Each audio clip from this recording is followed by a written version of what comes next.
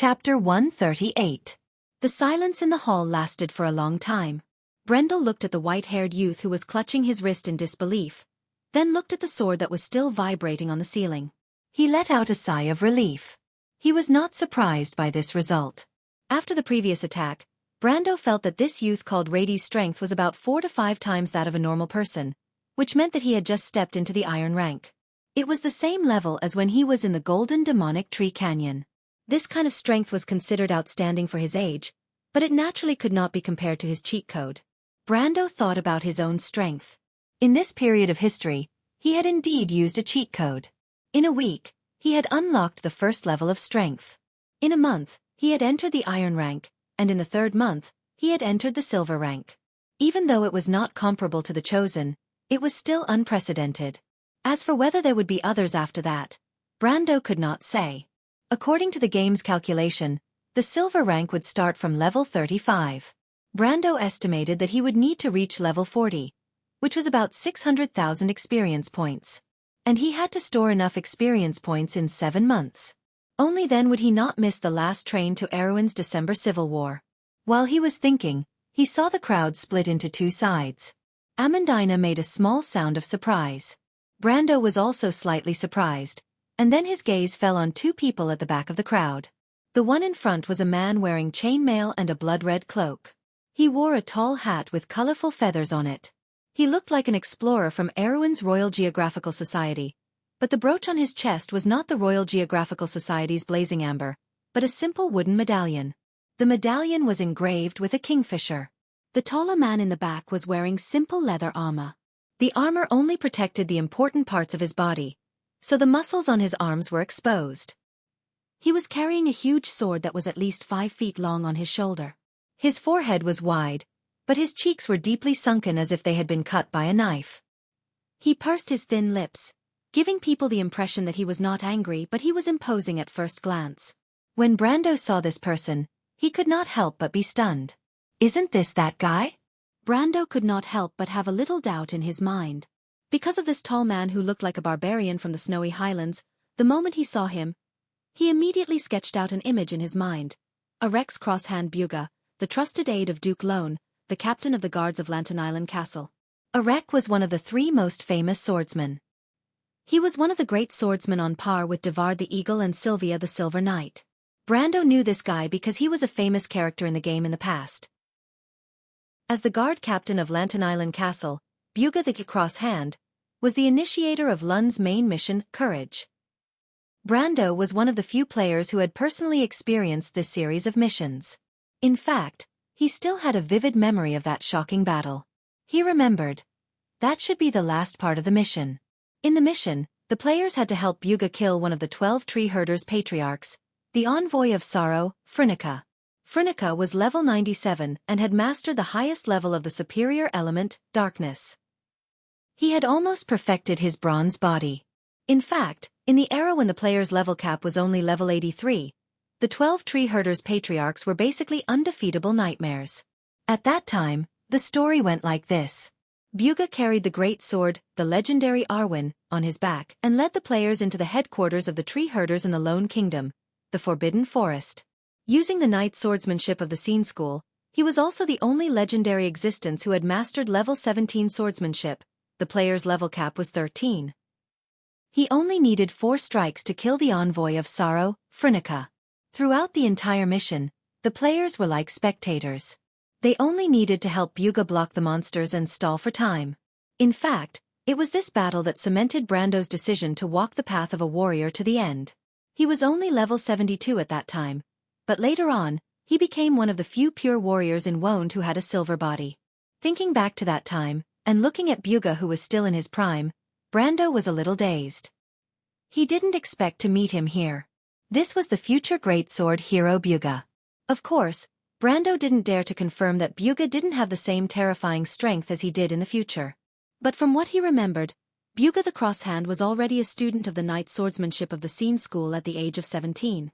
Not long after that, he got to know the Duke of Lone. But why would he appear in such a remote place? Why is he here? Brando had just thought of this when he felt Buga's gaze on him. "You're using military swordsmanship?" Byuga's blue-gray eyes flashed with a faint light. His eyebrows were sparse, and his eyes were dull and lifeless. But from his appearance, this future great sword hero didn't look like a monster at all. But the aura he exuded told him one thing. This ordinary-looking man was definitely a terrifying beast. The more sensitive one's senses were, the more they could feel this. Brando stood there, his 3.7 ounces of perceptive sense was equivalent to a normal person being able to hear whispers behind a wall. He could also easily feel the flow of air. But at this moment, Byuga gave him the feeling that he was a towering mountain, standing still and unmoving. Even the wind seemed to have stopped. He clearly saw that the other party was standing there alone, but he felt as if he was facing an impenetrable wall. Brando gulped, slightly surprised. In the game, one would need to be at least level 30 to have such an aura. If that's the case, doesn't that mean Byuga has already awakened his elemental power? So young? He was shocked. Brando knew that Byuga wasn't a chosen one, but this achievement was enough to make some chosen ones blush with shame. As expected of a monster. Are you from the army, or are you a young man from a garrison somewhere? There shouldn't be anyone with your strength in the militia. Byuga raised his eyebrows slightly and asked. Brando's reaction wasn't out of his expectations. So far, Eek was probably the only one in the entire mercenary group who could remain unmoved under his aura. That young man could indeed be said to be a prodigy. Byuga couldn't help but smile when he thought of Eek. But the smile disappeared as soon as it appeared, because Byuga was still staring at Brando.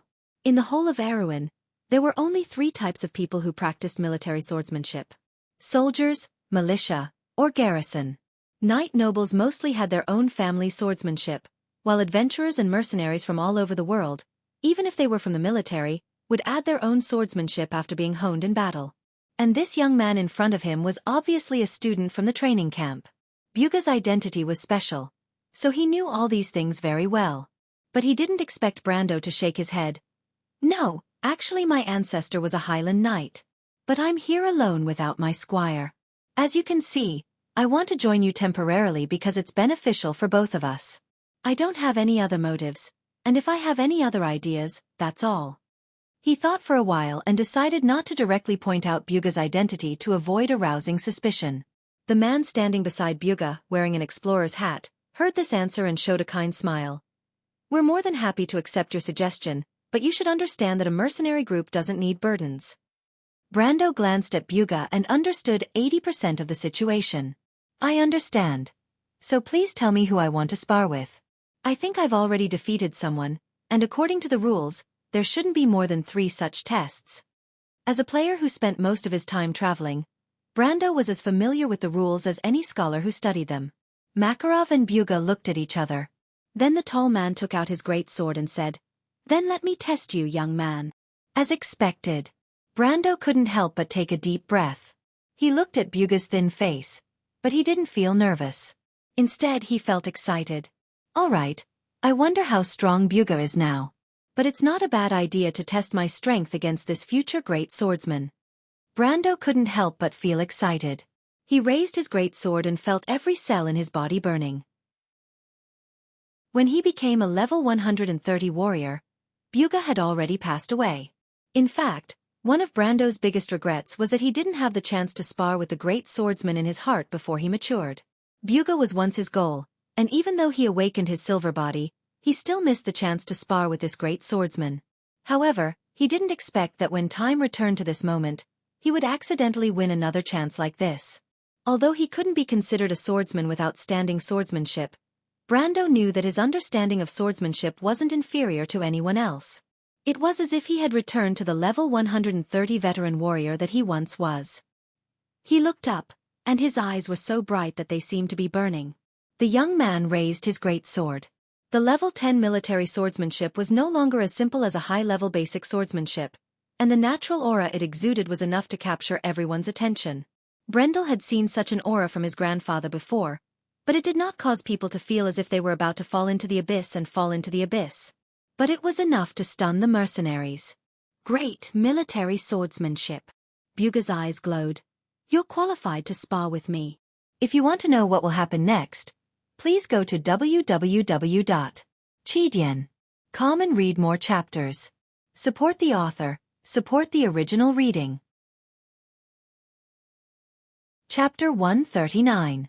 You do have what it takes to fight me. Just as the word fight came out of his mouth, Wuxia's great sword swung over his head like a silver chain. There was a distance of about 10 meters between him and Brando, but in a split second, the heavy blade had already reached Brando's head. Brando did not need to look up to know how dangerous the attack was. It was as if 1,000 miles of mountains were collapsing on top of his head, and thunder was rolling down from the sky. Before the sword even reached him, the momentum was already overwhelming. This sword was at least at the peak of gold rank, but it was different from Terst's sword. Bugha's sword was thick and heavy, and the moment he struck out, it made people feel small and insignificant, as if they couldn't dodge it at all. Brendel had experienced such a sword before. Even though he did not experience it personally, but the mountain collapsing, tsunami-like momentum was the same as this time. He closed his eyes and raised the sword above his head. His forehead, shoulder, and left arm formed a solid line of defense. This was Erwin's most profound parrying technique. Erwin's military swordsmanship level 9. Brando hoped that this parrying technique, which had a 27% deflection rate in the game, would have the desired effect. He needed to be calm when facing Bugha's greatsword. The greatsword swung down, and the two swords clashed. Dazzling sparks flew as the two swords collided. Brando's long sword bent backwards as much as possible. But it was not at its limit yet. The young man continued to adjust his strength, but Bugha's greatsword was like a giant boulder.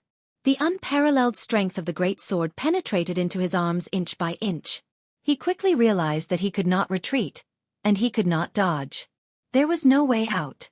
Brando's thoughts flashed like lightning, and his understanding of the warrior class flashed through his mind. Or rather, it was more like an instinctive reaction. He leaned back and slid to the side. Bugha's greatsword missed its target and hit the ground with a loud crack. The 5 wooden planks crumbled at the same time, and the wood splinters scattered like butterflies. Brando suddenly realized that Bugha was not using his full strength. This future Grandmaster swordsman had exposed his trump card the moment he drew his sword. Bugha had already awakened his elemental element. His elemental element was earth, which was of a relatively high level. Otherwise, he would not have been able to comprehend such a vast and boundless sword will. Brando thought as he panted. The hall was completely silent. Although everything that had happened just now was like a fleeting shadow, and almost no one had seen clearly what had happened in the previous exchange. However, when they saw that Brando didn't seem to have suffered much of a loss, they couldn't help but hold back their exclamations. For a moment, they didn't know what to say. Bugha's 70% attack was dodged by a swordsman who was only an upper iron-level swordsman. What was going on? Those mercenaries who thought they were as strong as Brando couldn't help but put themselves in his shoes and think about what they could do under that level of attack. It was as if he could only close his eyes and wait for death. That attack just now, it seems like the vice commander used at least 70% of his strength. It's luck, right? Such exquisite swordsmanship. How is that possible?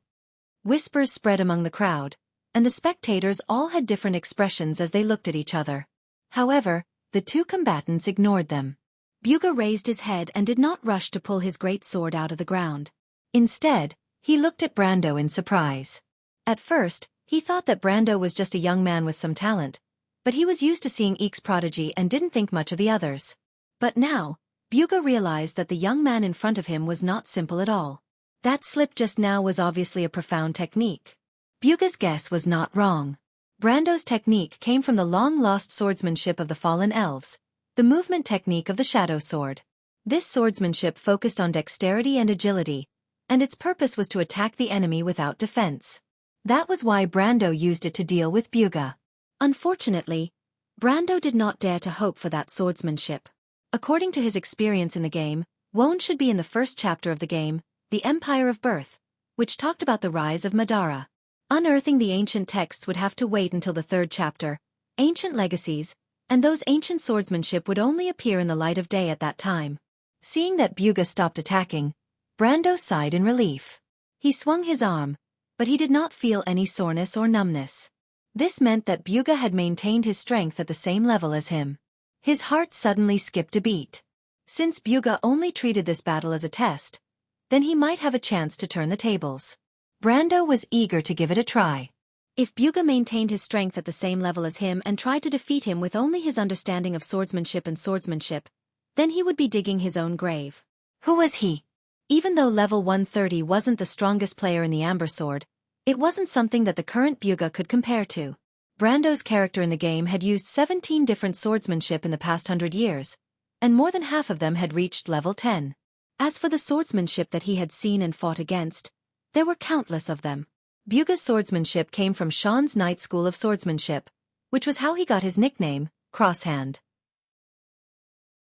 Coupled with his own understanding of the Earth's swordsmanship, that kind of majestic strength combined with the momentum of 1,000 catties, it was enough to capture the opponent's attention before the sword was even drawn. Unfortunately, this set of swordsmanship had no effect on Brando. He even knew that he would not fall into his opponent's rhythm, so before Buga could draw his sword, he had already taken the initiative to attack. The move was simple: Erwin's military style of swordsmanship. However, this stab gave everyone a fright, especially those who had already learned Erwin's military style of swordsmanship. Swordsmanship was just a beginner's technique, Erwin's military style of swordsmanship level 0. Many people had learned it and practiced it repeatedly, but they could not imagine how a sword could cross a distance of 5 meters in an instant. Brando saw a flash of surprise in Buga's eyes, and he could not help but laugh in his heart.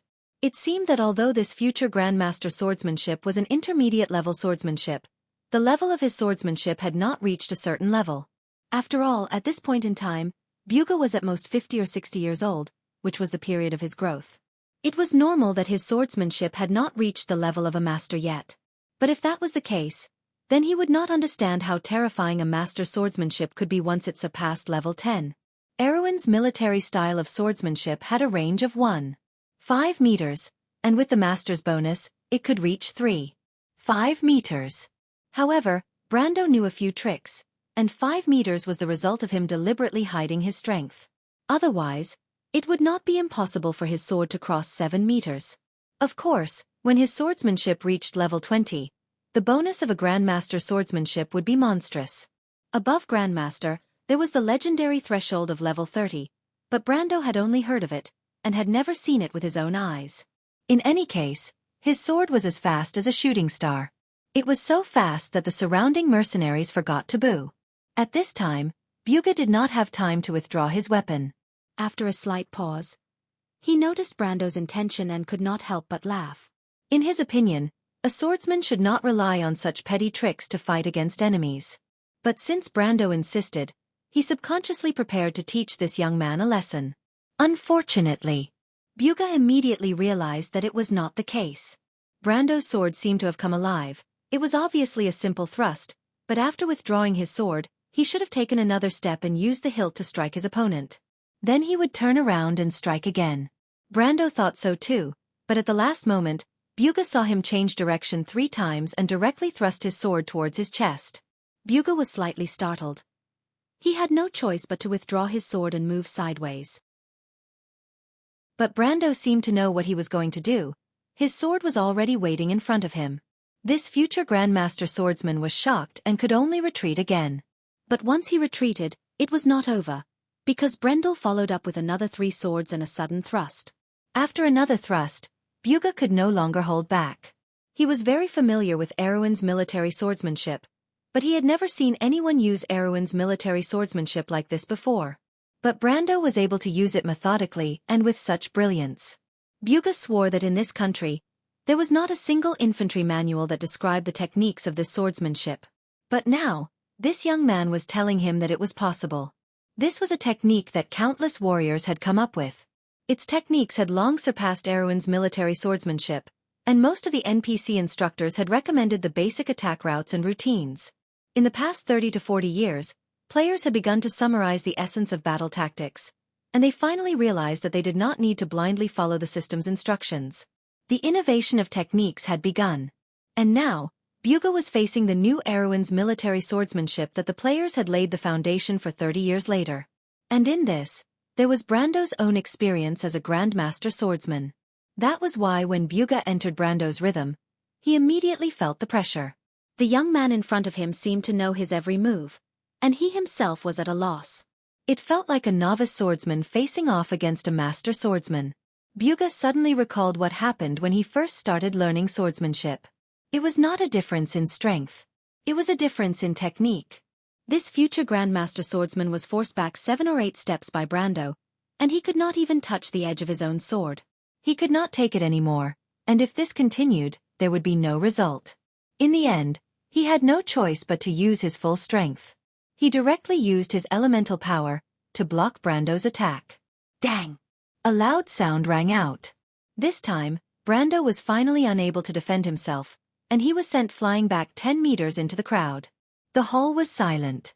No one even remembered to cheer for this attack. The mercenaries only had a dull thought in their minds. What kind of swordsmanship was that? Was this what Erwin's military swordsmanship looked like? How high was this young man's talent in swordsmanship? Buga was almost unable to block a round of attacks?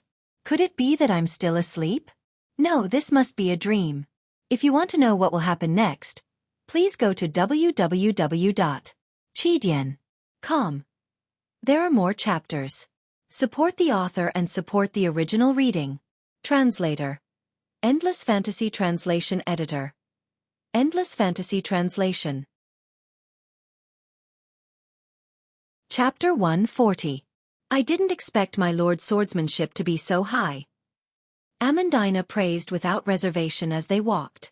The only time she had the chance to witness Brando's full strength was at Bragg's underground auction. But she was busy running away with Roman and did not have the time to see how Brando dealt with the terracotta captain. The footsteps of the 3 people passed through the empty corridor inside the stone wall of the inn. A series of hollow sounds extended forward until the dark end of the corridor. The owner of the inn had carved stone windows into the rock wall to provide light. Looking forward, the natural light cast pale, faint spots of light on the dark floor at regular intervals. Yeah, Brando has always been very strong. Roman added with a little self-satisfaction. She narrowed her eyes with a hint of natural charm. She turned around and glanced at Brando with a smile. Brando's heart skipped a beat, and he was worried that she was planning something strange again. This worry was not groundless. Before leaving the forest city, Roman did not know her place at all. First, she pretended to be a merchant to visit the local nobles and investigate the market. Then, she secretly bought a map from the Brotherhood of Thieves from Majetan to Chablis. This could be said to be extremely daring, since privately drawing a map in this era was a risk of being hanged. Of course, this matter was carried out without Brendel's knowledge. If it wasn't for the fact that she could never hide anything from him, he probably wouldn't have known that she was secretly doing these little things by herself. Hiding a map, pretending to be a noble, and forging documents. Brando thought that he had already disregarded the laws of this ancient kingdom, but he did not expect that Romain did not even care about the black cover of the kingdom's laws. Of course, Brando suspected that she did not even know about the existence of the law. But Roman was careful and cautious outside, and she was as smart as a little fox. She did not reveal anything at all. If Brando did not find her secretly counting money in the carriage, he would not have known that she had used these illegal methods to earn a small sum of pocket money. Of course, Brando had already warned her about this matter, but she accepted it humbly and agreed with a few words. Perhaps only Martha would know how much she listened. What are you thinking about now? Brando could not help but ask. No. Roman hurriedly shook his head as if something was wrong. Then why are you so nervous? Brando's suspicions deepened, and he asked in a bad mood. Are you nervous, Brando? Roman touched her small face and asked curiously with her eyes wide open. Don't try to change the topic. This trick of yours is useless against me, little Roman. Don't call me that. Romain's eyebrows raised, but her eyes immediately. Brando, can I go out by myself? Of course not. Brando flatly refused. He was not afraid that this beautiful little town of Chablis would be ruined by her, but he had other considerations. Today, he fought against Buga in front of everyone and used his master-level swordsmanship to intimidate everyone. Even the maned wolf Makarov could not say anything about it. But that was only on the surface. After the hot-bloodedness of a warrior faded away, he felt that his thoughts had become clear again. In the past, it was normal for a single mercenary or adventurer to join an unfamiliar mercenary group during a trip. In fact, anyone could run into trouble during a trip and have to rely on others for help. Although the 314th clause of the mercenary contract rarely appeared in official contracts, It was not uncommon for a single person to join an unfamiliar group. Even though they were in a group on the surface, they were still working for their own interests. That was why, other than helping each other, there was not much meaning to it. Therefore, the written rules that stated that mercenary groups could propose tests for their members were actually just empty words in many cases. That was why Makarov the maned wolf and Byuga's actions in the afternoon seemed to have a hidden meaning. Brando could even see the suspicion in the eyes of the middle-aged man standing beside Byuga. But was there a need for that? He was a little doubtful. Then he couldn't help but think of the scene outside in the afternoon. From the words and actions of the young man named Eek, it seemed that the mercenary group's operation to suppress the bandits this time wasn't as simple as he had imagined. Do they have other motives? Or did they run into some trouble? That's what I want to know. He did not want these mercenaries to be after the same thing as him. That would be troublesome. Thinking of this, Brendel could not help but frown deeply. What's wrong, Brando? The Roman blinked. Are you mad at me? Of course not. Brando glared at her. He knew that she was not afraid of him being angry. She was just trying to find a topic to talk about. Amandina, what did they say they were from? Brendel turned around and asked. He suddenly remembered something. This was a new question for him. The Grey Wolves mercenaries. Grey Wolves? Why, is there a problem? Amandina asked. Nothing. Brando answered casually, and then muttered to himself. Grey Wolves mercenaries. Grey Wolves? Shouldn't it be the Blue Mountain mercenaries? That should be Makarov the maned wolf. That's right, the middle-aged man was exactly the same as the description. There should be no mistake. But why was the name of the mercenary group different? Could it be that there was a change in history? He raised an eyebrow. There was another possibility that the mercenary group had changed its name. But in this field, changing a name was not a small matter. Not to mention the fact that it had to be registered with the Adventurers Guild under the Holy Cathedral of Fire. It was a tedious and huge project. Under normal circumstances, it would not be successful unless there was a huge change. Huge change? Brendel raised his head and looked at the ray of natural light that shone through the stone window in front of him. His dark brown eyes flickered with uncertainty. How is it? The red-haired middle-aged man touched the scar on his face and turned around to ask. Standing at a high place, the cool breeze caressed his face. He could not help but squint his eyes and stare at the town of Chablis. The town was like a man-made hill, with a winding staircase going up the hill. The name Maned Wolf Makarov had been famous in the mercenary world for 6 or 7 years, and it was left behind when he first joined the mercenary world. It meant that he was brave and fierce, and he fought without any regard for his life. He was like a ferocious alpha wolf. Because in the southern mountains of Aween, the alpha wolf was also called a silver-maned wolf, hence the name. Ha! Byuga put his hand on his forehead and smiled. That kid's military swordsmanship is superb, almost at the level of a master. Even in the army. He suddenly coughed. You know what I'm talking about. If we're talking about swordsmanship, I'm not as good as him. That young man called Brando is a true genius, born for the sword. It's hard for me to believe that someone of his age could have such a deep understanding of swordsmanship. Do you know, I can't even move freely in front of him, he smiled. Before I met young Master Eek, I never believed that there were geniuses in this world. A person can only reach that level through hard work. But after meeting young Master Eek, and especially after what happened today, I feel that I made a mistake. After saying that, he smiled, revealing his white teeth. You're comparing him to young Master Eek? Makarov turned around. The scar on his cheek was rumored to be from a battle with the Son of Night. But those who knew him well knew that he already had this scar before he became a mercenary. I don't think that young man has such skills. That's why you're the commander and I'm the swordsman. So, you have a very high opinion of him? Yes, but that young man reminded me of someone I know. Who? A stubborn fellow. Let's not talk about that. I don't think that young man is a spy from paper cards. Byuga said, if they have such a talented backup, everyone would know about it. Makarov shook his head and smiled. It's hard to say. This is a sensitive time. I don't believe that paper cards is here just to snatch a mission from us. Chablis is just a small town without much profit. How can it be so attractive? You said that before, didn't you? You think they have other motives?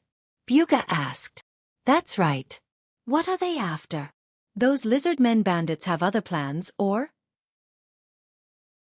I'm not sure, but Eek has been acting strangely for the past few days.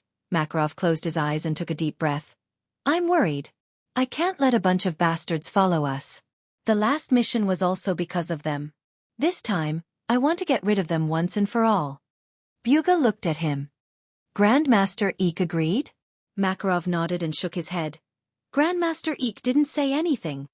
Then why don't we wait? We can't wait anymore. The tree herders are coming.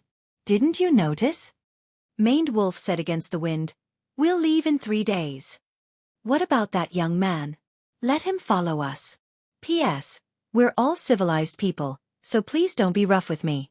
I'm already very pitiful equals. Chapter 141. Chablis July morning was a song composed with the chirping of the birds. When the first rays of the morning sun shone on the forest, the small town in the middle of the mountains was filled with vitality. The house that was decorated by the natives was filled with the scent of mint leaves. Brando woke up early in the morning. It seemed that after coming to this world, the habits of a swordsman overwhelmed the habits of a gaming otaku. Sleeping in seemed to be something that happened in the last century. Brando looked at the mountains of Chablis through the stone window at the side of the room. He pressed 2 of his fingers on the card and flipped it open with his thumb. The wind elemental crystal that was placed at the side immediately vaporized into green smoke and merged into the card. A small whirlwind blew in the small space, and a dimensional rift opened and closed, and 20 wind spirit spiders shot out from it. Brando immediately gave an order. These little creatures that came from the wind realm immediately turned into mist with a series of squeaking sounds, and quickly turned into a cloud of smoke that floated out of the room. Seeing this scene, Brendel smiled and opened a mana potion. It seems to be a storyline quest. He frowned as he thought. This thought had caused him to be unable to sleep well for the past 2 days. It revolved around a dungeon, and after a certain period of time, a storyline would be triggered.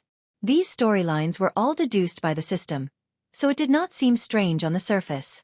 In fact, the real-time quest system was one of the selling points of the Amber Sword. But in this world, it seemed like the storyline of the game was reproduced in real life. I understand this point. Brando thought carefully and finally remembered something. It was something that was vaguely mentioned in a guide about the Balagon ruins a few years ago.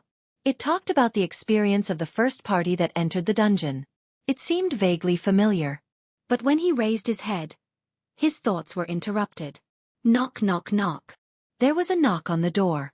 It was definitely not a Roman person, because this young lady did not know how to knock. She was not afraid of people saying that she did not have a good upbringing. It could not be Amandina either, because she was always polite and would not be in such a hurry. Brando had already guessed that it was Makarov's people outside in the blink of an eye. Please come in. The door opened, and behind it were 2 young men.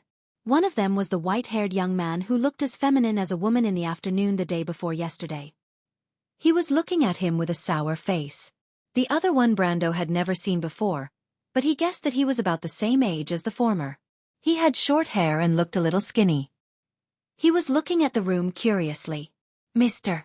Brando, we are about to depart. You are? The short young man looked at him with curiosity, suspicion and awe in his eyes. Obviously, Brando's battle yesterday afternoon had left a deep impression on the new members of the mercenary group. A young man in his 20s was able to fight to a draw with the deputy commander. This was what most of the young men thought. In the Grey Wolves mercenaries, Buga's strength was far above Makarov's, and that was a publicly acknowledged fact. In other words, this young man's strength was simply unimaginable at their age. He had also heard of the legends of the Chosen One, but no one knew how strong the Chosen One was. He couldn't help but look at Brando, wondering if he was one of the legendary Chosen One. However, Brando obviously didn't know what the young man was thinking. If he knew, he would have laughed out loud. In fact, with his current strength, he was still far from being a reverend, let alone a chosen one. All right, thank you. He nodded at the young man without knowing anything. We will be there soon. But the white-haired young man immediately snorted. Brendel could not help but look at this guy. After yesterday's interaction, he already knew that this guy was a nobleman's son who went out to travel. It was no wonder he had such an arrogant temper.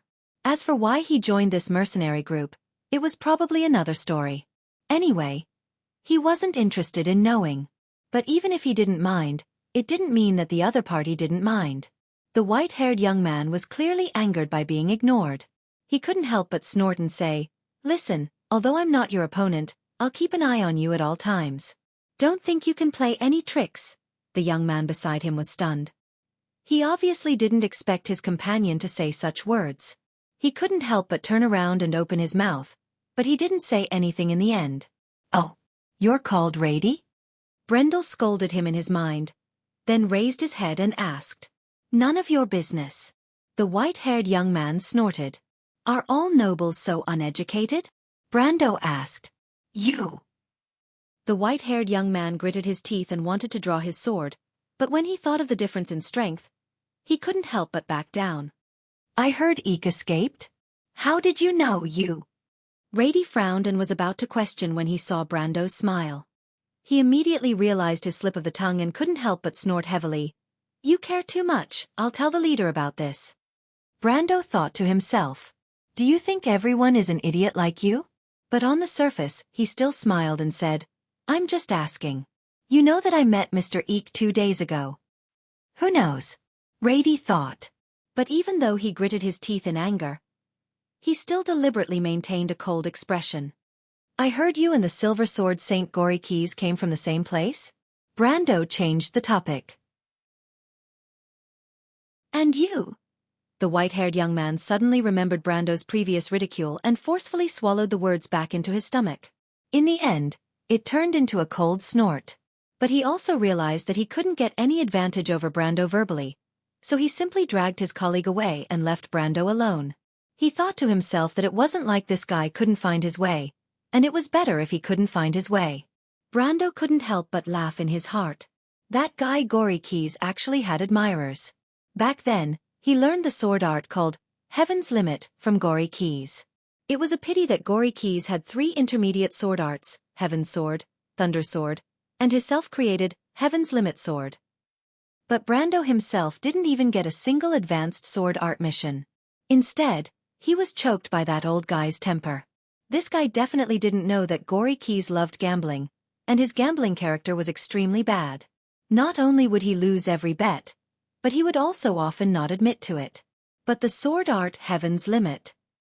Thinking until here, he couldn't help but smile. With the previous experience, this time would be easy. It was a pity that Gory Keys should still be traveling around Cruz, or else he would be able to find him right now. Buga and Makarov looked at each other in dismay. But in the end, it was the mercenary leader called Maned Wolf who couldn't help but ask, "Mr. Brando, these people are?" He pointed at the 12 mercenaries beside Brando. With Martha as the leader, the entire Chablis Lantern Grass Inn was under their strict surveillance. From the reports from the various hidden sentries, there were only ordinary guests staying in the inn since 3 days ago. However, these guys who were carrying a bunch of flying axes, javelins, large round shields, horned helmets, and sharp blades didn't look like ordinary guests at all, did they? Where did they come from? Brando obviously didn't understand Makarov's confusion. He shrugged and smiled. "They are my men. I remember I told you before that they are mercenaries that I hired. They came from a place far away. As a merchant, I have to travel from place to place. These mercenaries came from a minority in the east of the kingdom, so please don't mind their attire," he said with a smile as if it was true. But Amandina and Roman looked at him. Romain thought with a simple thought that ordinary people could not understand. So Brando had connections with a minority in the east of the kingdom. He is indeed powerful. But Amandina's thoughts were not as simple as Romain's. She had long suspected where Brando's men came from.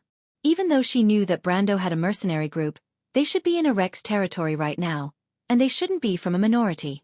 The Shire as well. Even though Brando told them that the Shire had returned to Karsuk, she still felt that something was wrong. But she could only bury her suspicions in her heart. She could not use it to question her lord. Even Brando's aides had doubts, let alone Makarov and Buga. These 2 historical figures were considered to have seen a lot of things, but they couldn't figure out what was going on. Because of Eek's escape, the sentries they set up were at least silver-ranked, but these iron-ranked mercenaries still managed to sneak in without anyone noticing. Makarov couldn't help but furrow his brows. His evaluation of Brando in his heart jumped 3 levels, and he became a little mysterious. "So, Commander Makarov, can we depart now?" Brando asked. "Of course." Makarov nodded with difficulty. He made up his mind to place Brando's group in the middle of the group and keep an eye on them to prevent anything from happening. He was originally full of confidence, but now he wasn't so confident anymore. A young man with outstanding swordsmanship who was close to silver-ranked, and 12 mercenaries who were at least silver-ranked, gave him a headache just thinking about it. He couldn't help but turn to Buga and grumble, "Old friend, this is the result of your investigation?" He couldn't help but ask. Buga shrugged. Makarov asked him to investigate the mercenaries that Brando mentioned, but he didn't find any clues after 2 days. He didn't expect these 12 people to appear out of nowhere. Even though they were only silver-ranked, he didn't believe it himself. He looked at the strange mercenaries and thought that they must have used some method to hide their strength. What is this? Are they living people? The future Grandmaster Swordsman couldn't help but roll his eyes. P.S. The reason why the update is slower than usual is because I have a cold equals underscore underscore equals. On the last day of February, please vote next month. If you want to know what will happen next, please go to www.chidian.com. There are more chapters. Support the author. Support the original reading. Chapter 142. In the era of cold weapons, a war was often not as optimistic as people imagined. Before coming into contact with such a face-to-face battle, it was difficult for people living in a peaceful era to speculate about the pairs of eyes that roamed the battlefield, choosing people to devour. The battle was a touch of bone-chilling cold, how the cold, sharp, snow-white blade pierced the throat, causing blood to splatter and blend into the night. The dying man struggled with all his might, staring at the last scene he could see with a sad and powerless gaze. It should be a scene that gradually dimmed and stilled. Then, because the blood foam choked back into the lungs, the wounded coughed hoarsely, and curled up miserably as they died. But there were still many people who took the scene in the novel for granted and replaced it with a real battle, just like the first batch of players in The Amber Sword, and those who came after. Of course, at that time, Brando also had an identity called Sophie. He remembered that his first real battle in the game in the past unfolded comically and laughably. There was no battle formation as imagined, and the 2 armies faced off. It was in a similar forest, Del Tarsan Forest. Brando still remembered that place.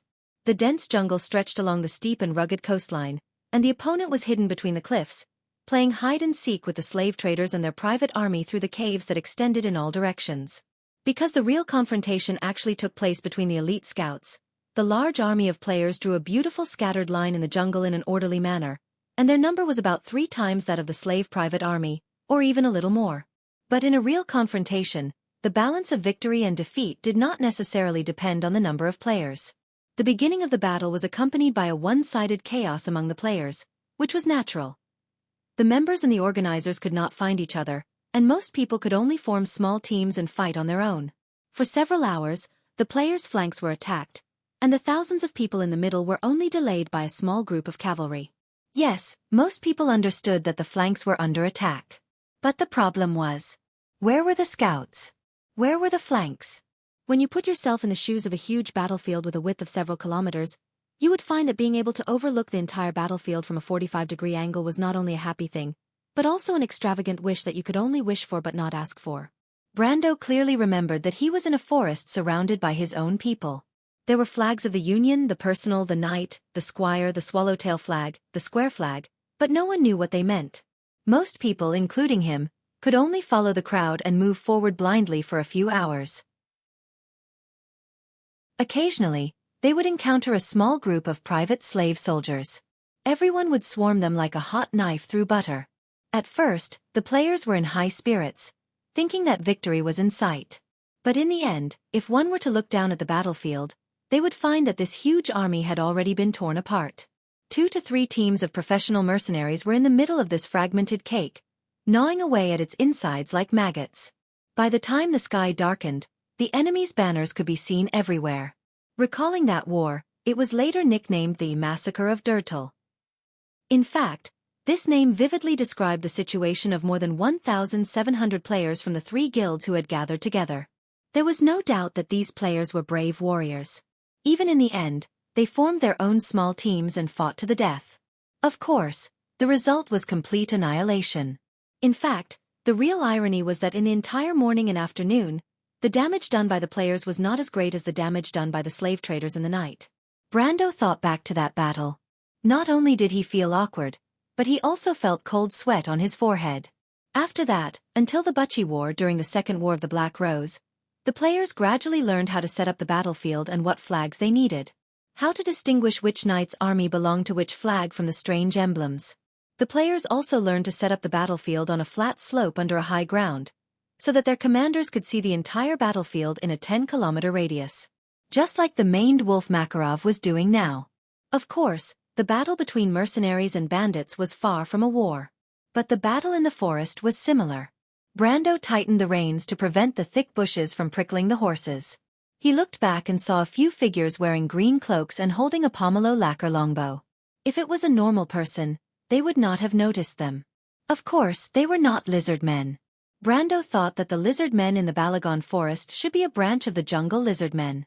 Although their skin was covered in fine scales and was dark green, these short creatures were not as tall and burly as the Highlanders. There was no doubt that they were the best hunters among the Highlanders, the forest archers. This was the name given to them by the Cruz people when they invaded the forest. 200 years ago, this name was like a ghost in the forest to the Empire soldiers, but to the Highlanders, it was a title of honor. It meant that they were the swiftest hunters, the most accurate archers, and the best rangers. I wonder where Makarov found these rangers. Brendel's fingers tapped on the metal ornaments on the reins as he thought to himself. He had heard of these best rangers of mankind before. In fact, in the past or perhaps in the future, he had fought side by side with these rangers for a period of time. Perhaps it was not a long time, but it was enough to leave a deep impression on him. Could it be that they have been roaming around this area for a long time? With an excellent ranger, the work of the mercenary group would be much easier. It was obvious that the maned wolf Makarov had a way of dealing with his opponents. In fact, Brando knew that in times of chaos, the mercenaries were more familiar with their opponents than the latter were with them. The members of the Grey Wolves mercenary group were like that. It was not their first or second time doing this kind of work. Hiring mercenaries to fight against bandits in the wilderness was a common thing, and the more famous a mercenary was, the more experience he had.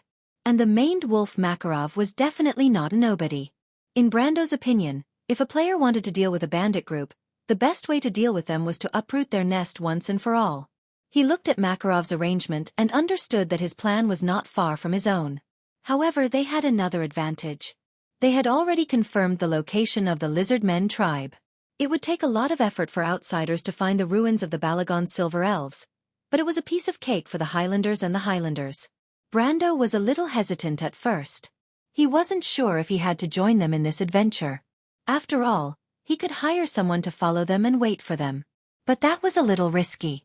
Following behind a mercenary group could be seen as a serious provocation, and it might cause unnecessary misunderstandings. The young man didn't want to create unnecessary trouble, so he thought of using the mercenary contract. But now, it seemed like he didn't expect Makarov to have so many forest rangers. It was a pleasant surprise. Of course, it also reminded him that he didn't follow Plan A, or a normal guide wouldn't have been discovered by the forest rangers. He couldn't help but look at Makarov and Buga. The maned wolf, Makarov and Buga's faces were tense. They had no choice but to let Brendel see their forest-piercing archers, and it was just a deterrent. Brando's group of 15 was like a ticking time bomb in the middle of the group. But he couldn't put them in the front or the back because it was more dangerous. Of course, if he had a choice, he would definitely throw Brando out. In fact, Buga had given him this signal more than once. But in the end, he shook his head. He touched the scar on his face. The Grey Wolves mercenary group could not do anything that would betray the group's honor. Although many mercenary groups did this, including some famous large mercenary groups, their past was not that glorious. But he and Buga knew that their group was the same. The two men looked at each other and thought of Eek at the same time. Eek is still in town? Makarov asked. Buga nodded. Forget it, let him be.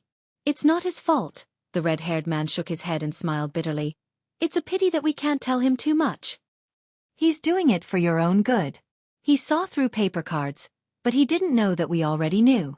Drake was scheming against us, but that idiot didn't know that we were scheming against him. Makarov tilted his head in disdain. But the real problem isn't him, but the young man in the group. I'm sure he's not with paper cards, but that doesn't make me less worried. That's ironic, don't you understand? The maned wolf mocked himself. Buga felt the same way. But Brando didn't understand how much trouble his arrival had caused for these two future leaders. There were about 70 of them heading straight for the ruins of the Silver Elves. It would be best if they could ambush them, but if they couldn't, they would have to work for a few days. Eliminating bandits in the forest wasn't something that could be done in one go. However, as he rode on the horse, he was thinking about another matter. He thought about the strategy post on the forum, but he couldn't figure out when Makarov the maned wolf got involved with a mercenary group called Grey Wolves. Shouldn't it be Blue Mountain? It was a light purple flower that bloomed in the mountains of the south. What was the purpose of using that flower as the emblem of the mercenary group? He suddenly shook his head to get rid of this irrelevant thought, and a flash of light cut through the dark sky and sea. It was as if a bucket of cold water had been poured over him, and he suddenly remembered the connection between the name and the phrase. The Grey Wolves Mercenaries. Right, the Grey Wolves Mercenaries. Brando raised his head and felt that the forest around him was dyed with a strange color. It was just a simple bandit clearing mission, but now it seemed that something was wrong. Logically speaking, the Grey Wolves Mercenaries had about 70 members. More than half of them were iron-ranked, and a fifth of them were silver-ranked. There was also the forest snipers. Why would a group like that need a strategy to clear out 100 level 20 lizardmen bandits? But there must be something wrong with it. Brando had just taken a deep breath when he heard Amandina's question from behind. Why did you arrange for them to be there? This isn't normal. He didn't need to turn around to imagine Amandina's frown. What do you know, little girl? It was Rady's voice. Brendel's face immediately contorted into a scowl. P.S. If everyone is used to last month's stable update, I will be giving everyone a surprise this month. If you want to know what will happen next, please go to www.chidian.com. There are more chapters. Support the author, support the original reading. Chapter 143. He turned around and saw the white-haired youth's frosty face. The next thing that entered his field of vision was a dozen of Judland's heavy infantry behind the forest. The Judland people were one of the most common mercenaries in Aween. It was as if the residents of the Abyssal Sea region were professional soldiers. In fact, this tradition had its origins. The 11 port cities in the Judran region were at odds with each other, and the frequent wars gave birth to the profession of mercenaries. A typical Judran mercenary would at least wear a fine and heavy scale armor, carry a flaming steel spear on their back, and a shield half the height of a person on top of the spear.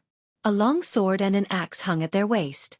Those were the tools they used to make a living, and every Judran person inherited that wealth from their parents. Brando did not even need to remember the background of the game as he was already familiar with it.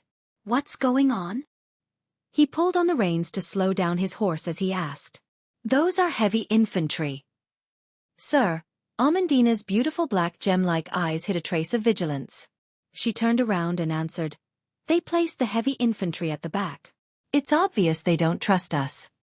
Brendel glanced at the back and suddenly had a hint of understanding. He smiled. It's normal for them not to trust us. But Amandina's question caused the white-haired youth to snort in dissatisfaction. Brando glanced at him and asked, Then why did you place the Judran mercenaries at the back? It has nothing to do with you. Rady replied curtly. Sir, it's like this. They are moving too slowly in the forest. The skinny youth tugged at his sleeve and answered. Mr. Makarov placed them here to prevent any unexpected situations. It's not that he doesn't trust you. I see. Two birds with one stone. Compared to you, your companions aren't very good with words. Brendel's expression was one of understanding, but he did not forget to tease her. Rady's expression immediately darkened and he left without a word, leaving the skinny youth behind with a bitter smile. Brando looked at the youth and asked, What's your name? My name is Sanford. Sanford, doesn't sound like a local name? Because I was originally Bragg's baker apprentice. Of course, that was before I became a mercenary. The young man looked at them and asked, Sir, from your accent, it seems that you are also from there? I'm not, but they are. Brando gestured with his chin towards Amandina and the Roman lady. Sanford smiled shyly as he looked at the girl riding beside Brando. But Amandina turned her head to the side and did not look at him. She was still a noble after all. Even though she was down and out, the arrogance of the Erewhon nobles still flowed in her veins. She did not want to interact with a commoner. However, the Roman didn't have this concern. The merchant girl winked at the young man. She was from Wuxia and could be considered as a fellow villager. That's right. It's explainable. But bringing heavy infantry to battle in the forest is not a good idea. Amandina tilted her head and looked at the Judlon mercenaries at the edge of the forest. But as soon as she said that, she was immediately met with a rebuttal. My lady, my lord, you can't say that. We have to eat in this world. Mr. Makarov is kind enough to take us in, and we have to be loyal to him. Look, I've never heard of a mercenary leaving his comrades in danger and running away alone. A sudden voice came from the forest. A bearded Judlon mercenary walked out from the back of the forest with a black weapon on his shoulder. He had a smile on his face as he shook his head and sighed with a heavy abyssal sea accent. Brando, Amandina, and the Roman turned around to look at the man. The young man narrowed his eyes. A person who could move freely in the forest would definitely have a high status in the mercenary group. Frank, assault captain. The Judlon mercenary rubbed his nose and introduced himself. What's that? Brando's gaze fell on the weapon in his hand. Flintlock gun, this is my treasure. Frank patted the pitch-black thing and laughed mischievously. Brando knew about this weapon. It used discarded magic crystals as a primer, and active elemental probes to ignite the gunpowder. It was a weapon that belonged to this world. The Offran people began to equip themselves with flintlock muskets as early as 30 years ago, and also established 2 flintlock regiments.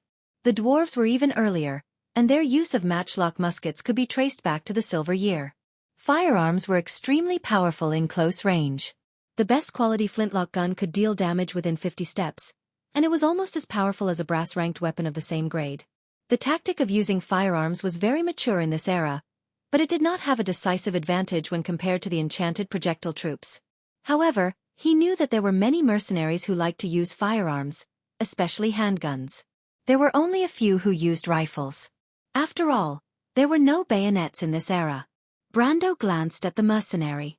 In this world of magic, firearms did not change the way of warfare as much as in his previous world. Gunpowder weapons were not common, so he did not have the time to study how bayonets worked. Amandina's face was a little hot. Vulgar mercenary, she thought, but her face was still vigilant. What did you mean by that? What I meant was that the fighting style you mentioned is a concern that only a regular army would have. We are mercenaries who are struggling, so we naturally have our own way of doing things. No matter if we are heavy infantry or light swordsmen, no matter what the situation is, everyone has to fight side by side. What you said is not wrong, but you still have to consider reality. Frank replied respectfully. Even though he was respectful on the surface, it was not difficult to hear the disdain in his words. Amandina choked for a moment. She knew that her knowledge was shallow because it was obtained from books, but she was still a little angry that her knowledge was taken for granted. She looked at Brando for a moment, then turned back.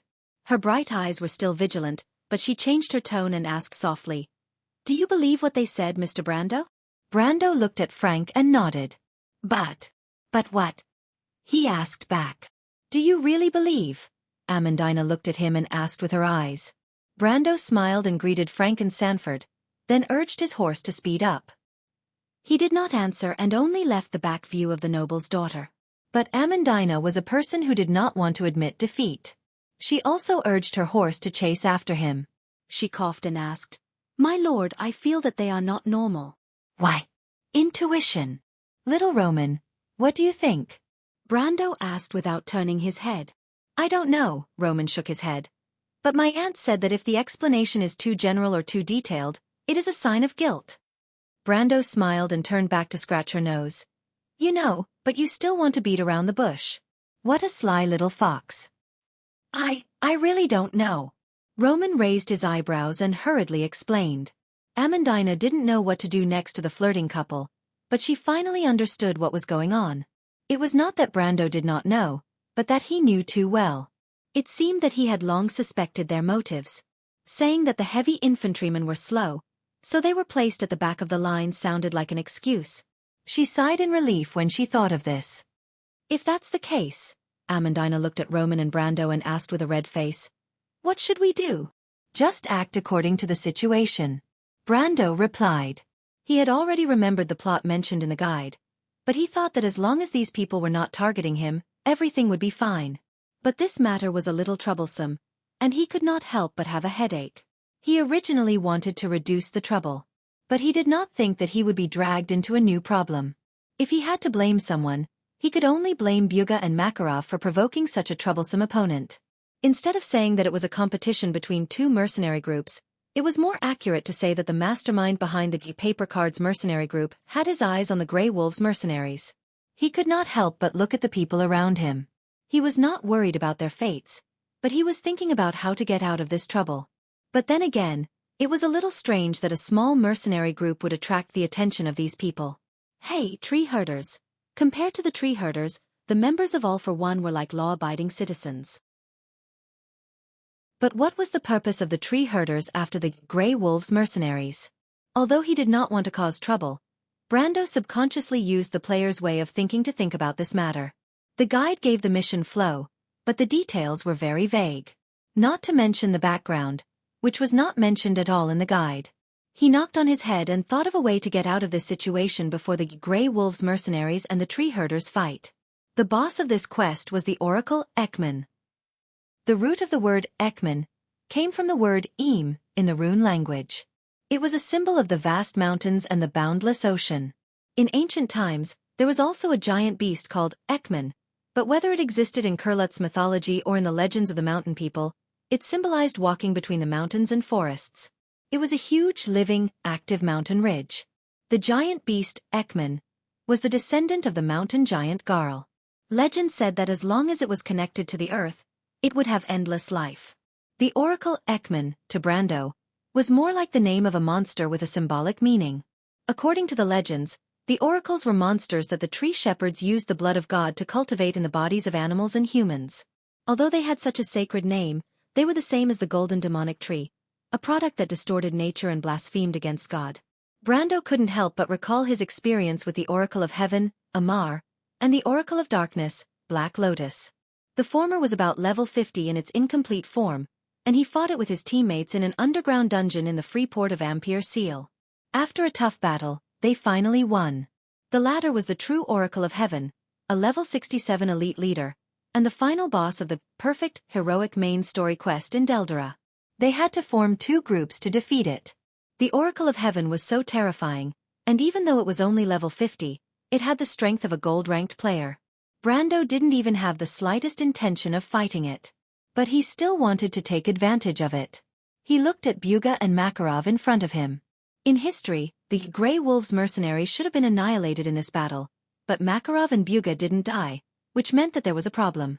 As for what the problem was, it was up to him to decide. In any case, Brando's mind started to work. One must know that the Oracle of Heaven's loot list had the Heaven's Spear, Fana. It was one of the highest level fantasy weapons around level 50, and it was famous for its ability to ignore all physical defense. In the Dark Oracle's drop list, there was also the Dark Side of the Moon, that countless Nephilic judge players went crazy over. The Dark Side of the Moon was a mythical weapon. Legend had it that this scythe was once used by the god of death, Descartes. Decapitation. 1% chance of ignoring all defense and dealing 50% of the current HP of non-boss units. Annihilation. 10% chance of dealing damage to a weapon with this attribute to suppress all healing effects. In conclusion, even though the Oracle of Heaven was powerful, it also had another name. Treasure Vault. The tree herders were really rich, and only Lady Martha knew how they got so many rare equipment. Of course, this was not the most ridiculous thing. The blood of the gods of heaven came from the god of the clouds, Jammos. The blood of the gods of darkness came from the goddess of the abyss, Elaine. The blood of the gods of earth came from the lord of the mountains, the giant Gar Witch.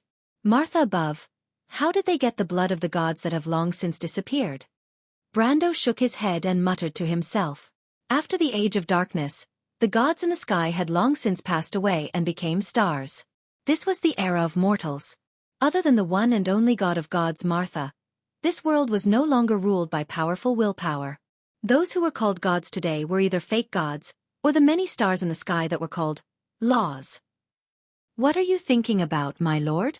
Amandina saw that he was absent-minded. Brando shook his head and blurted out, "The power of the mountains and rivers." The power of the mountains and rivers?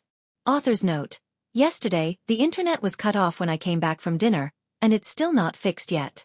But even if the heavens want to destroy me, I will not give up. I will do my best to protect myself. There's also a 4,000-word chapter below. At the end, I will continue to ask for votes. Looking at the votes now is really sad equals. To be continued. If you want to know the future, please go to www.chidian.com. There are more chapters. Support the author, support the original reading. Chapter 144. The power of the mountains was a pair of gauntlets. In fact, the gauntlet was a special weapon in the amber sword. Although it was used by warriors, mercenaries, monks, and monk soldiers, compared to the latter two, it was less common among warriors and mercenaries. However, this did not stop Brando from being interested in the power of the mountains.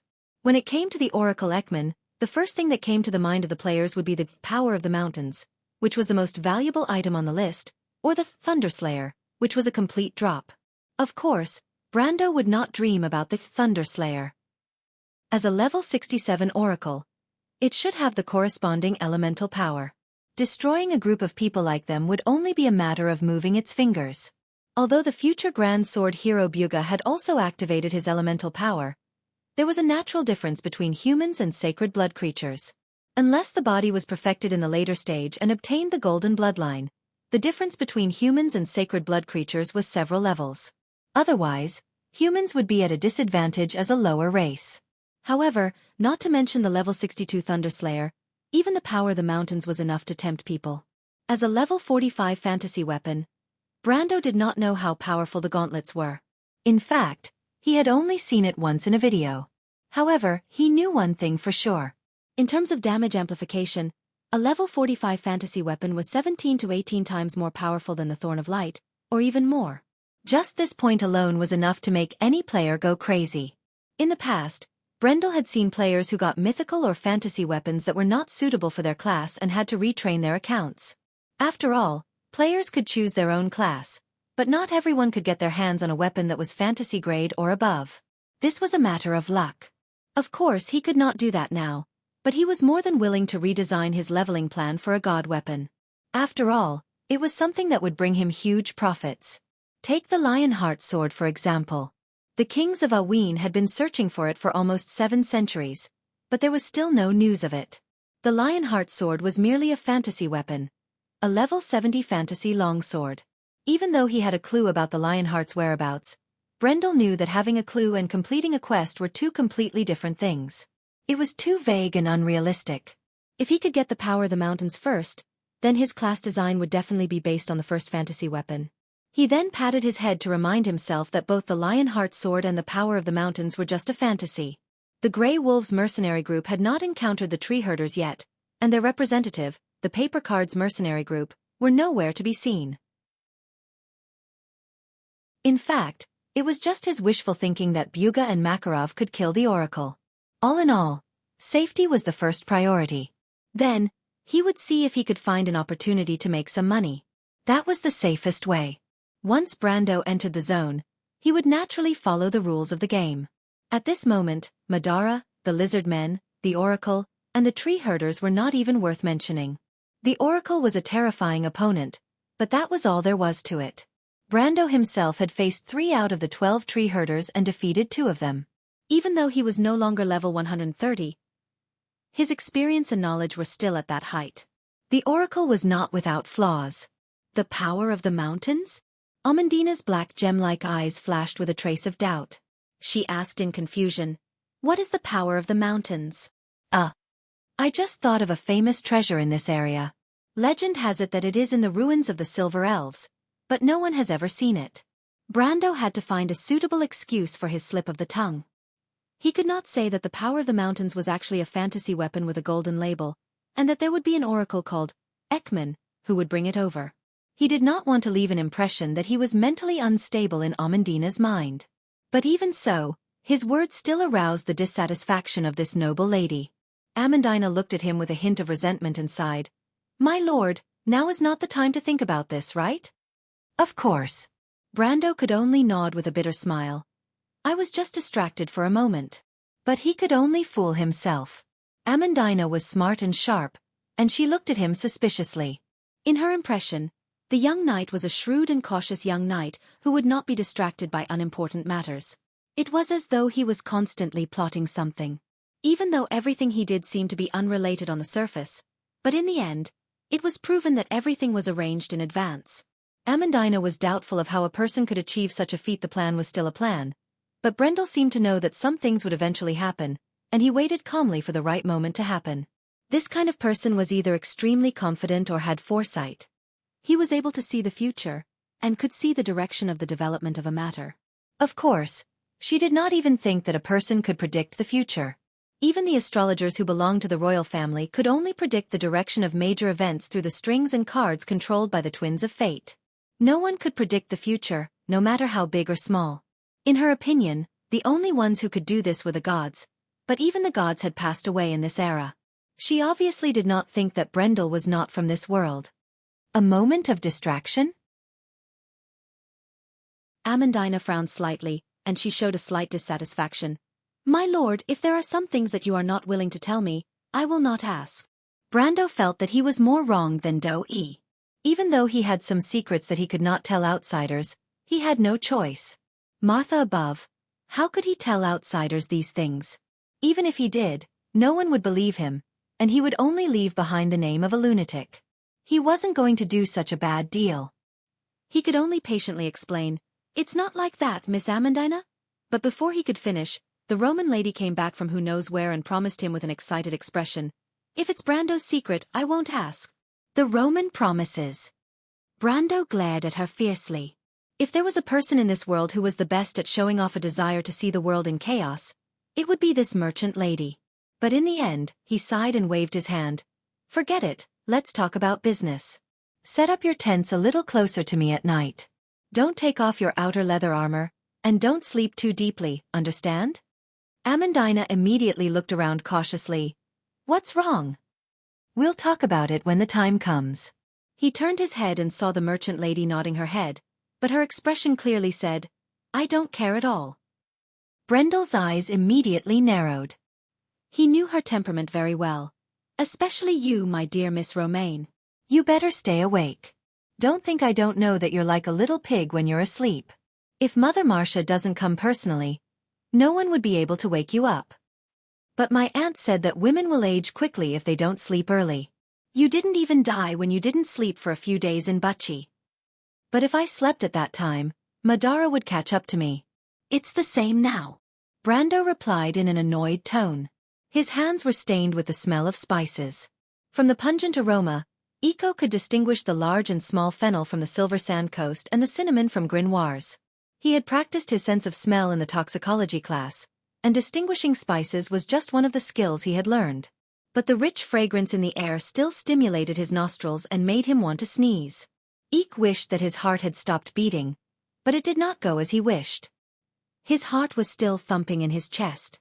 He shut his mouth tightly, trying not to make a sound.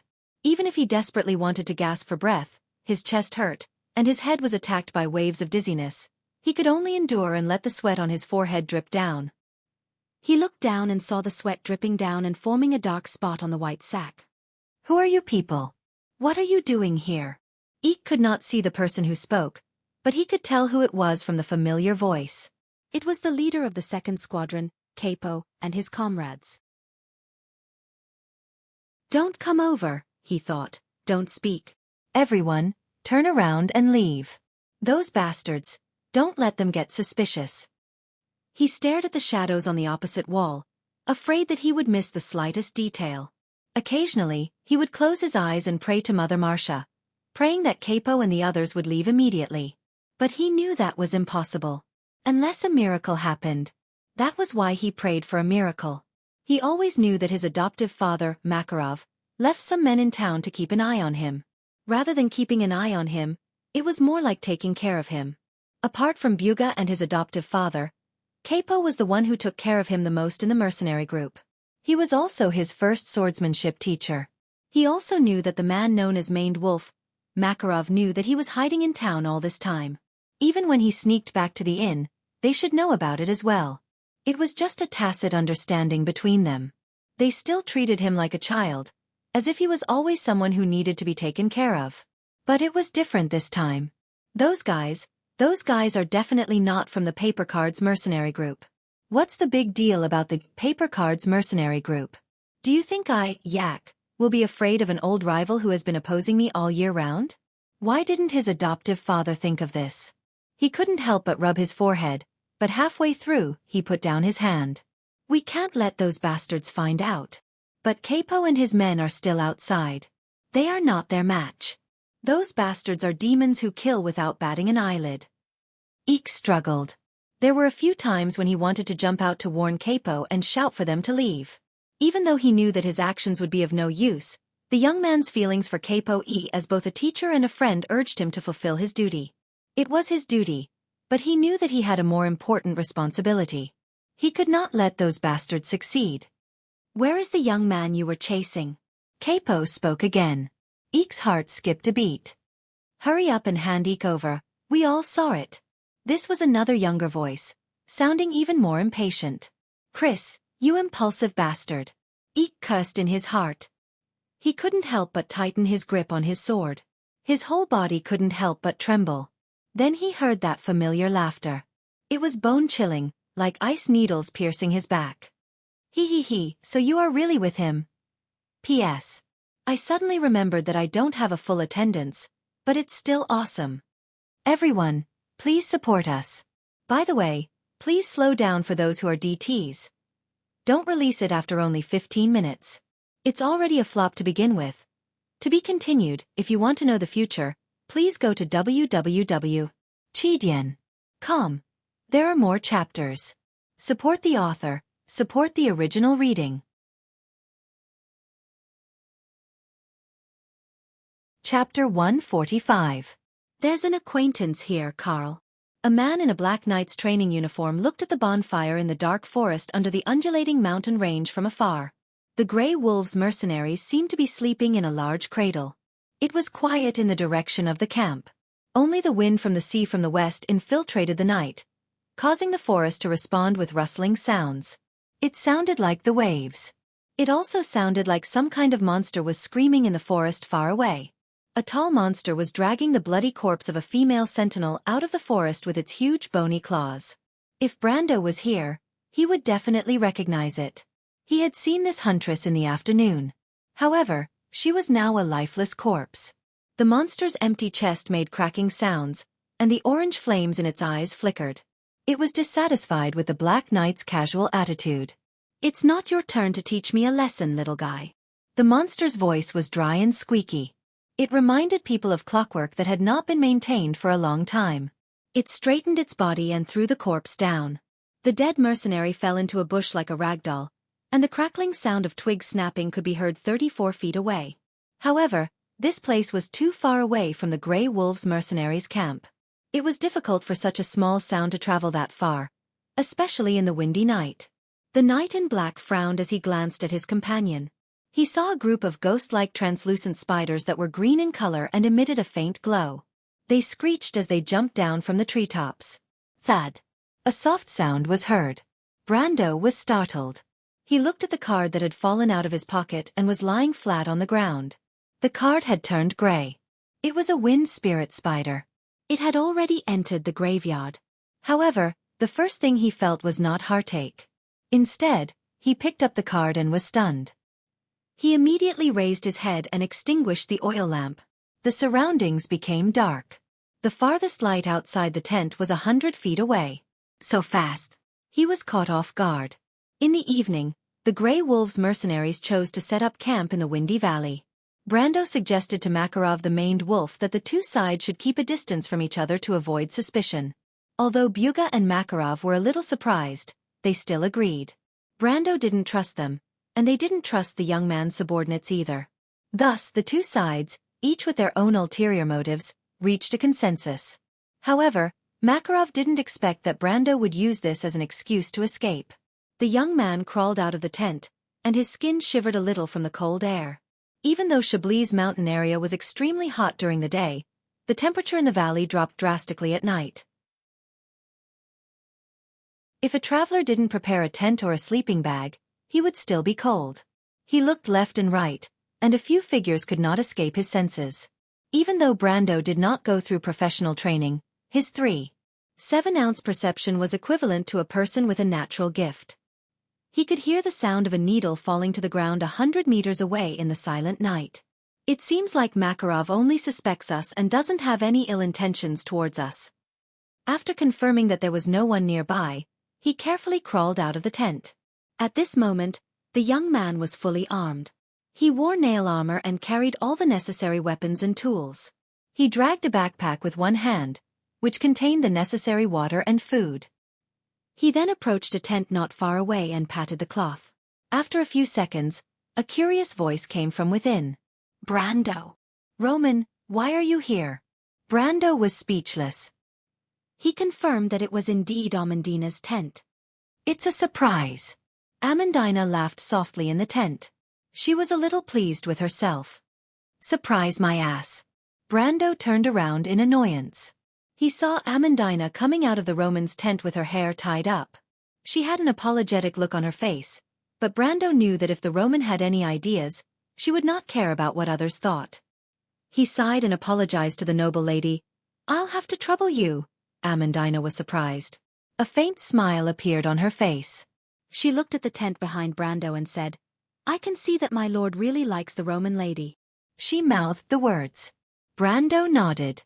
He allowed Amandina to do as she pleased.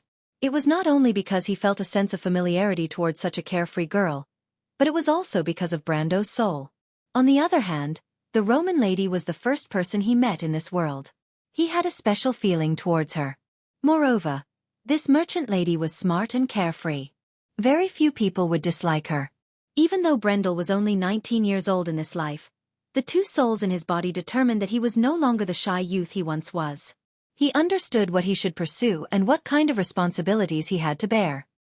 He opened a corner of the tent and saw Amandina looking at him with a charming smile.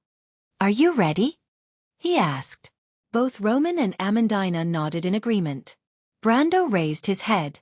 As if in response to his movement, more than 10 figures came out of the surrounding tents. They didn't need to talk to each other as they began to quietly put away their tents. Although these mercenaries were fully armed, with all kinds of metal weapons hanging from their belts, they didn't make a single sound when they moved. It was Amandina's first time seeing Brando summoned from the cards, but her bright eyes quickly flashed with a trace of surprise. What a group of well-trained mercenaries. Where did he find these people? The mercenaries of Lopez were able to leave their illustrious name in the long river of history. Naturally, they were not just for show.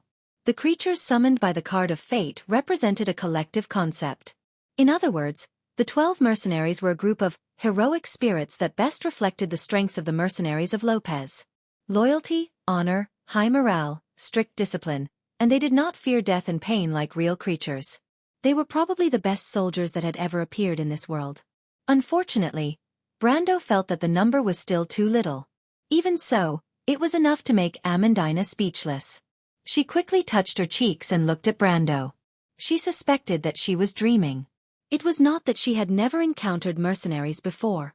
Nobles would more or less interact with these people because of their own businesses. Of course, other than the ruffians and scum, most mercenaries were more or less related to the military. But that was it.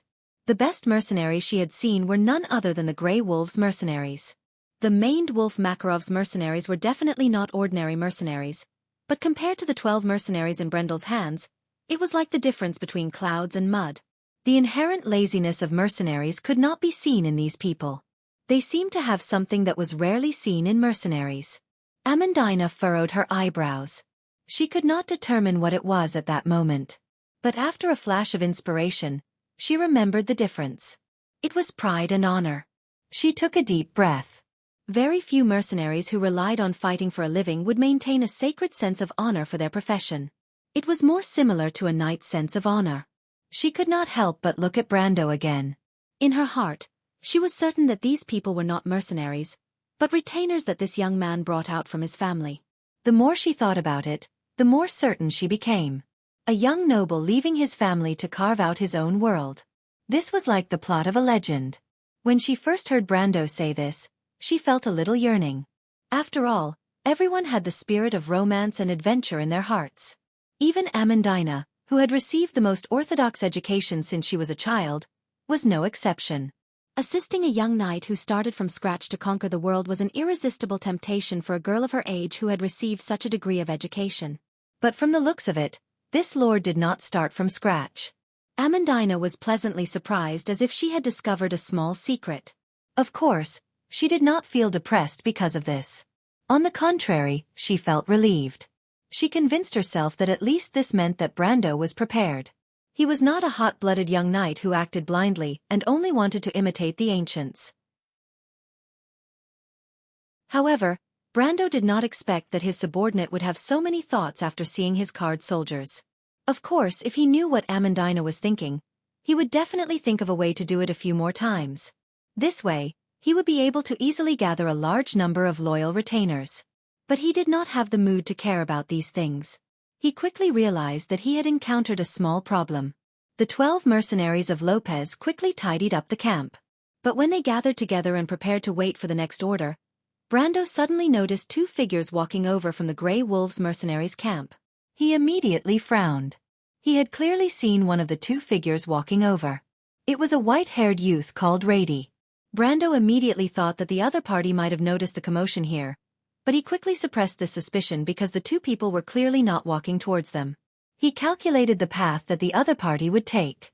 It should be between their camp and the Grey Wolves mercenaries' camp. He was slightly startled. These 2 fellows wanted to go outside the camp? Traitor? Brando immediately thought of a possibility. If you want to know what will happen next, please go to www.chidian.com. There are more chapters. Support the author and support the original reading. Translator. Endless Fantasy Translation Editor. Endless Fantasy Translation. Chapter 146.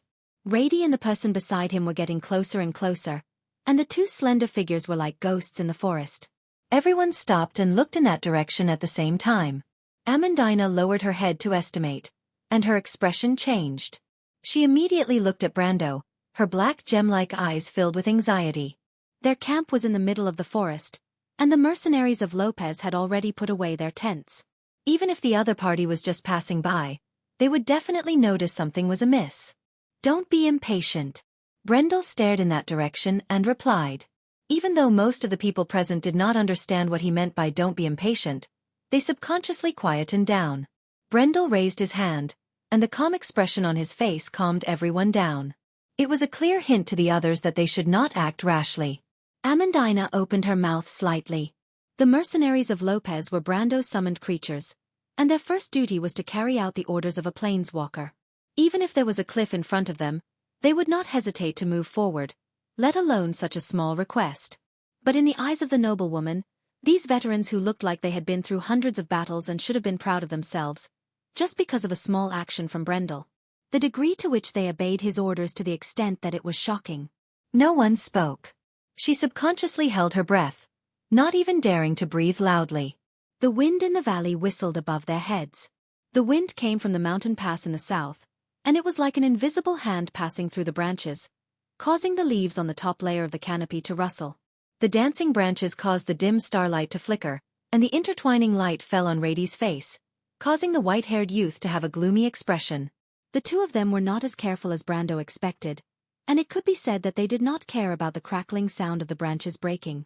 Brando suddenly remembered that Makarov did not tell too many people that their camp was in this direction. This meant that Rady did not know that the 2 of them were approaching Brando's group. Even the maned wolf doesn't want to cause trouble? Brando thought. There were less than 100 feet left. Brando believed that as long as that guy walked to the edge of the forest, he would definitely notice the abnormality here. As long as he insisted that it was because he didn't trust them, they wouldn't be able to defend themselves. Even though the two of them looked suspicious, Makarov would rather trust his own party members. He was equally nervous, but he didn't show it on his face. The young man looked to the side and saw that the mercenary named Night Song was also looking at him questioningly. He was the leader of this group of mercenaries, and it was as if he was the leader of this group of mercenaries.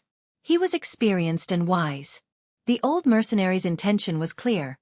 Should we take the initiative and kill him? But get rid of him? Easier said than done. This was a very common choice for mercenaries. Brando struggled. Although this was not the first time he had killed someone, it was different this time. If it's Pine Fortress, there's no room for survival. I'm not so pedantic that I can ignore the threat to my life. But in the end, he still had a soul that came from a civilized society, and to kill without hesitation just because of a suspicion was instinctive. But how could he not understand that for someone in his position, being indecisive was a taboo? He closed his eyes and took a deep breath. Should he follow the will of this world and completely cut off his ties with the past? Or should he stick to his bottom line? He was Brando, but he also had Sophie's mark in his soul. If he denied this point, it would be the same as denying everything in the past. Perhaps that reality was nothing more than an illusion. Otherwise, why would he be in this world right now? Or was it a butterfly dreaming of Jianghu? Who could say for sure? However, the memories that belonged to that world were so deep. The joys and sorrows of the past at a certain point in time seemed to be engraved in the memories of yesterday. How could he deny it? If he cut off the memories of the past, then what was the point of all his hard work? If he lost his soul, would he still be called a person? Even if he was afraid that he would not be the same person. For a moment, a mess of thoughts filled his mind, but it was also like a sharp sword that cut through all the knots in an instant. He opened his eyes like the king of the Macedonians. His eyes were clear, and he had found his answer. My lord!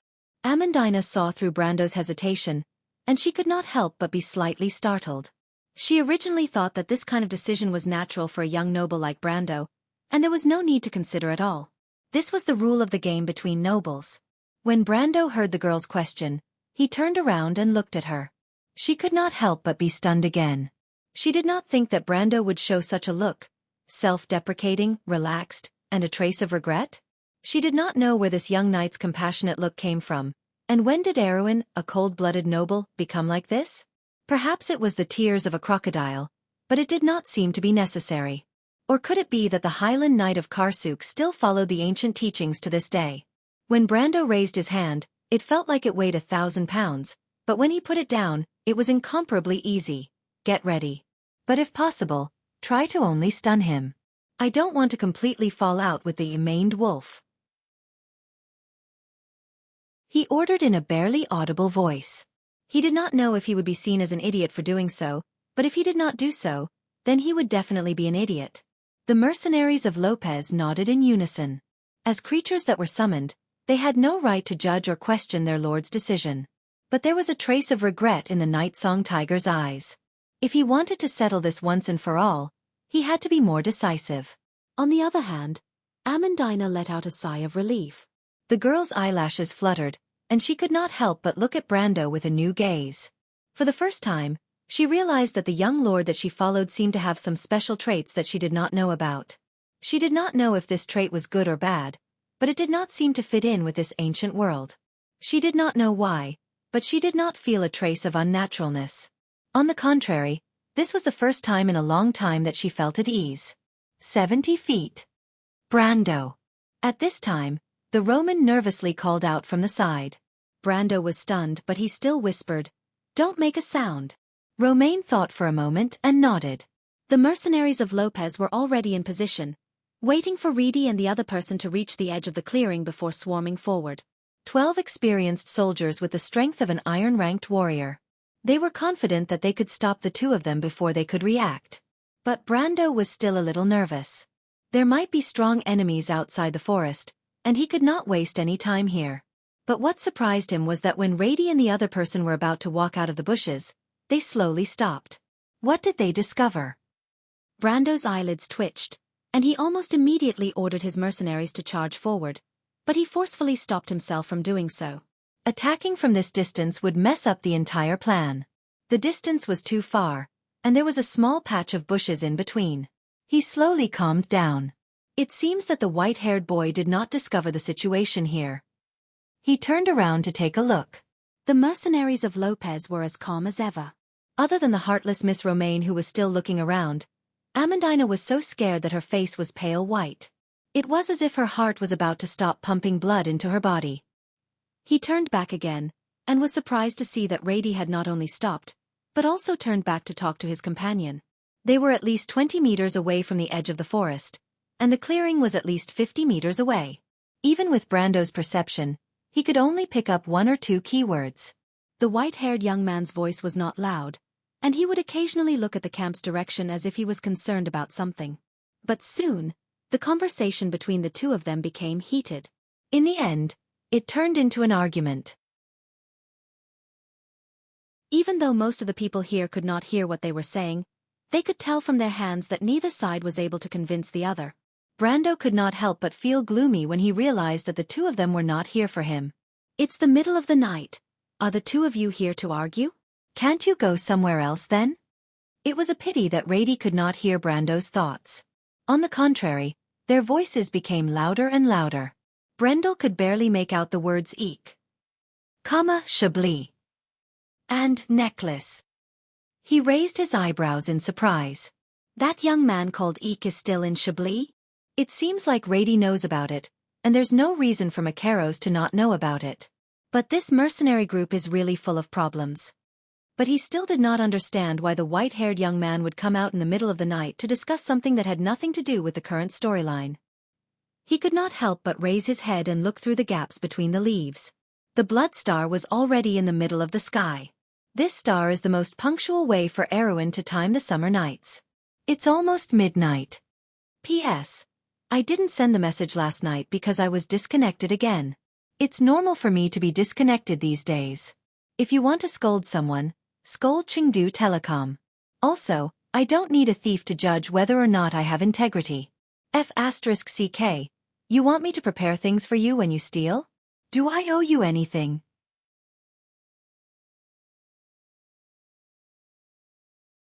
Chapter 147.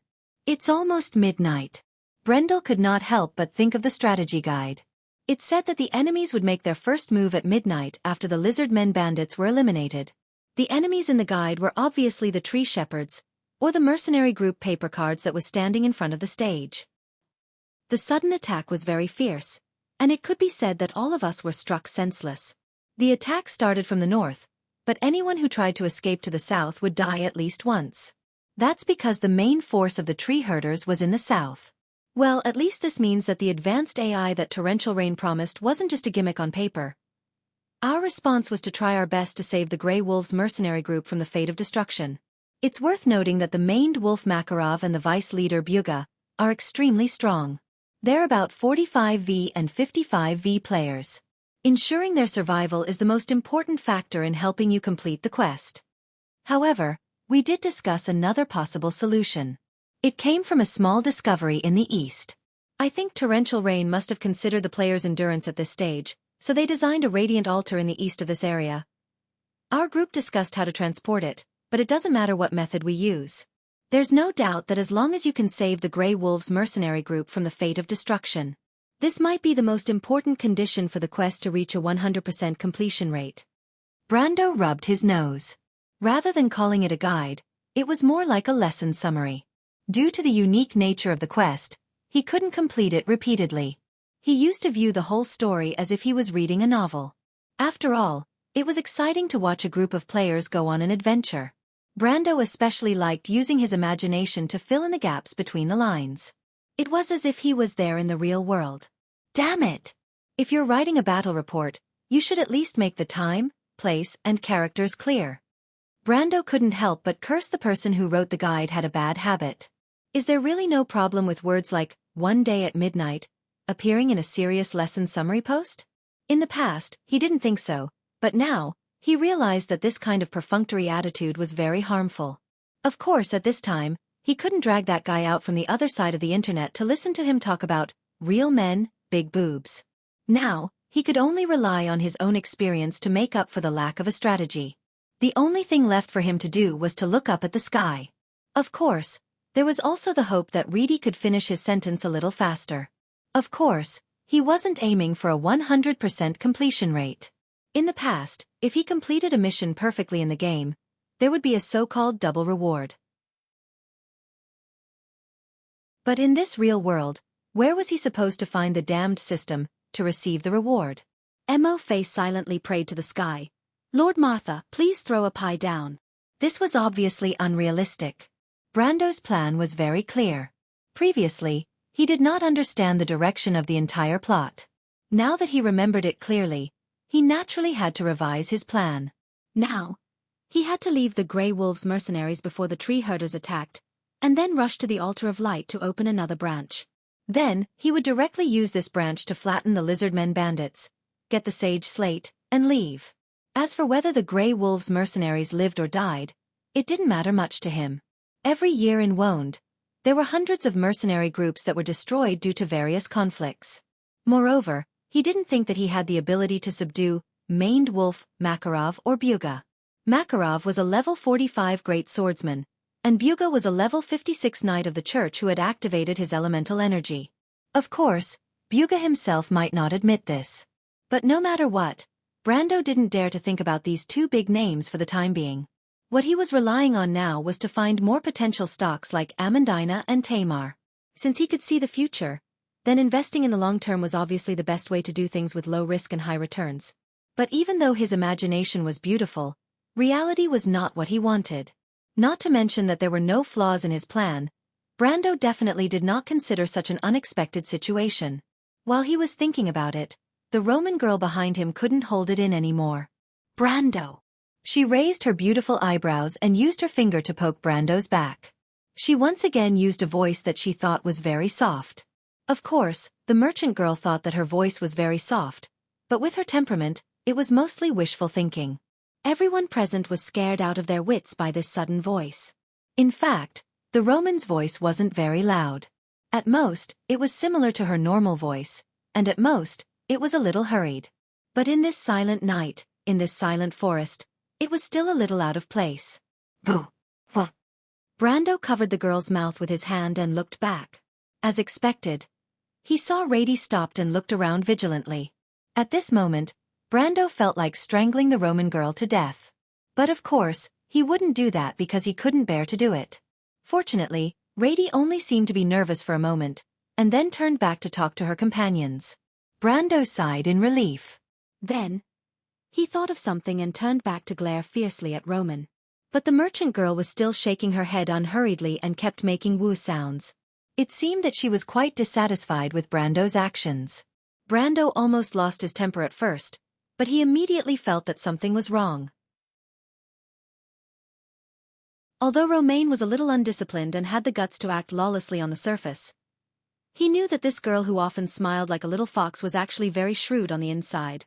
Otherwise, how could she not be at a disadvantage? Just as he thought of this, the Night Song Tiger stretched out a rough hand and pressed on his hand. He was slightly startled. This was even more unusual.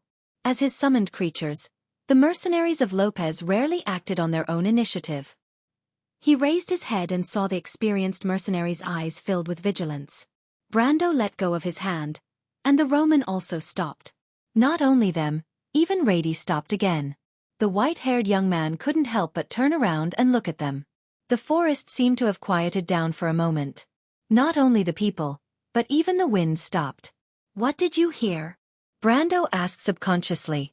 He knew that the Roman senses were far better than normal people. The merchant girl glared at him fiercely, then nodded. Brando's nose twitched, and his heart skipped a beat. There was a strange smell in the air. It was a little pungent, but it was more like a spicy stench. It seemed to be the smell of boiling water from underground volcanoes. The smell of sulfur. Brando's mind flashed with this thought, and he had already unsheathed his sword. He didn't even think about it as it was an instinctive reaction. Those damned disciples of the Black Flames. That bastard who wrote the guide tricked me again. If he had said earlier that there were disciples of the Black Flames, I wouldn't have gotten involved in this mess. He cursed in his mind in an instant. The disciples of the Black Flames belonged to the forces of the 12 patriarchs of the tree herders, Gu Worm Lord, Myad. However, they were different from the Gu magicians who played with insects. These dregs of the human race were the bastards that dealt with those fellows in the fiery sulfur river. They were collectively known as the people below. Simply put, they were the demon lords of the Georgiandy Ridge. Brando couldn't help but slap his head in frustration. He should have thought of this earlier. The forest near Erewhon's southern border had always been the territory of the disciples of the Black Flames. However, his attention was focused on the Sage Slate and the strange Grey Wolves mercenaries. For a moment, he had forgotten about this common sense. Was this the legendary darkness under the lamp? However, the reason why Brando was so wary of these people was not because they were strong. It was because these bastards were crazy. They were even crazier than the fanatics of the Holy Church. When the battle started, they were probably just short of shouting that they were invulnerable. Moreover, the disciples of the Black Flames had chained up different demons. Although they were fighting together, they each had their own ulterior motives. This should have seriously affected their battle strength, but the creatures under the Georgiandy Ridge had all kinds of strange abilities that were hard to guard against. Moreover, the high-level disciples could absorb the power of the demons and fuse with the demons they had chained up. Brando wanted to vomit just thinking about that disgusting scene. One or two of these monsters would be fine, but if there were too many of them, even a god would not be able to handle it. Brendel's first instinct was to run away. However, just as this thought flashed through his mind, there was a gust of wind in the darkness. As a reincarnated warrior at level 130, Brando was all too familiar with this sound. He subconsciously shrunk his neck, and sure enough, he saw a black chain with 2 spiked balls flying out from the darkness of the forest. Spiked ball. There's a lord of spiked chains. Brendel watched as the spiked ball tore down a thick tree trunk and flew past Rady and the youth beside him. Even though it did not cause any damage, it clearly scared the 2 youths out of their wits. Brendel felt the roots of his teeth turning sour. In the Georgiandy Ridge's underground purgatory, the Lord of Spiked Chains was 1 level higher than the Cerberus. It was a level 29 demon. Previously, when he went to the lava pool area to train at level 30, he suffered a lot from these guys. He did not expect that the shadow of his childhood would repeat itself today. However, what happened next did not give him time to deal with his aching teeth. He saw Rady and the young man turn and run. Brainless idiots. Brando almost jumped up from his seat. How could a level 29 Lord of Spiked Chains have such a bad hit? This was obviously a test. He knew all too well about these cunning guests below. He was almost certain that they were facing a scouting party. However, Rady's escape would probably attract the attention of the disciples of the Black Flames. Of course, he did not care if Rady was dead or alive. The problem was that they were heading in the same direction. Brando immediately patted the Night Song Tiger's shoulder and roared in a hoarse voice. Go catch those 2 brats. Drag them back. P.S. Please give me some support. Anything is good. Students, my results are really disappointing. I feel really lonely when no one cares about me.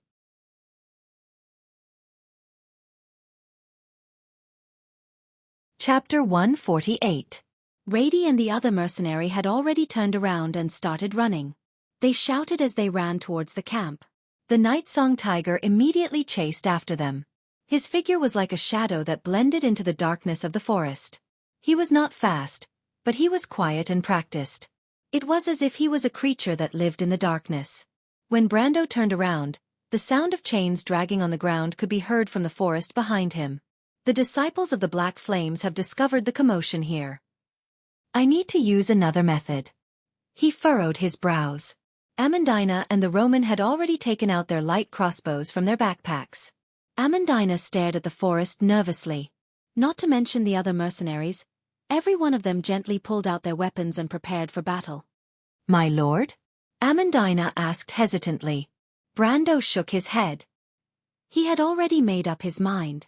The development of the situation had exceeded his expectations, and he had to salvage the situation as soon as possible. He put his hand into his pocket, and when he took it out again, he was holding a crystal that was used for illumination. The crystal lit up in an instant. A soft light bloomed from the youth's hand. My lord? Amandina's eyes widened. Brando! The Roman was also stunned. Everyone's attention was attracted by the light that appeared in the darkness. It was like a fluorescent light in the endless darkness. The light expanded rapidly, but it was quickly thrown away. The fluorescent light drew an arc in the darkness. The arc passed through a forest and landed in a dense thicket. Even though there were layers of cover, the light from the thicket still illuminated a small area nearby. There were 3 humans in black robes with hoods covering their faces. They did not expect to be exposed and were stunned. Amandina could not help but suck in a breath of cold air. Beside each of the 3 stood a terrifying creature that was about half the height of a human.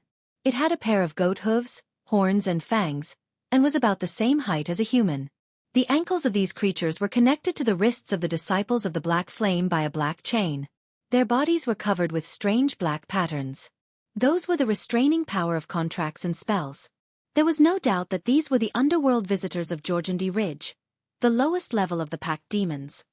That high-level pack demon is in the opposite direction.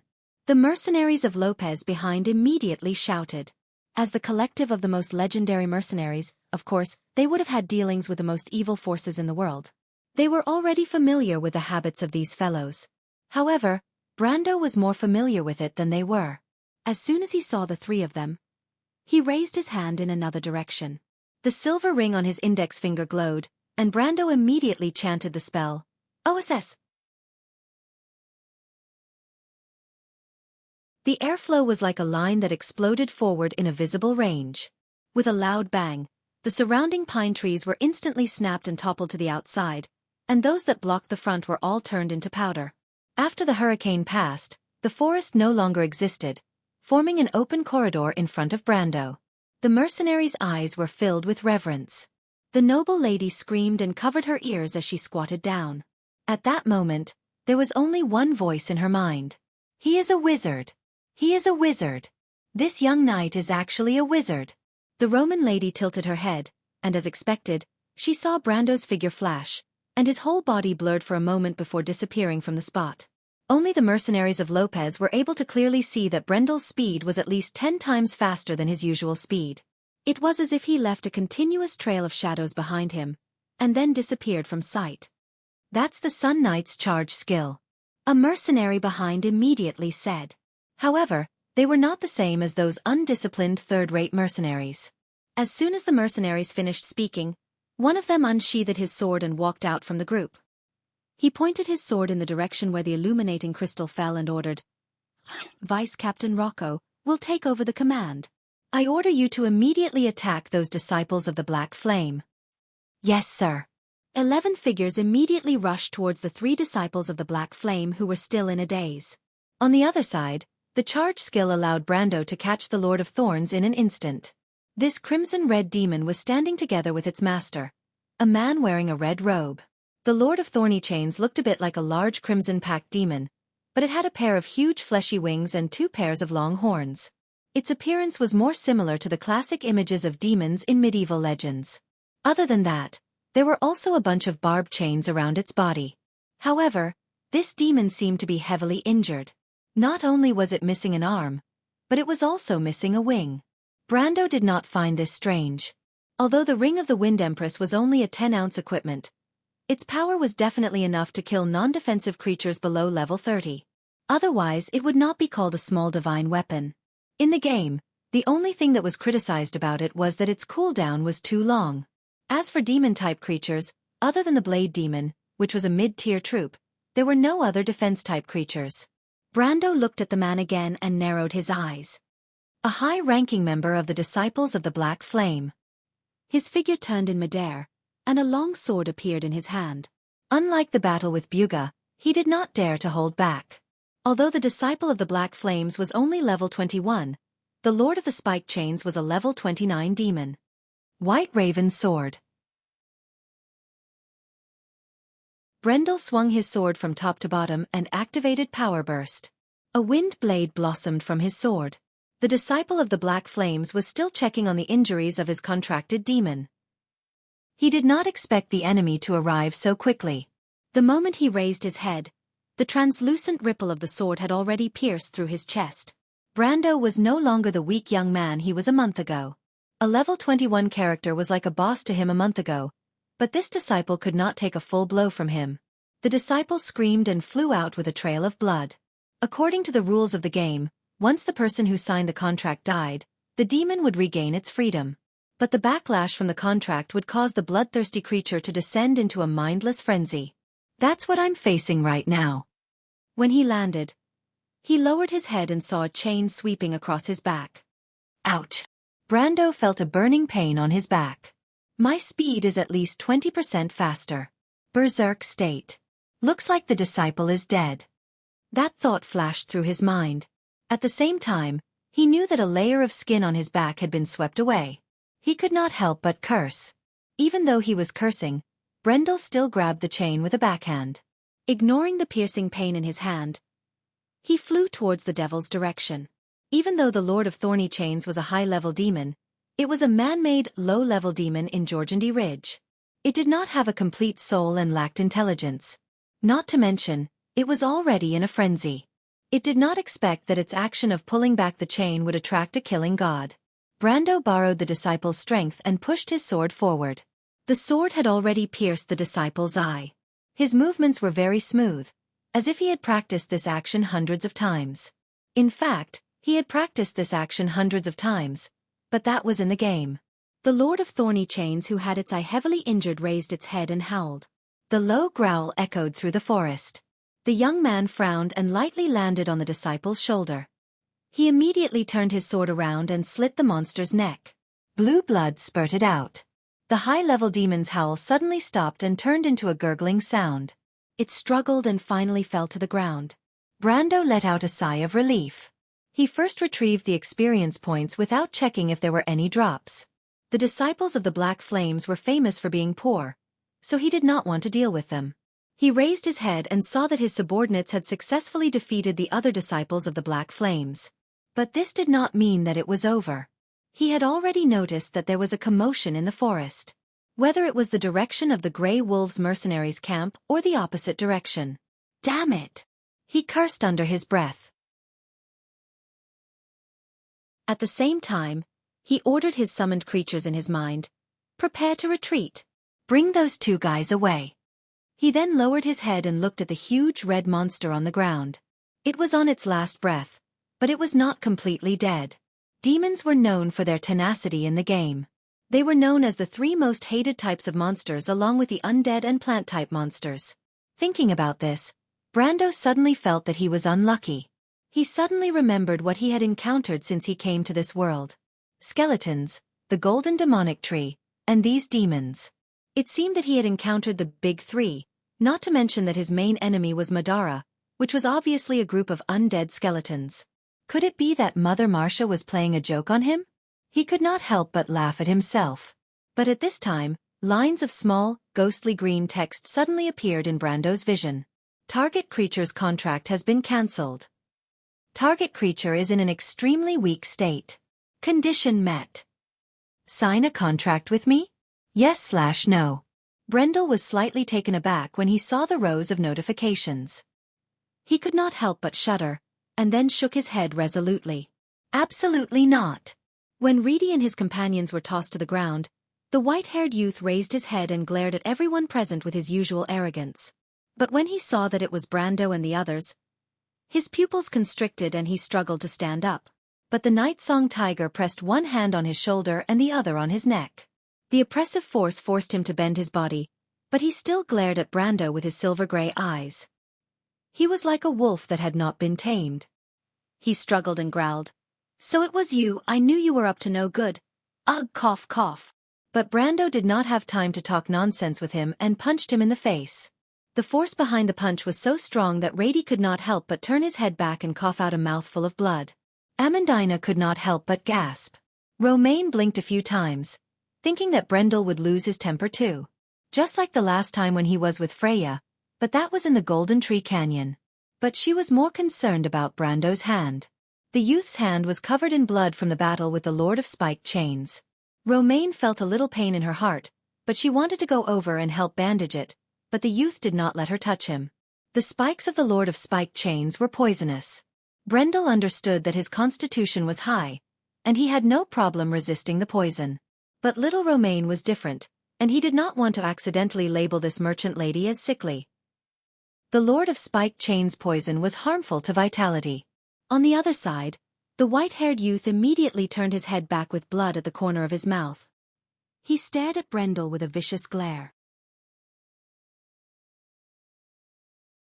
Brendel also looked at him. The battle just now had attracted the attention of both sides, and now the forest not far away was in a mess. If he did not react quickly, they would probably be stuck there and unable to get out. But even now they were not necessarily safe. That was why Brando was so angry. Your enemy is not us. If you don't want to die, don't move. He looked at the youth and said coldly. Rady clenched his teeth. He understood that Brando's group was not in the same group as those in the forest. But he was furious. He thought that this bastard was using his power to take revenge. He only explained after punching him. He was obviously teaching him a lesson. But even so, he still thought that Brando was just trying to scare them. Others might not know, but he knew that the Grey Wolves mercenary group was far more than a simple mercenary group. Perhaps others were worried about the possibility of fighting with the Paper Cards mercenary group, but he was not worried at all. He just did not think that those bastards would dare to strike first. Rady spat in his heart, thinking that this country bumpkin was making a fuss over nothing. He raised his head and gave Brendel a disdainful look. Brando looked at the other person and was stunned. It was a girl. Her eyes were closed, and her long black hair framed her pale face under the moonlight. But Brendel was surprised that she did not show any signs of panic even in such a situation. Who is she? The thought flashed through his mind. But at this moment, the Night Song Tiger asked, It's the disciples of the Black Flames. My lord, what do we do next? Disciples of the Black Flames? Rady's heart skipped a beat. Brendel glanced at the mountains in the north and lowered his eyes. Let's go east. The white-haired youth could not help but laugh. He was born in a noble military family, so he was quite knowledgeable. He thought that since the Paper Cards mercenary group was so close to this location, it meant that the sentries on the mountain in the north had been removed. If that was the case, the south would be much safer. Rady was obviously a layman, yet he pretended to be an expert. He laughed in his heart as he thought that it must be hard on his subordinates. Rady obviously thought that Brando was a spoiled brat, but when the Night Song Tiger attacked, he did not even have time to react before he was captured. It left a deep impression on him. But even though he was laughing, Rady was still worried about the disciples of the Black Flames. He secretly glanced at the mercenary beside Brando and thought that he would not lie. It was not realistic for him to get information from his fellow mercenaries, so he had to find a chance to get something out of this spoiled brat. He thought of this and looked at Brando again. But unlike Rady, the Night Song Tiger was interested in Brando's words.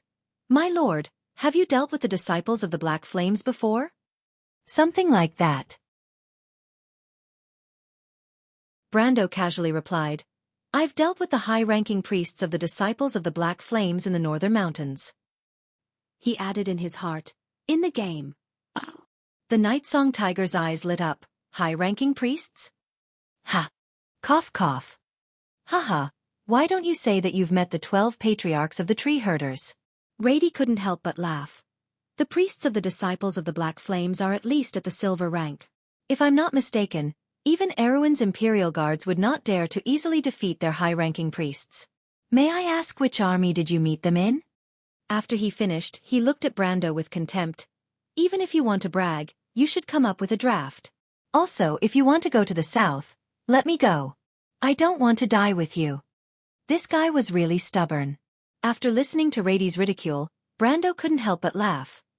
Not only did I meet one of the 12 patriarchs, I even killed one of them. You won't believe me even if I tell you. What's so special about the 12 patriarchs? When he was at his peak, he was at the level of an Oracle Knight. In other words, in the Tree Herders and the Unifying Guild, there were only 1 or 2 people who could match him. No matter what game it was, the players would only get stronger. However, Brando wasn't in the mood to explain this to Rady. He smiled at him and asked with a dangerous tone, It seems like you still don't know where you stand? Rady choked and realized that he had no right to speak. It didn't matter if the person in front of him was just a fox pretending to be a tiger. He snorted coldly and didn't reply. However, Brando didn't mind him being a mute. He turned around and asked, Who are you? This time, he looked at the girl. Rady glanced over and turned his head to the side. "My name is Yura, Mr. Knight," the girl said. "You know I'm not a merchant?" Brando was stunned. "I know more. I know that our mercenary group is in danger right now. Sir, you can help us, right?" The girl nodded in acknowledgement and continued to ask. "Yura." This time, it was the white-haired youth's turn to be shocked. "Who's that?" Yura asked. Brando was really curious this time. He couldn't help but look at the man again. "How did you know? P.S. Although it's only one chapter, it's a lot. 5,300 words. If you want to know what will happen next, please log on to www.chidian.com and read more chapters. Support the author, support the original reading. Translator. Endless Fantasy Translation Editor. Endless Fantasy Translation.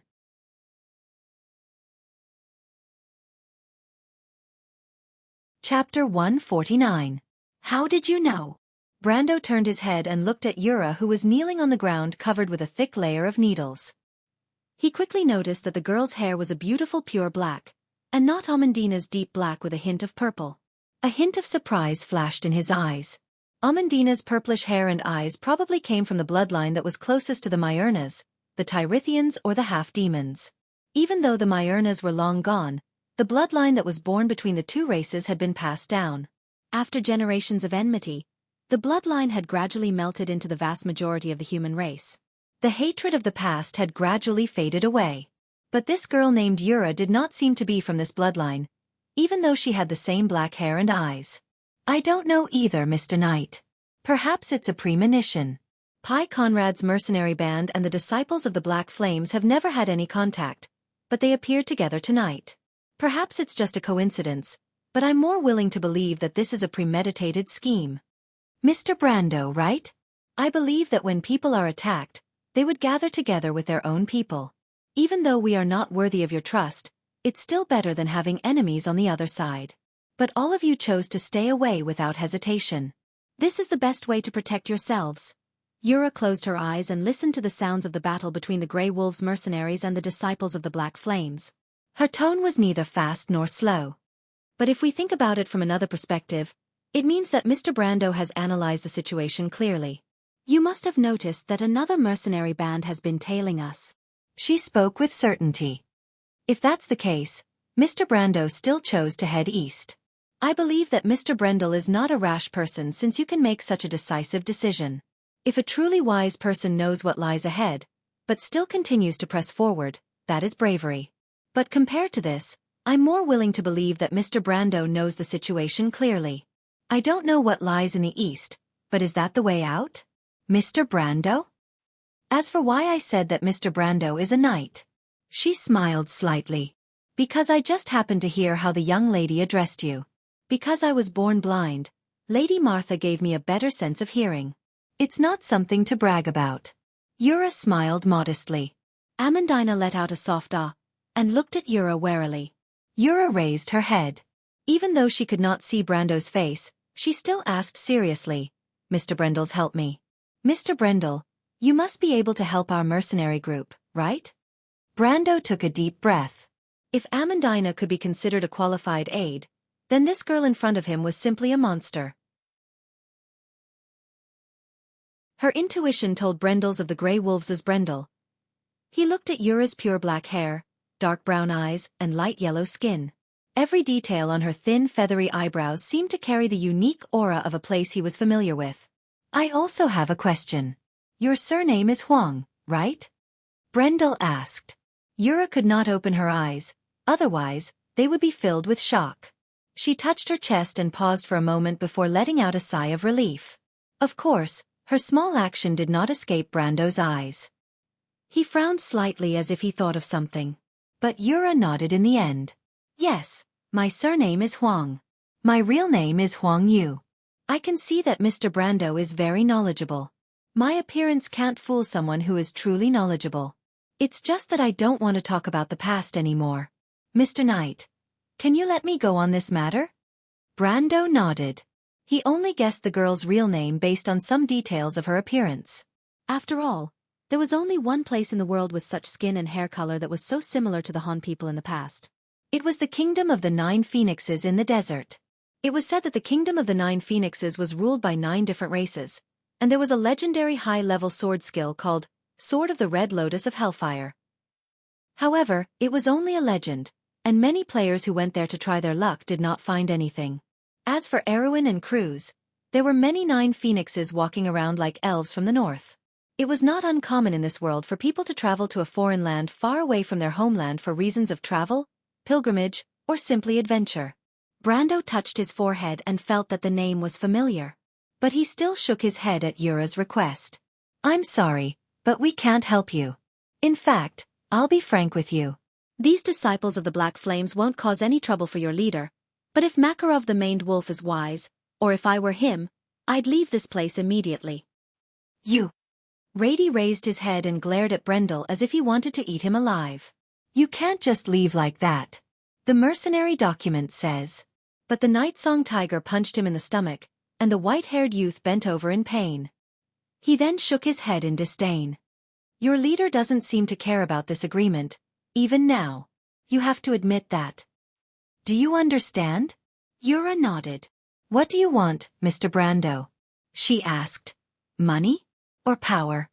Brando paused for a moment, but he immediately shook his head. "I'm interested in these things, but compared to money and power, I don't want to get involved in trouble. Let me give you a hint. The Black Flames mercenaries are backed by the tree herders. Do you know them?" Yura and Rady's expressions changed. "Why are we being targeted by them?" Rady asked in disbelief. Yura's expression changed again and she lowered her head. Amandina poked him from behind and whispered, "My lord, the more you scare them, isn't it obvious that you want them to beg for your help? Won't that be the opposite of what you want?" Brando shrugged. "I don't want to lie to them." He could only explain under Amandina's suspicious gaze. "It's not that I can't help them, but I won't get myself involved. I'm just stating this." "Then what should we do?" The Roman blinked and asked.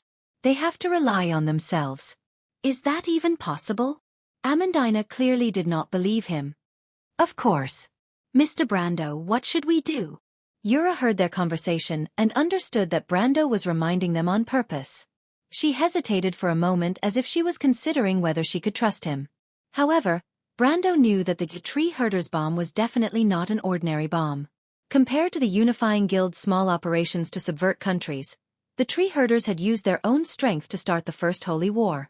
That story was probably a terrifying shadow for most people who lived in this era. Of course, this was a digression. Brando did not have the time nor the inclination to explain how terrifying the tree herders were to these 2 rookies.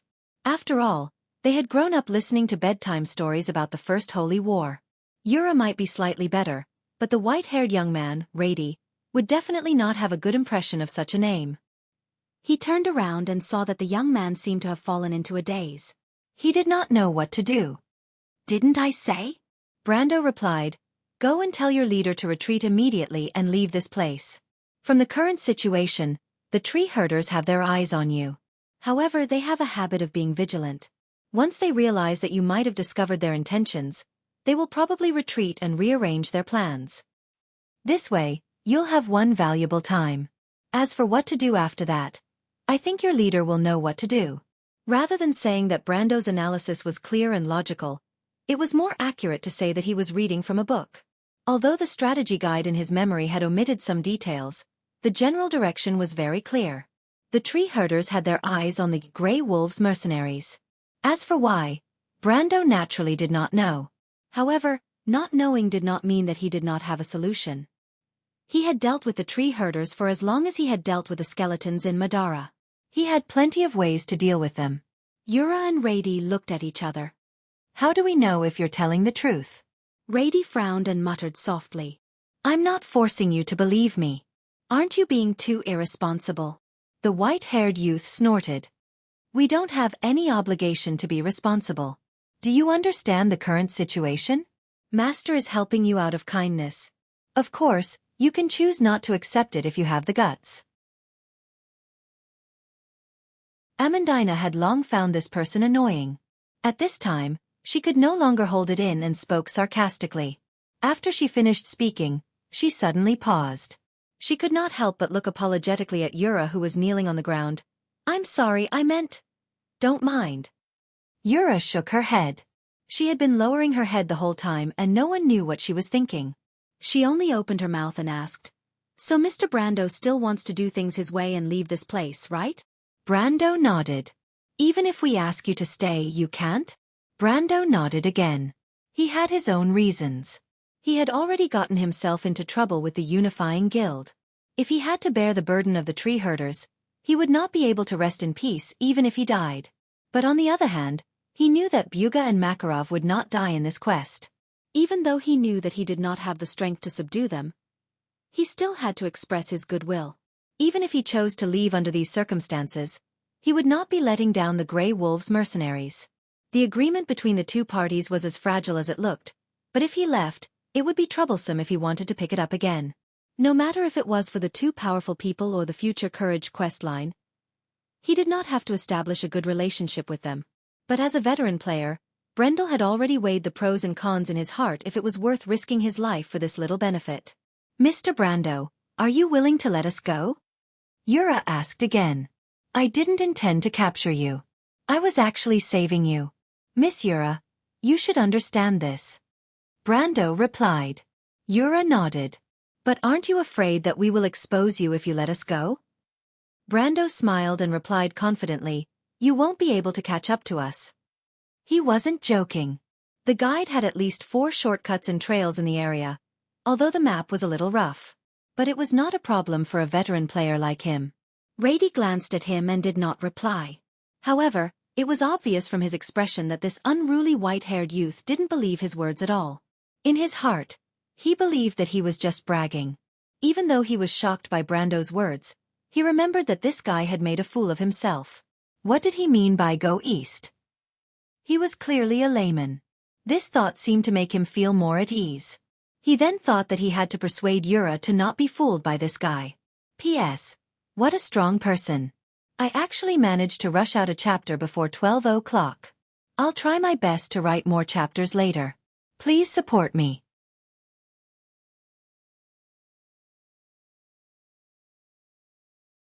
Chapter 150. Amandina looked at the back of the limping youth and Yura's calm figure. She could not help but ask, "You're letting them go just like that, my lord?" "What else can I do? The less trouble the better," Brando answered simply. "But I feel like you're plotting something." Amandina glanced at him suspiciously. Brando could not help but smile bitterly and touch the tip of his nose. "I'm not that bad in your eyes, am I? I remember that I've always done things in an open and above-board manner."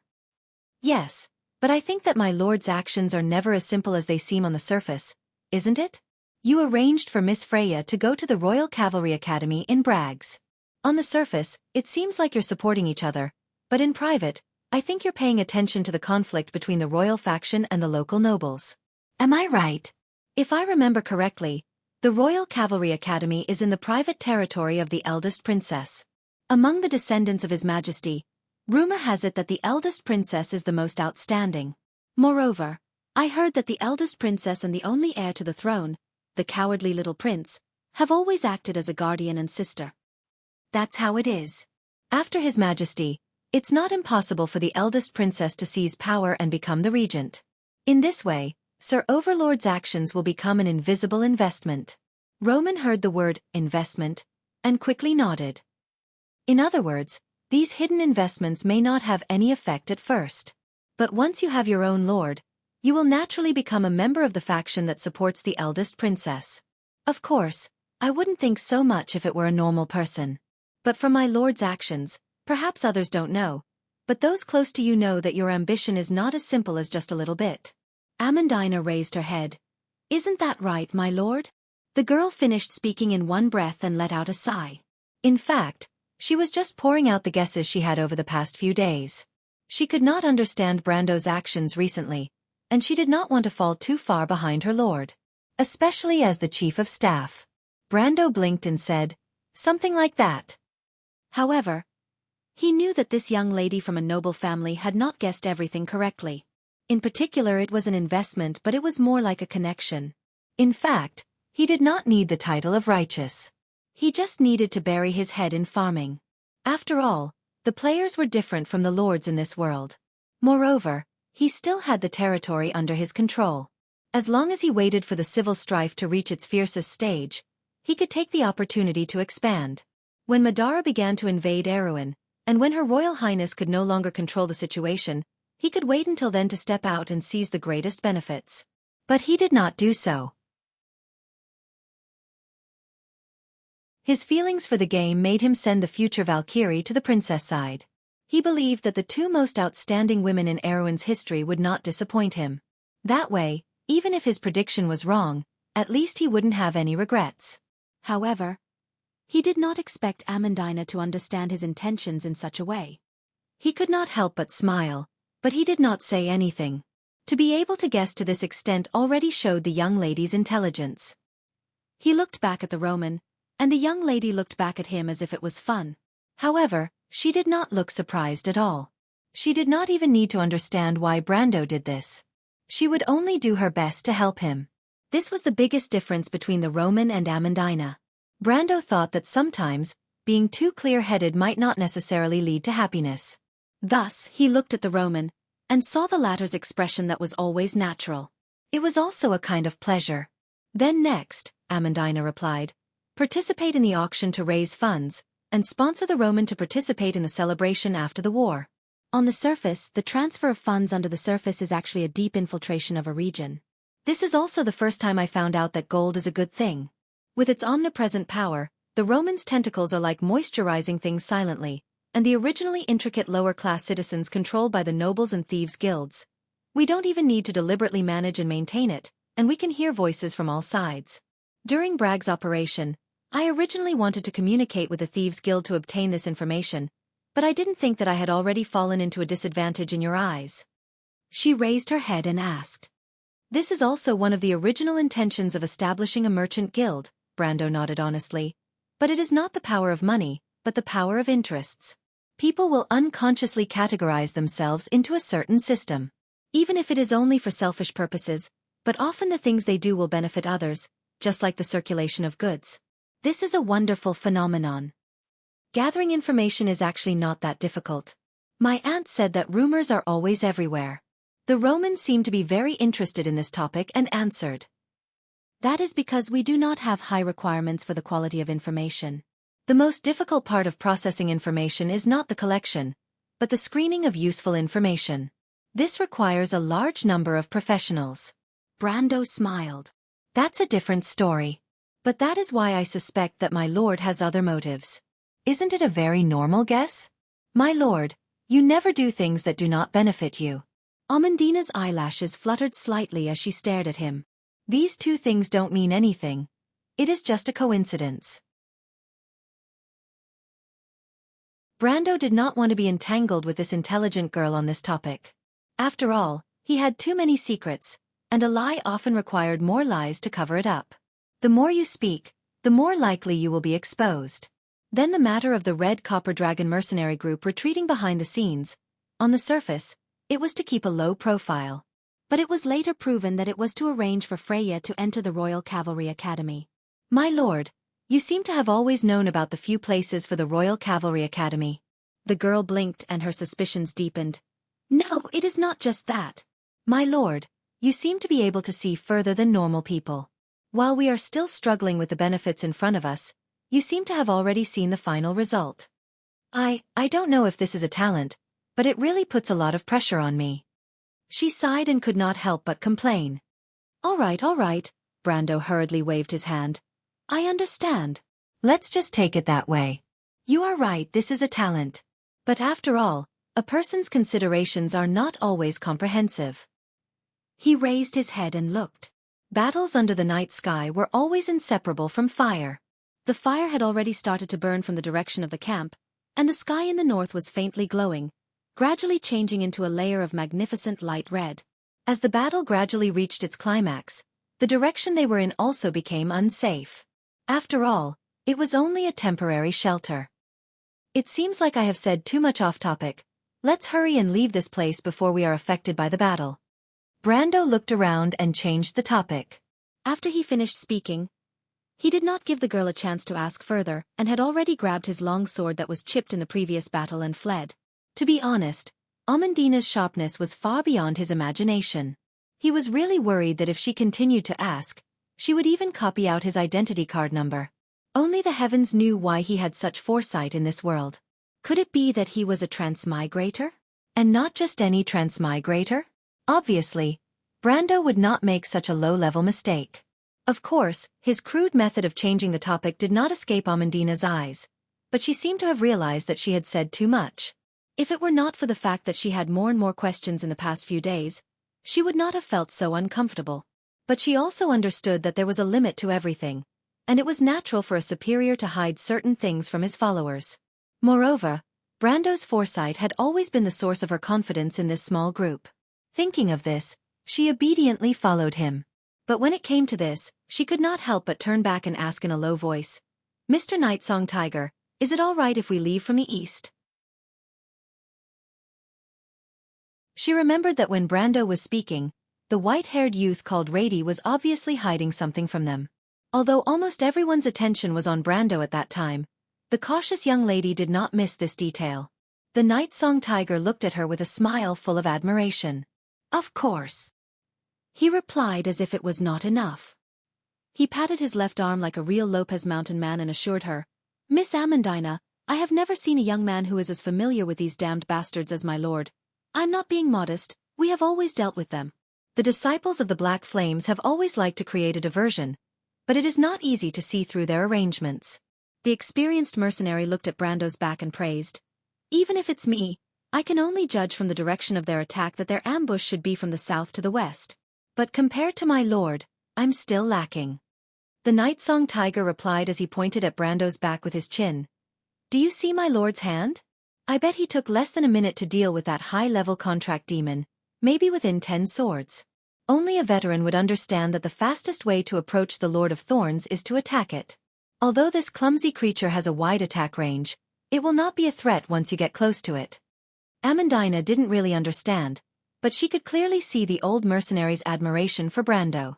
She did not understand at first, but when she saw that the young knight did not seem to care about the wounds on his hands and back, she seemed to understand something.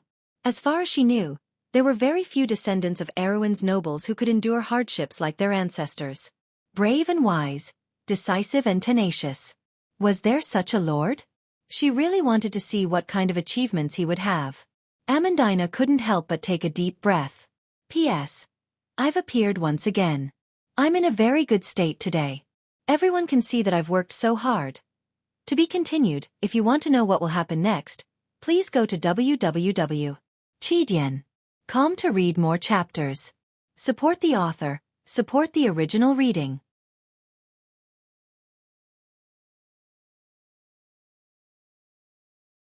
Chapter 151. The battle seemed to have ended as soon as it started. Eek was almost certain that the people under the black robes were at least silver magi. He had expected this to happen, but he did not expect the result. He was almost certain that Cabot and the others would die on the spot, and he could not help but draw his sword to stop them. However, the white-haired old man who walked out from behind Cabot just casually pointed his finger, and a few gray rays flashed.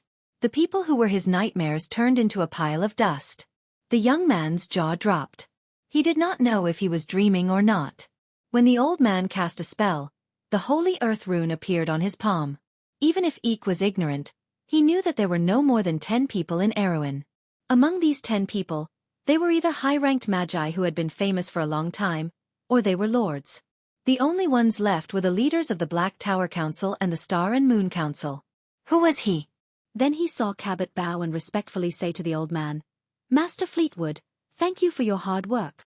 This sentence was like a bolt from the blue, making Eek unable to move forward or backward for a moment, unable to move forward or retreat from the back of the sack. In Erewhon, there were many people with the name Fleetwood. However, there was only one person who was qualified to be called a master. Fleetwood? Hadwilla? Gemmer? The chief court magus of Erewhon, an elder who had assisted Anson VII for 3 generations. Eek's mind was in a mess. He could not understand why he would meet such an important person in such a remote place. It seemed that he was here to help them. This. The young man pointed at the old man. You are. The old man nodded and admitted his guess. He then replied, "It's a long story, Mr. Eek. Let Knight Cabot bring us to a safe place. I'll explain it to you later." Cabot. Knight. Eek looked at Cabot and felt that the world had been turned upside down. Brando and the others walked along the quiet mountain forest to the east.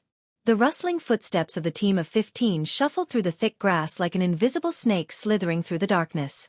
When they looked back, they could see the sparks of fire in the forest at the foot of the mountain. There used to be a brightly lit campsite there, but now, there were only scattered embers of charcoal in the darkness. "Our horses are still in the camp, Brando." This was already the third time she had asked this question. Brando knew that the Roman's heart ached for her little pony, so he couldn't help but shake his head with a smile. "They will retreat, won't they, Brando?" The merchant lady's eyes sparkled with the light from the fire below the mountain. She turned her head and lifted her chin as she asked. She knew what Brando meant. But the Roman was still a soft-hearted girl. Even though she knew that she and her aunt were not welcomed by the villagers, the land where they grew up was still considered their homeland. That was why she was willing to help Freya rebuild Bucci. "Only Lady Martha knows about this," Brando answered. Whether or not the Grey Wolves mercenaries would follow in the footsteps of history was not up to him. Instead, it was up to him whether or not he could influence Makarov's opinion. But they know that this is a trap, so they should be more vigilant. The Roman asked, "Brando, didn't you say that Makarov is a smart man?" "He is too smart." Brando knew that before Makarov became a mercenary, this maned wolf was known as the Cunning Fox. He was once the brains of the royal faction's reformist faction. If not for the political failure 11 years ago, he would not have fallen to this state. "So they are plotting against each other?" Amandina asked. "More or less. I really don't understand why they are doing this." Amandina could not help but raise another hypothesis. Could it be that there is a secret in this forest that is tempting enough? Brando smiled. There was a secret, but it was not tempting enough. Moreover, the two sides of the conflict did not care about this point. They were concerned about something else. Amandina saw his smile and immediately asked, "Do you know something, my lord?" Brando nodded. "Do you remember the young man we saw a few days ago?" He said. "His real name should be Eek? Lantanailan? Ophelia?" That name sounds familiar. Naturally. Then you should have heard of Cannon? Lantanailan? Ophelia? The Roman and the other mercenaries were fine, but Amandina could not help but choke and cough violently. After a long time, she looked up with a pale face and asked while gasping, "Duke Anthony?" Eek also has a title, Count Maywak. This is a title with a territory. Brando narrowed his eyes. "It's just that I'm afraid even he doesn't know." "This is..." Amandina could not help but ask, "Is it related to the political struggle 11 years ago?" "Oh right, didn't Duke Anthony's son disappear a long time ago?" She suddenly stopped talking and looked at Brando with a strange expression. "My lord, how do you know so much?" "It's an open secret," Brando said without thinking. "So this is..." "It's still an open secret. Erewhon is no longer the Erewhon of the past. Its upper echelons are so old that it's not worth repairing. It's even worse, it's beyond cure." Brando looked at the noble girl and deliberately said these words in front of her. "We are not the only ones who have noticed this. Look, Miss Amandina. In less than 3 months, this country will be torn apart. What you're seeing now is just its final struggle." Although these words were not considered treacherous in this world, the ambition contained in them was still obvious. "Can the Corvado dynasty still be saved?" Amandina asked. She was still thinking of the name that brought glory to Erewhon. "Maybe there are more." Brendel thought of the regent princess. "What should we do, my lord?" Amandina interrupted his thoughts and asked in a low voice. "Let's find the sage slate first." Brando looked at the rolling mountains in the distance. The mountains intersected with each other, forming different layers of black silhouettes in the dark night. But the young man's gaze seemed to be able to see through these obstacles, as if he had already seen the goal, and answered concisely and powerfully. The young man led the group to the top of the mountain, and the wind suddenly became stronger. It was as if the air from the southern mountain pass had whistled through the forest and lifted his cloak. Brando sniffed the wind and stared at the dark and quiet valley on the other side of the mountain. A trace of surprise flashed in his eyes, but it quickly turned into understanding. It's here. It seems that these people are not joking with me when it comes to key issues. When the others heard this exclamation, they all turned to look at him. Do you see the valley below? Is there a problem? The Roman asked curiously. Brando stretched out a hand from under his cloak and pointed at the valley. But when they looked in the direction he pointed, all they saw was a layer of black carpet that was spread out along the mountain walls on both sides of the forest. But the young man turned his head, and a layer of light flashed in his eyes. Have you heard of altars? Altars. Altars. The Roman answered seriously. When I was young, I saw the altar in the Temple of Flames with my aunt. Is it like that? Of course not. Then you should have heard of the nest, right? Everyone was silent. This was natural. There should be a nest in that valley. What? The mercenary captain standing behind him was shocked. Everyone knew that nests were the war potential of a country. But very few people knew that except for man-made nests, wild nests were dangerous forbidden zones. In fact, humans often had to pay a great price to purify a nest. What level is the nest? He asked immediately. Don't be nervous. Brando signaled him to be quiet. He looked at the entire valley and paused for a moment. That is an altar of order. If I'm not wrong, it is the Temple of Truth. An altar of order? Have you heard of the Gate of Heaven? The mercenaries sucked in a breath of cold air. The mercenaries of Lopez came from the Kingdom of Knights, Gareth, and naturally understood what this term meant. The Night-Song Tiger looked at the confused faces of Amandina and the Roman, and explained in a low voice, the Angel of Thrones. Amandina gasped and looked at Brando in disbelief. The Kingdom of Knights was less than a fifth of Erewhon's land, but its strength was the strongest among the kingdoms of the Holy Church. This was because it had two of the strongest legions in Wonde, the fanatical Heart Knight Legion and the Radiant Royal Legion.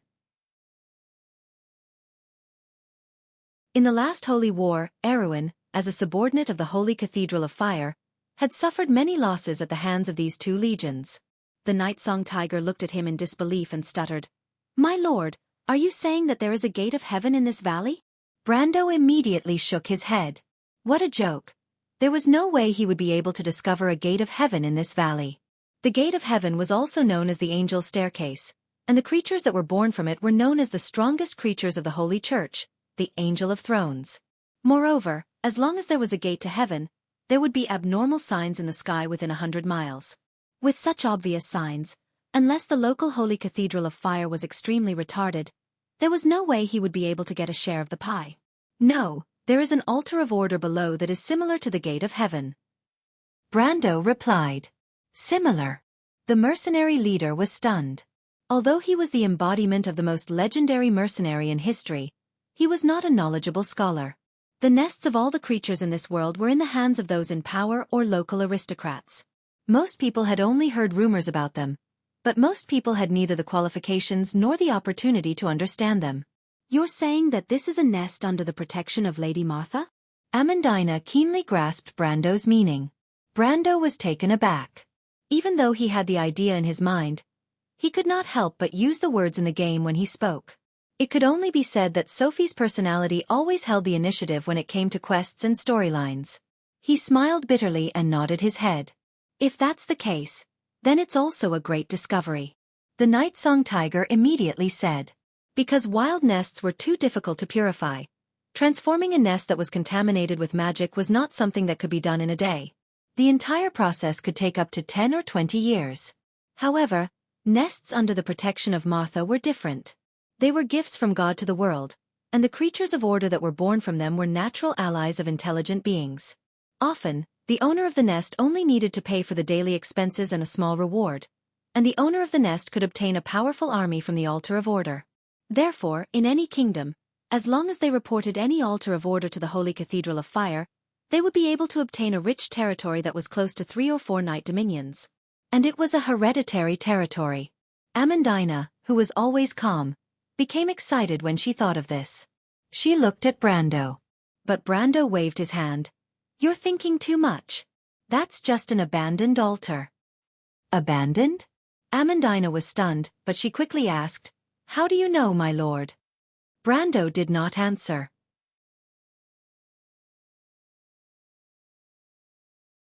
He already knew that there was an altar of order in this direction, but he did not know the specific location. With his experience, if he could not confirm this point at this distance, then he would have lived in vain. He had once joined the Kingdom of Knights, Grace, as a player. Even before he came to this world, he was still a player. Therefore, he was all too familiar with the sacred and tranquil aura that permeated a certain range around the altar of order. What's more, a light screen had popped up in his vision earlier, indicating that he had entered the range of the sanctuary. As for why he knew that it was abandoned, wasn't it written in the guide? The group went down the valley. The side of the slope that they slid down seemed to have blocked out all the sounds from the other side. The valley was silent, and even the most common sound of insects in the summer could not be heard. Walking in the dark forest under the starlight, there were no obvious paths in the forest between the valleys. The group walked in the rugged mossy forest, looking left and right, occasionally seeing flashes of light in the darkness. Those were the eyes of fireflies, or just the eyes of animals.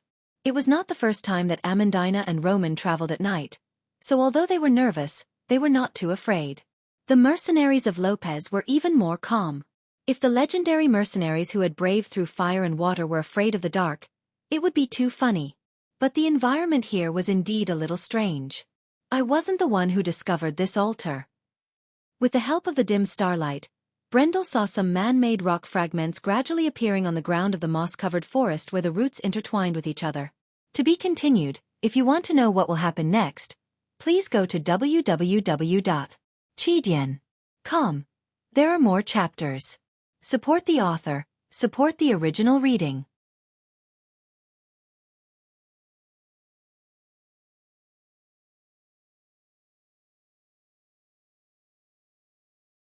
Chapter 152. Scarlet. A clear voice called out from the forest, accompanied by hurried footsteps. It sounded like a group of people was approaching them. The girl with light red long hair pressed a hand on the back of her head and turned around. Her thick eyelashes brushed, and her nearly translucent wine-like eyes reflected a ball of fire not far away. Sparks danced in the air, and her gloomy eyes flickered. She seemed a little confused. From the sound of it, it seems like Celia and the others. Didn't they go to look for Yura and Reedy? Why are they back? Did they find them, or did they run into some trouble? The girl called Scarlet vigilantly raised the halberd in her hand, or rather, the halberd. If Brando was here, he would definitely be able to recognize the halberd. Apart from the foot-long pitch-black blade, the spindle-shaped blade was one of the most eye-catching features of the weapon. The sharp edge of the blade spread out along the golden edge, making it look exceptionally beautiful. However, beautiful things were always dangerous. This halberd was known as Lightning Lance, Logos, and was one of the most famous drops in the Chablis region. It was a must-have weapon for spear mercenaries. Even though it was only a level 25 halberd, its price had always been high on a few famous trading websites. There was no other reason other than the 1% chance that the user of this halberd would receive the Lightning Whisper special effect when attacking. The effect originated from the elementalist spell of the same name. It would grant the user 10% lightning damage, which was equivalent to increasing the user's elemental damage by 10%. That was why the spear mercenaries had a tactic.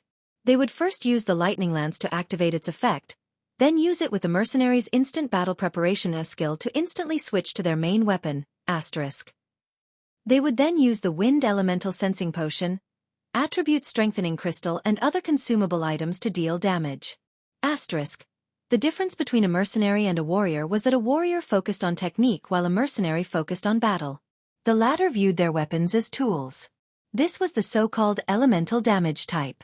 However, it was rumored that the Lightning Lance, Logos, was owned by a spirit knight in the northern forest of Chablis. How did it end up in the girl's hands was an unsolved mystery. If Brando saw it now, he would probably be surprised as well. The first Lightning Lance, Logos, appeared in the Year of the Swift, 377. Before the Year of the Summer Leaves and Flowers, 375, the forest to the north of Chablis was still occupied by lizard men bandits, wasn't it? Scarlet raised her head and saw a few people rushing out of the forest. She frowned. To the girl, the Grey Wolves mercenaries had a different meaning. She was an orphan who was adopted by Cabot, And this mercenary group was more like a huge family to her. Every time she fought, it was not for money, but to protect her family. However, other than fighting, she felt that she didn't know what else to do. There was only battle. However, for the past 11 years, the Grey Wolves mercenaries had been winning again and again. Everyone's confidence grew day by day, and gradually, it became a sense of honor. But this pride was met with a painful blow tonight. Scarlet did not understand where these enemies came from, but there was no doubt that they were extremely difficult to deal with, and their fighting spirit was terrifyingly tenacious. She had a bad premonition in her heart. Nervousness and exhaustion made her young heart pound in her chest. What's wrong? Scarlet, Yura has been found. The young girl let out a low sigh, and her eyes flashed. She put down her halberd and swung her long hair. Then she pressed her hand against her hair and asked, "So? What did the leader say? Should we continue forward or retreat?" The crowd snickered. Everyone in the mercenary group knew that the red-haired girl had a good impression of Eek, but the few people involved were kept in the dark. It was a pity that this secret admiration could only be buried in the bottom of their hearts. Since Yura was Eek's fiancée, her relationship with that woman was not necessarily good. But Yura is Xingjian, and she's smart. I think the leader would like her more. Scarlet pretended not to care and snorted lightly. Then she raised her head and glared at them. "Be careful, your mouths might rot," she said fiercely. But the laughter grew louder. Someone said amidst the kind laughter, "Scarlet, the leader has decided to advance to the northeast. You, Reedy and Roller, the 3 captains, will each lead a group to pave the way. We'll go with you, okay?" Scarlet suddenly grinned. "Why do you want to go with me? You have ulterior motives, don't you?" "Why would we?" The few who were seen through quickly waved their hands. She raised her head and glared at one of the youths, who quickly lowered his head. "Idiot!" Scarlet snorted inwardly. "Up to you." She turned around and answered. The youths looked at the girl's back blankly for a moment. They did not understand the girl's worries. The strength of paper cards far exceeded their expectations. But why didn't Captain Makarov give the order to retreat? Why did he insist on carrying out the original plan? Was it because he had a card up his sleeve, or was it because of some other reason? Scarlet pressed her hand against her chest, feeling her heart beating rapidly. But since the leader had given the order, she had no grounds to disobey. She could only rely on the halberd in her hand. She tightened her grip on the halberd. It was a gift Eek bought from a merchant for her 15th birthday. She had long since made up her mind to fight with this halberd until the very end, even if it meant losing her life. Sometimes, she even felt that this was the meaning of her life. But after walking for a while, she thought of something else. She tilted her head and asked, "I remember that the merchant was camping here. Why don't I see him?" "Maybe they got separated," the youths hesitantly answered as they followed her. After all, they were not the maimed Wolf Makarov's trusted subordinates. In fact, not everyone in the Grey Wolves mercenary group knew of his identity. Most of them thought that they were only in a temporary alliance on the surface. Scarlet frowned. "Then let's search in this direction." "Is that all right?" "Why not? The Grey Wolves mercenaries can't be called a traitor." Scarlet replied. The youths behind her laughed again. She was obviously soft-hearted, but she had to find a dignified excuse. They were willing to follow her mostly because they wanted to see her make a fool out of herself. Of course, it was mostly out of goodwill. But just as Scarlet finished her words, another strange laughter came from the forest. The laughter sounded like the squeaking of the scarecrows that the mercenaries had seen in the manor of the nobles in the flatlands east of Randner. It was hollow, dull, and filled with a sense of terror. Scarlet's expression changed as she looked up. She immediately saw the person wearing a black robe with red edges standing on top of a tree. On the other side of this person, there was a huge green beast entrenched on top of a black pine tree. The monster had the head of a goat, and a pair of fleshy wings drooped down, revealing spiked black metal chains wrapped around its wings. When did it come?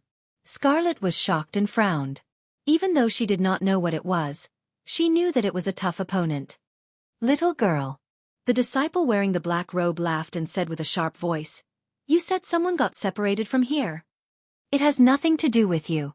Scarlet raised her axe and gritted her teeth. In this ambush, The Grey Wolves mercenaries lost a team of sentries, and one of them was her sister who had a good relationship with her. Even though mercenaries were used to life and death, it did not mean that she could live peacefully with the enemy who caused it. Life and death were the mercenaries' choices. But an enemy was an enemy, and she could not live under the same sky. It doesn't matter. It seems that one of my comrades died in the hands of those people. I'll vent my anger on you first. The disciple laughed strangely and said, Abachills. With a clang, a pitch-black iron chain swept through the air towards the young girl. Scarlet grunted and sent the chain flying with her spear. However, the strength of the response from her arm made her secretly surprised. It was only one blow, but it had already made her entire right arm faintly numb. However, her performance was also out of the expectations of the disciple. Silver rank. Makarov's subordinates are indeed filled with hidden dragons and crouching tigers. I didn't expect a little girl like you to have such strength. There are many things that you can't imagine. Logos, lightning arrow. Scarlet clenched her teeth and thrust her spear at the disciple. A bolt of lightning flashed and drew a long arc along the edge of the spear. With a crackling sound, the arc of lightning crossed the distance of dozens of meters and leaped towards the disciple of the black flames. However, before the electric arc could reach the black-robed man, it was blocked by an invisible shield. Electric sparks flew in all directions, and the bark of the pine tree beside the disciple was immediately scorched black. However, the disciple himself did not move at all. Even the corner of his robe was not blown by the wind. A Grade 2 magic weapon. How rare. The disciple clicked his tongue after a while. Scarlet's heart had turned cold. She took a deep breath and felt that her limbs were cold. But after a moment of fear, she felt anger rising from the bottom of her heart. She turned around and saw her companions pulling out their weapons and preparing to join the battle. She could not help but yell, "Run! What are you all doing?" Scarlet. Leader, you? The youths were stunned. Run. I'm not his match. Ask the leader to bring people to save me. That's a good plan. The disciple grunted and raised his hand. The monster in front of him immediately shot out another chain. This time, the target was the youths. Damn it! Scarlet gritted her teeth and threw her spear at the chain. With a loud bang, the chain and the spear bounced off in opposite directions. Scarlet immediately raised her hand and a streak of lightning flashed between her and the spear. In the next moment, the spear flew back to her hand. It was as if the spear and the weapon were connected. Elemental resonance. The disciple screamed. To be continued. If you want to know what will happen next, please go to www.chidian.com to read more chapters. Support the author, support the original reading.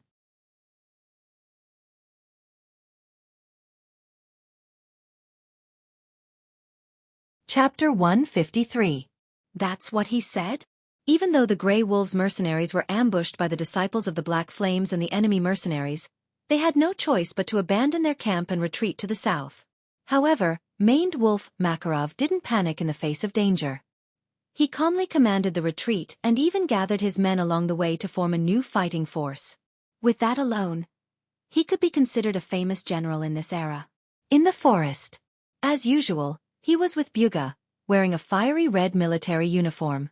It was the uniform of the Royal Guard during the time of the previous king. Since Makarov was the captain of the Royal Guard, this uniform had been his symbol ever since. But after he left the army due to persecution, the uniform no longer had any epaulets, belts, or emblems. He pressed down on his own sword, the Type 35 cavalry sword, which was used by commanders. This type of sword was the most popular weapon for level 30 to 40 swordsmen in the game. Of course, it wasn't because it was very strong, but it was because it had a high price-to-performance ratio. This kind of sword could be said to have the best attributes among the magic long swords that were around level 30 and below, brass. There were a lot of them circulating in the market, which was why it was so popular. However, Makarov didn't seem to be worried about the enemy's attack. Instead, he raised his eyebrows and his expression was calm. Only when he heard Yura's words did he raise his eyebrows and ask. Seeing Yura nod, Makarov turned to Buga and asked, "Xiangdong, it seems like that young man Brando has a card up his sleeve. Should we follow them?" "Wait," Rady hurriedly interrupted him. Even though this white-haired young man was a mercenary, he had more freedom than the others. Normal people wouldn't dare to interrupt like this. Leader, our opponent is the tree herders. Shouldn't we retreat first and think of a better plan? I think they must have come prepared since they are making such a big fuss. If we continue to fight them here, wouldn't we be playing into their hands? His words were hurried and rushed, but Makarov and Buga were used to this young man's personality and didn't think much of it. However, Rady immediately thought of something and asked, "Oh right, Eek is still in town. Will he be safe?" Makarov looked at the young man and nodded. "You are right, Rady. But no one can guarantee that the Grey Wolves mercenaries will be safe once they retreat to Chablis." He saw Yura lowering her head and knew that she was worried about her lover. He sighed and said, "In fact, the vice leader and I already knew that Conrad wasn't as simple as he seemed. But since we dared to lure him here, we should be prepared. I don't know what he discovered, but it's good for him to stay. Cabot is there to protect him. Don't worry." Buga remained silent as he listened by the side, but the tall swordsman was startled for a moment. Suddenly, he raised his head towards the direction of the forest. Immediately, a blinding flash of light appeared, followed by a deafening roar from behind the forest. Everyone's expression changed. Just as Rady was about to say something, one of the mercenaries exclaimed, "The seventh cord. Scarlet is in trouble." Buga unsheathed the great sword on his back, but he immediately let go of it and stared at the direction with a solemn expression. "The battle is over. Scarlet she." Yura's face paled. "I'll go save her." Rady seemed to have only just realized what was going on. He immediately drew his sword and tried to rush in that direction. But Makarov grabbed him by the shoulder and stopped him from moving. "Stop, leader." Makarov didn't say a word and frowned for the first time. He looked towards the direction of the forest with a serious expression. Not long after, shadows appeared in the forest. Screams of pain could be heard from afar. It sounded like the cries of humans or beasts. The mercenaries who were at the edge of the forest quickly retreated. This was because a large number of disciples of the Black Flame sect had suddenly appeared in the forest in the southwest. As they moved forward, the heavy chains on their feet and hands rubbed against the ground and swept through the bushes, creating a clanking sound. At this moment, the quiet forest was particularly eerie. The north is just a feint. The enemy is lying in ambush in the south. At this moment, this clear thought flashed through everyone's mind. Unfortunately, it was a little too late to react. Scarlet and Rollel had obviously been defeated, but the mercenaries didn't have the time to grieve for the loss of their comrades. They were in the same danger. These were all experienced warriors, and they could tell at a glance that the enemy outnumbered them by at least 3-1. Rady gulped. Even though he wasn't afraid of death, he still felt suffocated in the face of such a situation. Even though Yura couldn't see, she knew how dangerous the situation was. "Conrad." Buga spoke in a low but powerful voice. A frivolous voice immediately responded from the forest. It sounded like a young man. "Mr. Buga, you know me. But should I call you Buga the Cross? Or should I call you Duke Anthony or Grand Duke Lone's personal guard?" The members of the Grey Wolves mercenaries couldn't help but be startled. They turned around and looked at their vice leader in astonishment. Although they didn't believe him, it was hard for them to suppress their curiosity. Buga and Makarov were unfazed. Makarov raised his hand to stop Buga and said, "I didn't expect the Paper Cards mercenaries to be working together with the infamous tree herders. It won't be good if word gets out." The forest immediately fell silent. There were many who knew about the disciples of the Black Flames, but not many knew about their relationship with the tree herders. The young man called Conrad didn't expect Makarov to know so much. He paused for a moment and mocked, as expected of the cunning fox of the past. "You know quite a lot." As expected. Makarov furrowed his brows. He was trying to confirm Brendel's words. However, he wasn't worried that it would affect their morale. Mercenaries were different from regular soldiers. They were a group of fugitives and didn't care about life and death as much as normal people. That was why in Wound, even though the strength, equipment, and discipline of the mercenaries couldn't compare to regular soldiers, they were still a powerful force. "All right, Mr. Makarov." Conrad smiled and said, "Actually, I'm here to confirm with you whether the only son of Grand Duke Lone is with you now." The Grey Wolves mercenaries were stunned again. They couldn't help but look at their leader. Why was there another duke? That was an unreachable figure in their eyes. Makarov laughed. What a joke. I don't even know what you're talking about. And even if I do you think I have the obligation to answer your questions as enemies? He couldn't help but mock. But the young man in the forest shook his head. You can't say that. Do you have the heart to see so many of your old subordinates who have followed you for more than 10 years die here?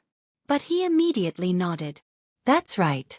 They are nothing compared to your original identity. For your mission, it's only right to abandon these cannon fodders.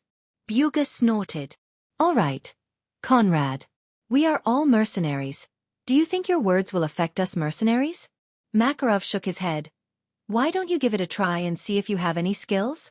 For our profession, the worst-case scenario is death. It's nothing. Maned Wolf's words caused the mercenaries to chuckle.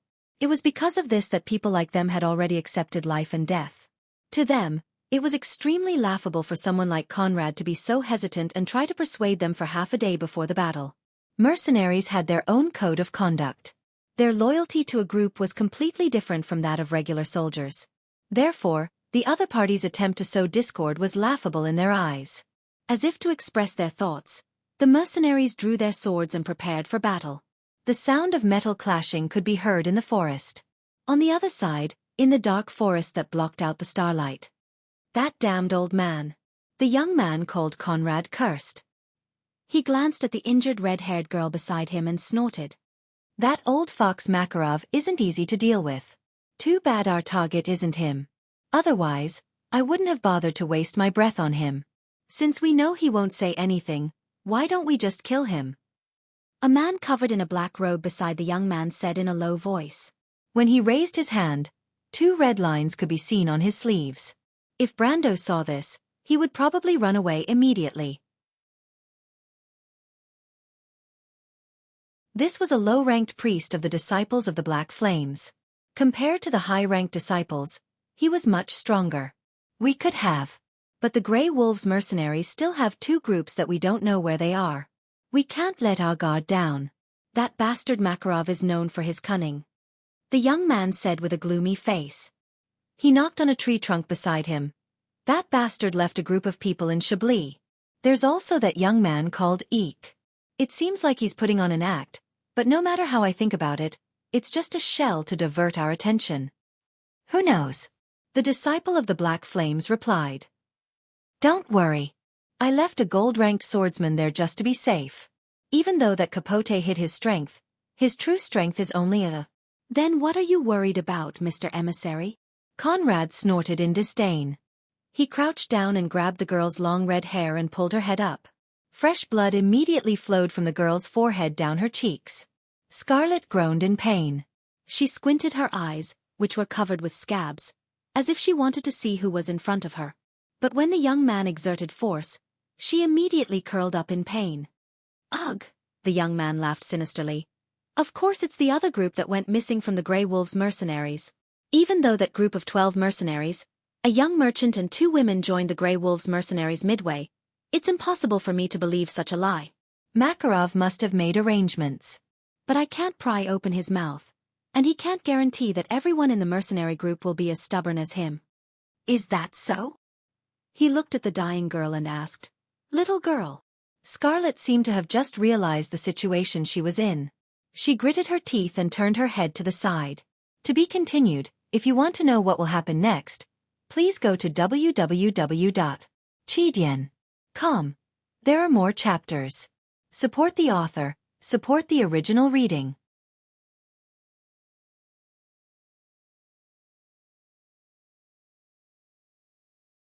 Chapter 154. What? Not going to say? Conrad chuckled. He took out a dagger and patted the girl's face. Since the people who left are not your companions, why are you risking your life to protect them?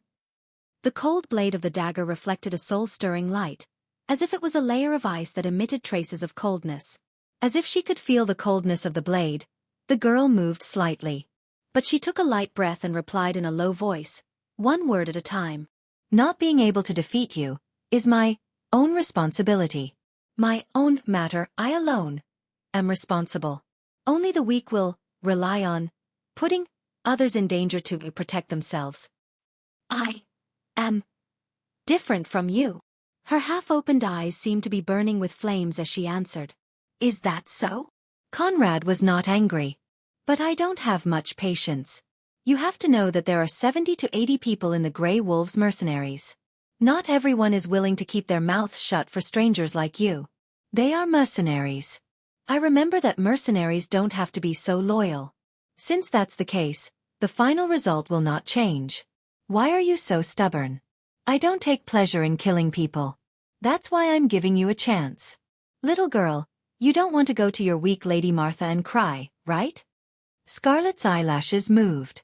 The young man waited for her answer. But the girl only clenched her teeth and shook her head. Others are others. I am myself. That was her answer. Then we can only meet again, little girl. Scarlet tensed up at that moment. Her face turned pale. She was only an ordinary person. Even if she was a mercenary who was used to seeing life and death, she would still feel fear at the last moment. But this fear did not defeat her determination. She clenched her teeth and did not speak. Her hands were clenched into fists as if she had accepted her fate.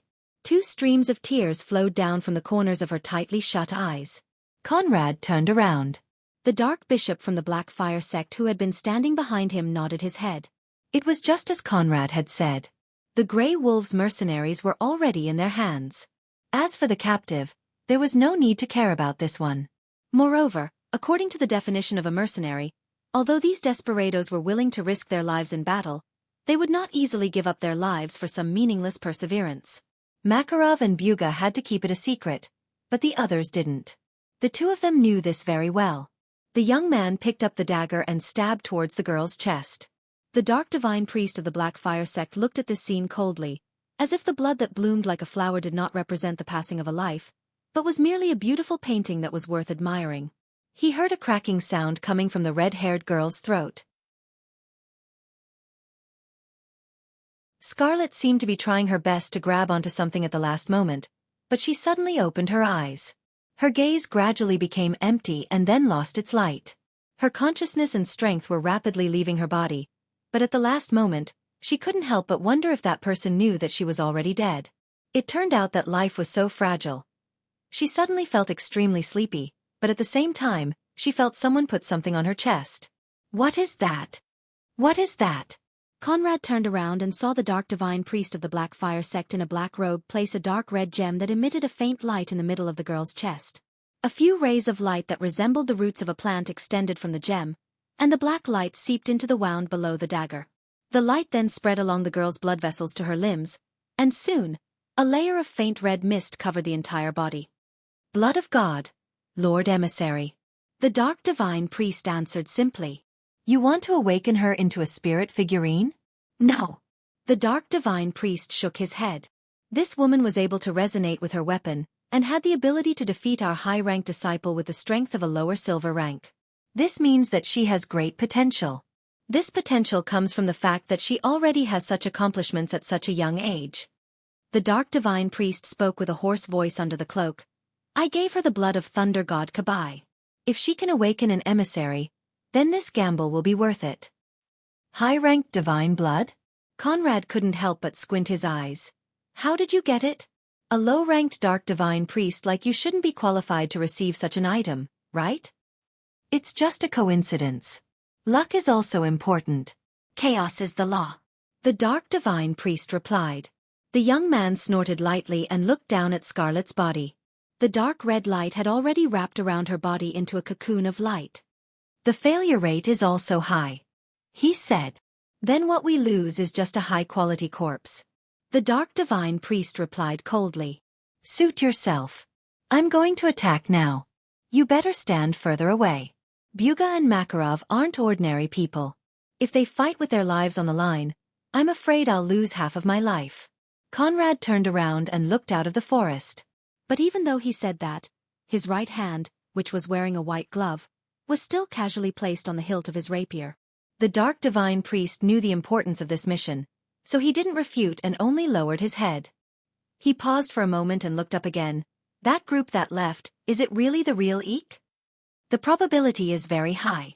Conrad walked out of the forest and answered without turning back. It doesn't matter anyway. No matter what, they won't be able to escape. If I want them to die, they will die. The dark divine priest sneered silently. In the quiet forest, the silence was quickly broken by a single sentence. So my lord already knew that Eek was the eldest son of Duke Anthony? Of course not, Miss Amandina. I only suspected it at first. Brando sighed and replied. But Miss Yura reminded me that she was Eek's fiancée. I've seen them once in the Black Tower, but I just didn't remember. Of course, that wasn't the truth. Brando couldn't have seen them once in the Black Tower. But it didn't matter. He thought that no one would jump out to expose him anyway. And he wasn't completely lying. He really only remembered this matter after seeing Yura. Miss Yura wasn't a nameless person in history. She could be said to be the most famous astrologer in Erewhon. At the same time, her strength was also ridiculously strong. In the history of the Amber Sword, Brando clearly remembered that Yura was a chosen one, and her blindness from birth proved this point. The chosen one was a person who was favored by Martha. But mortals were mortals after all. Their flawed bodies couldn't accept such perfect power. Therefore, when the divine power was born, the body itself would be damaged. In the long history of Wonde, there were only two chosen one who didn't have any physical defects. One was the hero of the Fire Kingdoms, one of the four saints, King of Flames Gretel. The other was born in this era, and now held the cold mercury staff of Madara, the future emperor. Although most of the other chosen ones were famous, they still had their flaws. But at this moment, Yura could become a martial arts master in the future. She could even reach level 150 at her peak after activating her elemental power. She had helped Duke Lone, the Valkyrie, and the Princess Regent to stand on equal footing. Such a fact would only be treated as a joke if it was told. Could it be that her talent as a chosen one was awakened in this battle? Such a thought suddenly flashed through Brando's mind. He wanted to win over this future first-class powerhouse, but it was a pity that Yura had already fallen in love with Eek. Although Duke Anthony was still biased towards the royal family at this time, it was only a matter of time before they broke up. Brando calculated the date and found that he had neither the ability nor the time to change this matter. But he wasn't too worried. After all, Eek and Yura had contributed to the unification of Erewhon in the end. It was a pity that these two geniuses died young, and Yura left behind a daughter in history. He remembered that after the death of the Princess Regent and the Valkyrie, the girl named Ilara Lantanilan Ophelia had once led Oween's last resistance army. But at that time, Brando had already left the front lines of the war with Madara and joined the Church of Night Nation, Grace. Amandina listened to Brando's explanation, but still looked at him suspiciously. Is that so? The whole thing seems to be a fight between two mercenary groups, but it's actually a continuation of the war between the nobles. Maned Wolf Makarov is Duke Lone's retainer? The entire Grey Wolves mercenaries are the bodyguards of that young man called Eek? Then what does the Paper Cards mercenaries want to do? Is it just an assassination? No, most of the people in the Grey Wolves mercenaries don't know about it, Brando said. When Duke Arek was in control of the court, almost all of Duke Lone's family members were killed in an assassination. You should know about this, right? Of course, the blood of the nobles dyed the coup that took place in the month. How could I not know about it? Amandina's eyes flashed. In fact, Duke Lone already knew about the assassination, so he sent his only son out before it happened. That's why he planned to use the deaths of others to cover for his only son. Brando took a deep breath and answered calmly. Amandina didn't say a word after listening to him. The struggle between the nobles was always so bloody, and from a certain point of view, Duke Lone's actions were understandable. Roman looked at them from not far away, but she didn't seem to be interested in this topic. So they're using their only son to threaten Duke Lone? Amandina thought for a moment and raised her head to ask. That's a sharp reaction, Brando praised. Duke Lone is still the strongest supporter of the royal family. If someone wants to make a move, they'll have to first shake this pillar of the royal family. So. Amandina frowned worriedly. Even though the chaotic situation was an advantage for them, as a citizen of the kingdom, she didn't want to see the worst happen. Less than 3 months. Brando answered. Did he already know about this? Amandina raised her head and asked. She suddenly realized something. He purposely lured the disciples of the Black Flames here. He wants to use the mercenaries as bait? I'm afraid so. The girl took a deep breath. Those were more than 100 lives, and according to Brando, they were his old subordinates who had been following him for at least 10 years. Even though she knew that only cold-blooded people could survive in such a cruel battle, she still couldn't help but feel her hands and feet go cold when she really came into contact with it. She suddenly glanced at Brando and could not help but think, does my lord think the same? However, Brando's gaze was still fixed on the valley below. He knew that there was a problem waiting for him to solve there. If you want to know what will happen next, please go to www.chidian.com and read more chapters. Support the author, support the original reading. Translator. Endless Fantasy Translation Editor. Endless Fantasy Translation.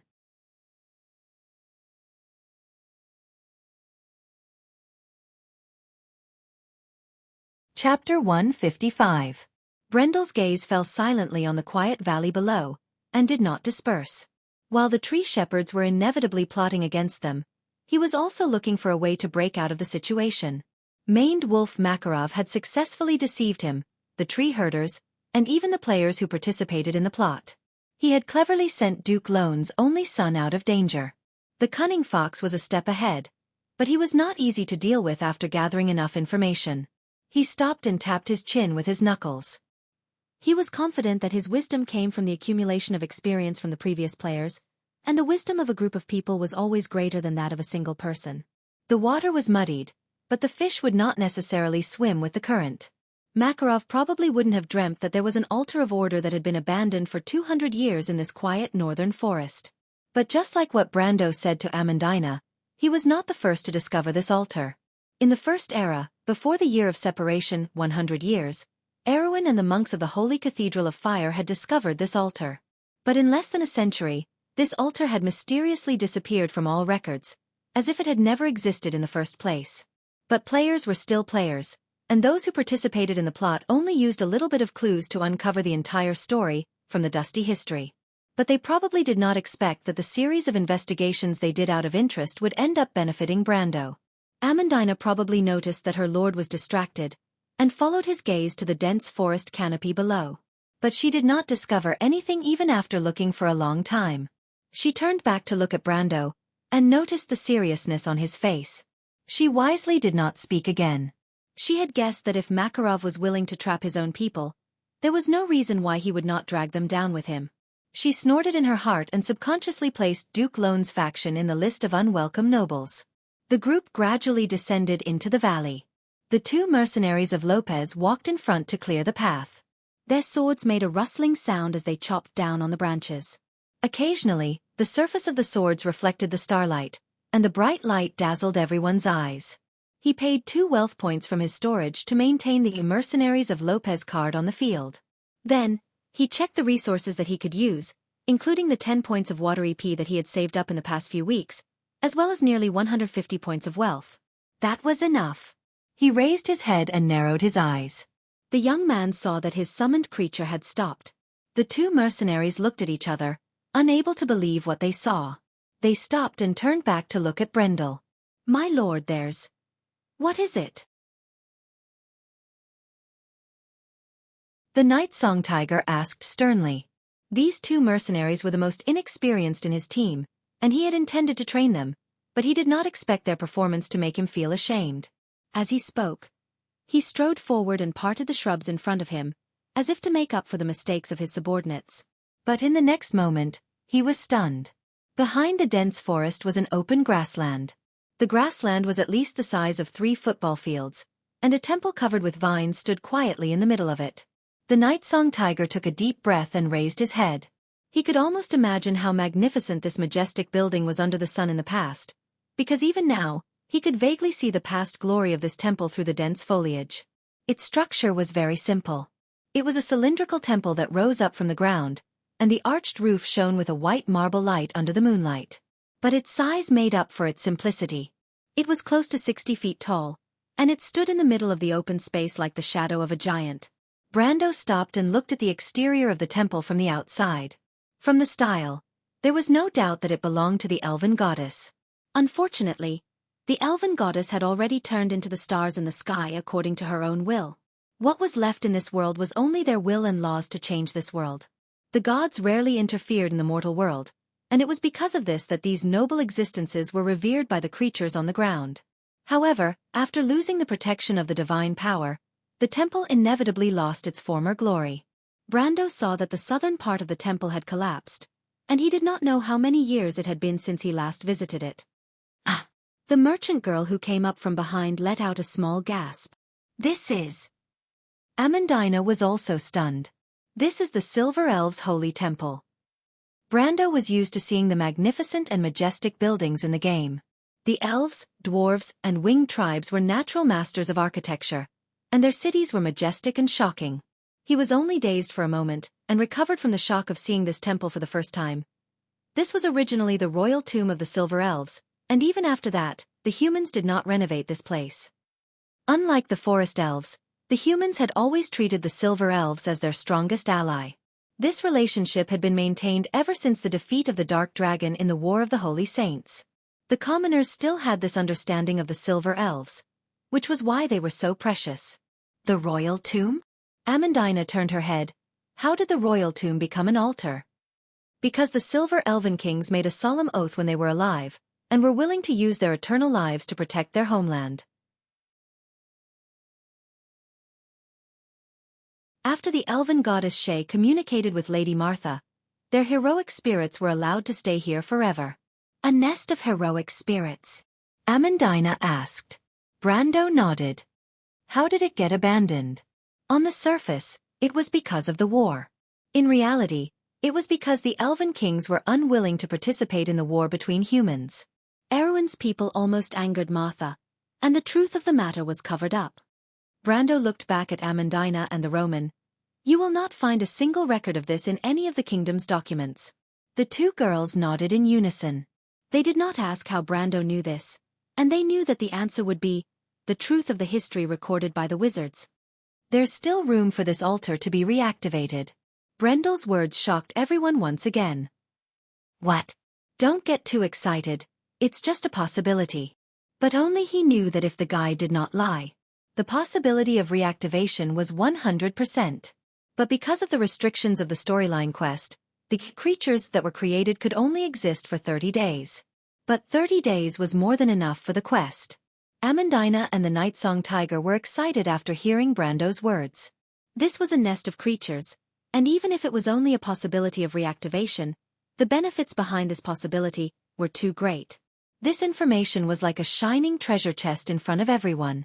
It could be filled with gold, silver, and jewels, or it could be empty. But in front of such a treasure chest, most people would not be able to remain calm. The Night Song Tiger licked his lips and asked in a low voice, What should we do, my lord? Brando looked at them and pointed at the two mercenaries behind him. You two are elementalists, right? Yes, my lord. The two mercenaries nodded in unison. Do you have crossbowmen? Yes. The Night Song Tiger immediately pointed at 4 people. Is that enough? Yes. Brando said as he took out a coil of rope from his backpack. 4 of you, come with me, I'll arrange the battle strategy. Amandina frowned. Is there going to be a battle? Don't worry, it's just a small ghost night. Brando saw the Night Song Tiger's face turn green when he finished speaking. He was surprised and asked, What's wrong? My lord, did you say a small ghost night? The Night Song Tiger asked with a strange expression.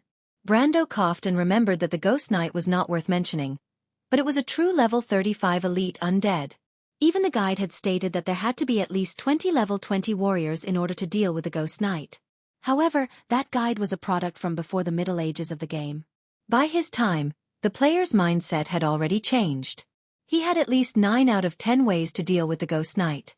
Brando comforted the Night Song Tiger. Don't worry too much, the ghost knight has a fatal weakness. Just listen to my orders, and it won't be difficult to deal with it. The Night Song Tiger looked at his lord doubtfully. If it was a normal mercenary, he would have turned around and left already. Ghost knights were one of the scariest creatures in the legends of the wilderness.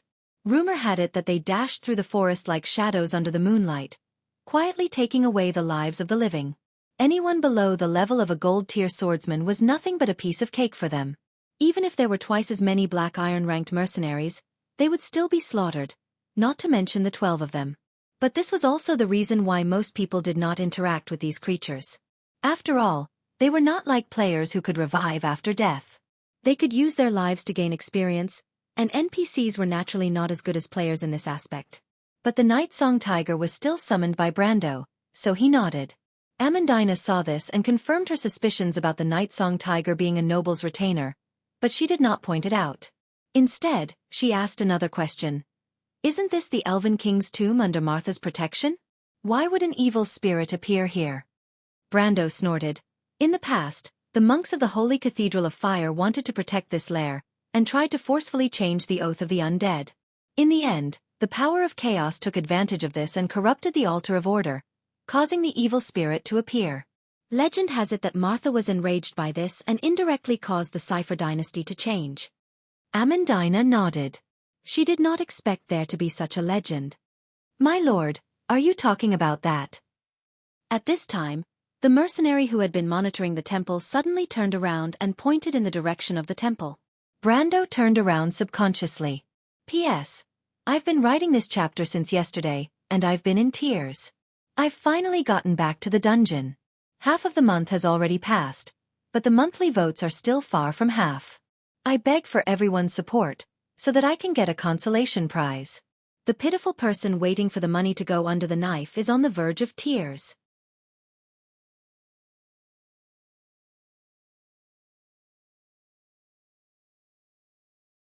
Chapter 156. Under the moonlight, the rider looked like a translucent crystal statue, glowing under the fine dust. It held a silver spear in its hand and rode around the periphery of the temple. Then, it disappeared from everyone's sight on the other side of the wall. The whole process was silent. But Brando was able to determine the general attributes of the ghost knight. It was a territorial monster. He immediately decided on his strategy. He turned around and saw 13 pairs of eyes with different colors. They were hesitant and nervous. The mercenaries, including the Night Song Tiger, held their breaths as they waited for his command. Amandina covered her mouth with her hand and coughed twice. She then took a deep breath to calm herself down. But her brown eyes were bright like the stars in the sky. There was no fear or hesitation in her eyes. Her gaze was still on the direction of the temple. Brando's heart skipped a beat. He subconsciously paid more attention to the young lady to prevent her from sneaking out on a whim. To this egotistical fellow who called himself Lord Roman, this didn't seem to be something impossible. It was as if there was no danger in this world for her. There were times when Brendel could not help but wonder how his aunt, whom he had never met before, managed to raise Romaine into such a character. A normal family would not have the ability to do so. But now was not the time to think about that. He turned around and said, "The strategy is actually very simple." He parted the shrubs and looked around. Then, he raised his sword and pointed to the side of the hill. "See that Grinoire's black pine? You guys go there and ambush it.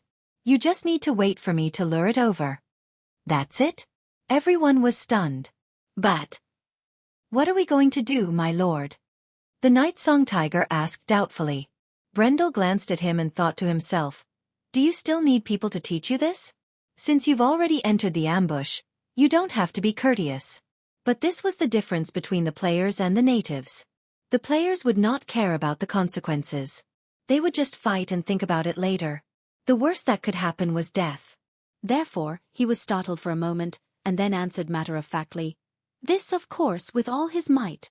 However, he suddenly realized where the problem was, so he simply changed to a simpler way of explaining. "All right, in other words, you can just take it that he has a grudge against you for stealing your wife and killing your son." "My wife and child?"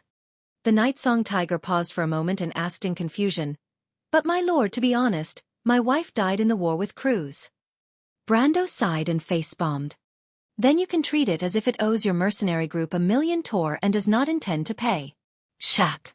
Since the mercenaries of Lopez became famous, they had never heard of anyone who dared to delay their payment.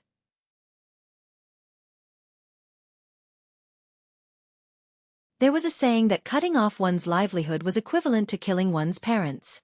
If they did not take revenge, how could they live under the same sky? The eyes of the mercenaries of Lopez turned red in an instant. The night-song tiger gripped his axe so tightly that it creaked. He shouted, "Martha above, so it's the same as the untrustworthy Anju people. My lord, please do not worry. In the name of Lady Martha, we will beat the shit out of that undead who deserves to be cursed. We will teach it that it is not so easy to owe the Lopez people a debt." Amandina stood awkwardly at the side as she listened to the mercenaries' ramblings. As the daughter of a wealthy family in Bruglas, she did not have the chance to speak with such vulgar language. The profanities in his words almost made her faint, but she clenched her teeth and held on. She coughed and whispered with a red face, "Brando, the opponent is the legendary Ghost Knight. Can we really defeat it?" Amandina was not Brando's summoned creatures like these mercenaries. They could wholeheartedly trust him, but she still had doubts in her heart. Brando's plan was too simple. With such a simple method, wouldn't anyone be able to defeat the Ghost Knight? They were just a small group of ordinary mercenaries, and not all of them were sword masters, great wizards, sorcerers, or elven messengers.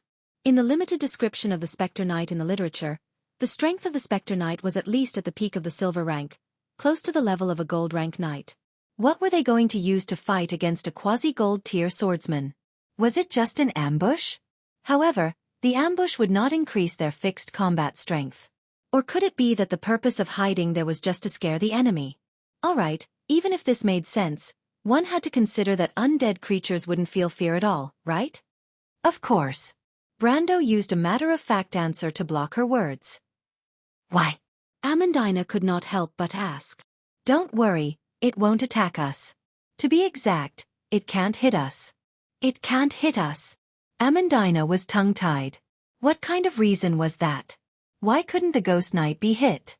Was it handicapped? Or was it that the knight was actually a pacifist? For a moment, she could not help but feel a little angry. This was not a good time to joke, but she thought about Brando's glorious achievements. It seemed that even the most ridiculous things would become normal in front of him. But the most inconceivable thing was that every time it happened, it proved that he was right. Amandina suddenly felt that she should calm down. But she still could not control herself and complained in a small voice. I can't accept this kind of explanation. I'm your aide, my lord." Brando shrugged. It was really difficult for him to explain. Because there were very few monsters that would patrol along a fixed route, this meant that the Ghost Knight had a very strong sense of territory. But in the game, this type of monster had another name, and that was Lord Monsters. These monsters had a common characteristic, and that was that they would wander around their fixed area. Once they touched the boundary of their territory, no matter what happened at that time, they would immediately turn back. This type of monster was extremely rare in the game, and because of this mandatory setting, it was easy for players to exploit the loopholes in the rules to kill monsters that were much higher level than them. That was why most of the Lord Monsters were abnormally fierce, and most of them were long-ranged creatures. For example, the sealed black dragon in the Kenora Canyon, the Seven Dragons King, Fuchsia Cath, Hound God Ogleister's teacher, the evil dragon that was nicknamed Master Craftsman by the players. Even though its ceiling area was only 3 miles, its attack range was as far as 100 miles. It was one of the strongest monsters in the Northern Wound. The other type of monster was even more overpowered. It was a monster that could not be killed outside of its domain. For example, call the Earthly Spirit. But Brando also knew that there was a third type of Lord Monsters.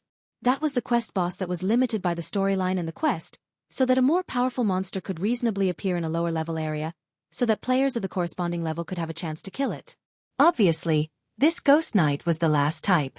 Of course, when the players who completed this quest for the first time wrote the guide, the players at that time did not have a deep understanding of the Amber Sword, as they did later on, so they used a brute force approach in the guide. But in Brando's opinion, it was not that troublesome. But he was actually a little disappointed, because even if he did, he would have a way to take down the Ghost Knight. But because the original setting was a B-plot kill, the equipment dropped by the monster would be reduced by 50%, and that was not just a little. Basically, it would completely reduce the portion of the over-level reward, and even exceed it by a little. Brando did not know how this world was set up, but according to his original experience, it should not be far off. He lowered his head and looked at Amandina with his tea-brown eyes without blinking. In fact, he also knew the reason why the Ghost Knight could not be too far away from the temple. These evil spirits were born from the unyielding resistance of the ancient elven kings. But Martha sealed the altar before they had the time to rush out of their nest. In history, many of the Erewhon priests and monks died in that incident, so the royal family had been unwilling to mention this secret for many years. On the other hand, the sealed altar no longer provided magic, so the evil spirits naturally could not maintain it. It was just that this altar seemed to have a trace of life remaining, which prevented it from immediately disintegrating, but it could only hover around the temple. But it was simple to say, but to explain all of this involved the knowledge of the soul and the mana core. Brando was a player, so he could speak without restraint, but this knowledge was one of the core knowledge of the Holy Cathedral of Fire. It involved the contract between humans and spirits, and was also the source of their power. He was not a highly accomplished theologian, and if he pretended to be a half-baked wizard with the identity of a Highland knight, it would be fine.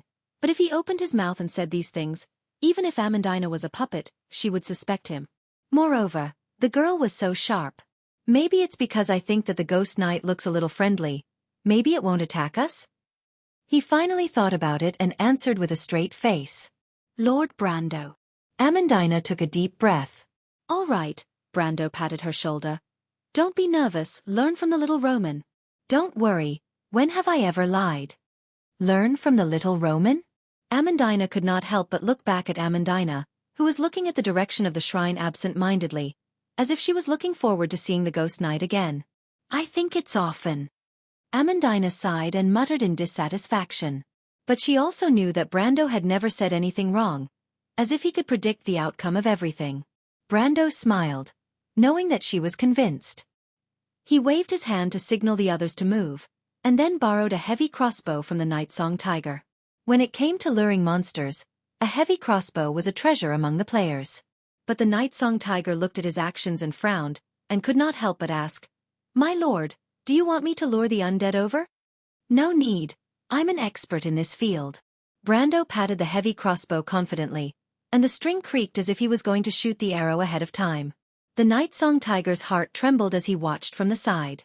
Why does this young lord look like a layman? If not, he would not have made such a rude request. After all, in Wound, he would be suspected of looking down on his lord if he said such a thing. In this era where a noble's reputation was more important than their lives, this was a serious crime. But he couldn't just watch as his lord was sent to his death.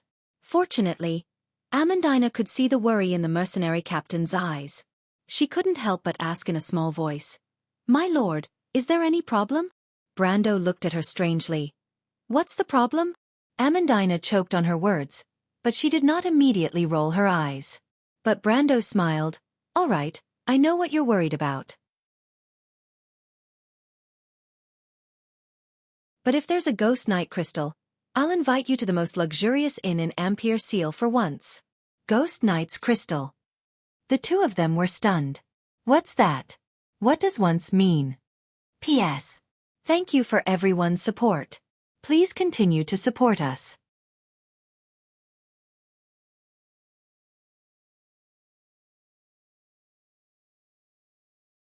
Chapter 157. Brando smiled. Of course, you wouldn't understand the value of the Ghost Knight's crystal. This thing was once hyped up to 300 million tor in the Amber Sword. Until the middle of the Second Era, only a few warriors could afford to use equipment with the Ghost Knight's crystal engraved on it. However, it seemed like wishful thinking to want to get the engraved crystal. In other words, it was like the clouds floating in the sky. It looked beautiful, but it was meaningless. Because even Brando himself didn't take this sentence seriously.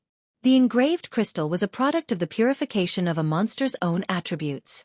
It could be dark, evil, flying, or floating. Any kind of engraved crystal only had a very small chance of being produced, not to mention the Ghost Knight's crystal. The drop rate was about 7 decimal places. The chance of getting this thing was only slightly higher than transmigrating to another world. He held up the heavy crossbow and asked, Do you have any magic arrows? Yes. The two elementalists in the Mercenaries of Lopez immediately answered. The two girls were twins. Their long gray-brown hair was tied into thin braids beside their long ears. They were actually wild elves from the mountains of Orgash. When Brando became a member of the Divine Force in his previous life, he fought against the undead for a long time in Orgash. He was not unfamiliar with this race. The wild elves were actually the children of the goddess Gaia, so they were closer to the dwarves of the stone race. The two races often had the tradition of intermarriage, and their customs were also very different. However, the wild elves valued martial arts. They were rich in hunters, elementalists, and hunters. These three professions were all offensive professions. It was obvious that their culture was fierce. When the fourth king of Cruz, Longblade Harson, invaded the Lopez Principality, he suffered a great loss at their hands. Although he won in the end, he paid a heavy price. To this day, the people of Cruz and the wild elves were still hostile to each other. It was because of this fierce and open culture that many wild elves came to the human world. The profession they chose was also very fierce. Mercenaries. On this point, the Lopez mercenaries were the wild elves, mountain dwarves, and the Lopez mercenaries were the allied forces of the Lopez mercenaries. Therefore, Brando was not surprised to hear that there were two elementalists from the wild elves among the mercenaries. If there were two war priests, that would be the most shocking thing. The Lopez people and the Kurlutz people were sworn enemies that never interacted with each other. The war priests were elite priests trained by the Cruz people. The organization's predecessor was the Imperial War Missionary Society. The headquarters is the Holy Temple of the King, located in the mountainous highlands of the Haralai region. Every year, the Holy Temple produces a steady stream of young and excellent priests for the Empire, whose emblem is the eagle. My lord, which one do you belong to? The older sister with a sharper face and fairer skin asked in a sweet voice. Ice and wind, how many can you make? If I don't reserve my magic power, I can make 10. I can make 6. The younger sister replied in a crisp voice. That's enough, Brando interrupted them. Give me 7 of each, and the remaining 2 will be guided arrows. The two sisters looked at each other with a strange expression. They looked at their captain. In the end, it was the older sister who asked softly. My lord, we can understand the wind-binding arrow and ice-rending arrow, but guided arrow. Guided arrow isn't usually used alone? They were not lying. Guided arrows were usually used to make expensive double or even multiple magic arrows. After all, high-level magic arrows were expensive and could not be recycled. However, a magic arrow would only be effective if it hit the target. For example, if someone missed a dragon-slaying arrow, it would be a huge loss. Thus, the so-called double magic arrow was born, also known as guided magic arrows. But they had never heard of a single guided arrow being used alone. It was not like the nobles used it to cheat when hunting. But Brando had other plans. He smiled. It's fine, you just have to do it. There's no need to conserve your mana. After completing my mission, you can rest at the back with Roman and Amandina. The rest of the battle will be left to the others. The older sister nodded. Even though she still had doubts, she knew that human lords were often obstinate and opinionated. So, the more mature elven girl wisely chose to keep her mouth shut. But her younger sister frowned and continued to ask, But my lord, Tia, she shouted sternly. The younger sister looked at her sister in surprise. She understood her sister's meaning and kept her mouth shut. Brando was stunned. He could not help but think of the Shire. Sometimes it was hard to believe that these people with their own judgment, memories, and emotions were life forms summoned from a card. If it was someone else, they would not be able to tell at all. But he smiled bitterly. Did he look like a cold and heartless lord? Even though he was a little stern in front of these mercenaries, it was only because of his personality. There was no need for such a big misunderstanding, right? He turned around and saw that Amandina was holding back her laughter. Roman was also looking at him with a smile, as if they were watching a good show. I say, am I still your lord? Your attitude is not right. Brando complained in his heart, but he still forced a smile on his face. Don't worry about it, he replied with a dry smile. 14 magic arrows were quickly handed to him. In fact, according to Brando's strength when he was at his peak, he estimated that at most half of the arrows would be enough. But now was not the same as before. He was not a level 130 warrior, so he prepared as many arrows as he could. In any case, 2 elementalists with 2 rings, lower-level iron-ranked, would not be of much help in the upcoming battle. He inserted the arrows one by one into the buckles of his belt so that he could use them easily. Then he looked up and saw that the mercenaries in the forest were also in position. This made him feel a little more at ease. However, just as he relaxed a little, he became even more upset when he saw the face of the middle-aged man beside him, which was full of vicissitudes of life. I said, "No problem, Captain Nightsong." Brando sighed. No matter how he explained, the Nightsong tiger was still worried about him. His reason was simple. Just like the Shire, he knew the relationship between them and Brando, so he would not let him take the risk. "It's fine, my lord. Just let me stay. I can revive even if I die, so you can just treat it as a shield." The Nightsong tiger replied calmly. "Why does this sound so familiar?" "Yes, I can revive, but I have to wait until tomorrow morning, and I have to pay an extra maintenance fee." Lord Nightsong Tiger. Brando listened to the Nightsong Tiger's explanation with amusement. He looked back at the forest and confirmed that the Roman and Amandina were far away. Then he asked, "They're all gone.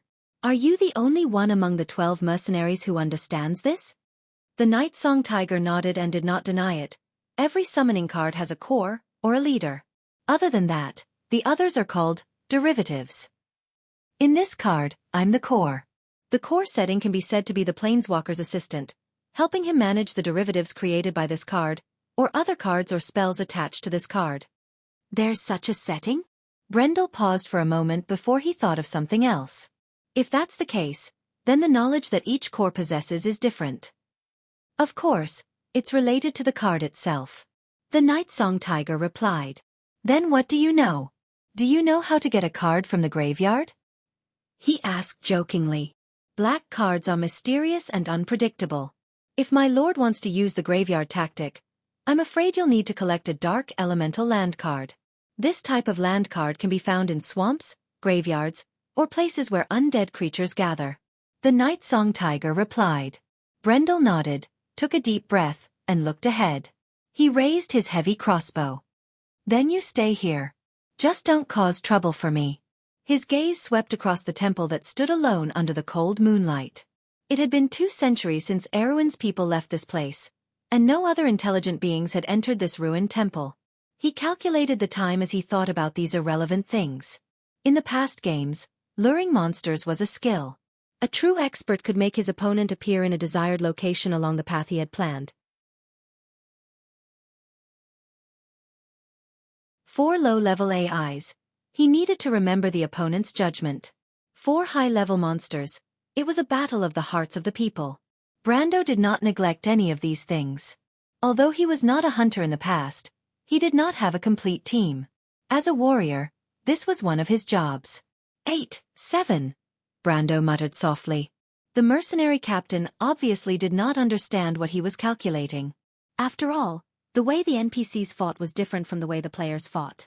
For the players, no matter how real the world was, it was still a digital world. Everything was written using numbers. Brando was the same.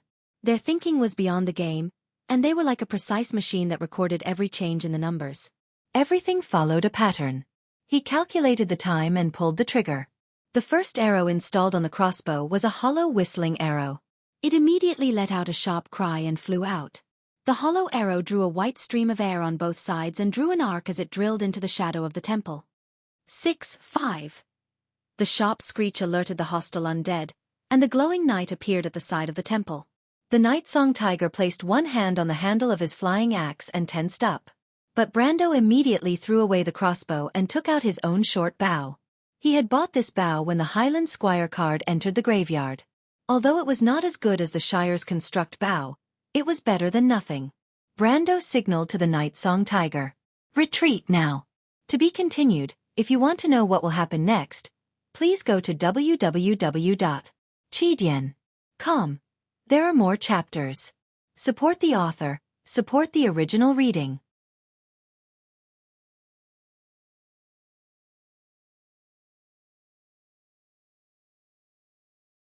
Chapter 158. The Spectre Knight had already noticed the commotion. It silently turned its horse around and pointed its spear at Brendel. The air in the dark was like a layer of ice that was wrapped in a layer of fog, forming a vacuum zone. Brando immediately pushed the Nightsong Tiger away and rolled to the other side. Asterisk bang. Asterisk bang. Asterisk bang. Asterisk asterisk bang. Asterisk asterisk bang. Asterisk asterisk bang. Asterisk asterisk bang. Asterisk asterisk bang. Asterisk asterisk bang. Asterisk asterisk bang. Asterisk asterisk bang. The Spectre Knight let go of its spear, and a 10-foot wide path appeared in the middle of the forest. Brando and the Spectre were no longer obstructed. Spectre's spear. Fuck. Did it have to use its ultimate skill right from the start? Brando could not help but curse. He wiped the cold sweat off his forehead. He was thankful that he had seen the Spectre Knight raise its right hand and knew that something was wrong. The Spectre's spear had the ability to pierce through armor, and like his white raven sword, it had the ability to increase its attack range. If they had not dodged in time, he and the Night Song Tiger would have been left with 2 cold corpses. The Night Song Tiger was also nervous.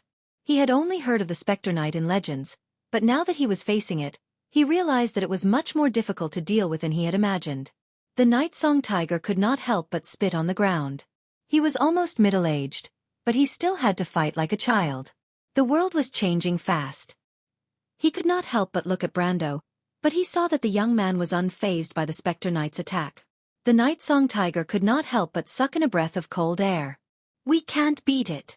The Night Song Tiger was an experienced veteran mercenary, and he could tell the difference between the enemy and himself in an instant. He then shouted at Brando from the other side. But Brando only signaled him to be quiet. He raised his short bow with both hands.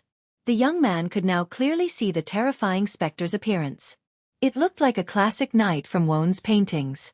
It was covered in a layer of Gothic armor, and its entire body was covered in a layer of hazy light. Even the warhorse it was riding was no exception. But it was not a horse, but a spectre. The knight's spear was like a long silver spear. It held the spear tightly in its hand, and the tip of the spear was pointed towards the ground. It was an illusion caused by the spectre's elemental essence. After coming into contact with the gold rank, be it warriors, mages, knights, or other professions, they all began to more or less display the power of elemental powers. The Night Song Tiger crawled up from the ground and tried to stop Brendel's next move, trying to pull him back. In the eyes of this mercenary captain, his lord, or rather his summoner, was simply crazy. They were no match for that monster at all. The power displayed by the Spectre Knight had far exceeded his understanding of the ordinary low-level gold-level powerhouses. But Brando turned a deaf ear to his shouts. The young man knocked a silver arrow, took aim, and released the arrow. The arrow flew over the Spectre Knight's head in a stunning arc and exploded behind it. However, the silver ice mist only brushed past the Spectre Knight's left shoulder and formed a layer of white frost. Brando could not help but blush. He coughed to cover up his embarrassment.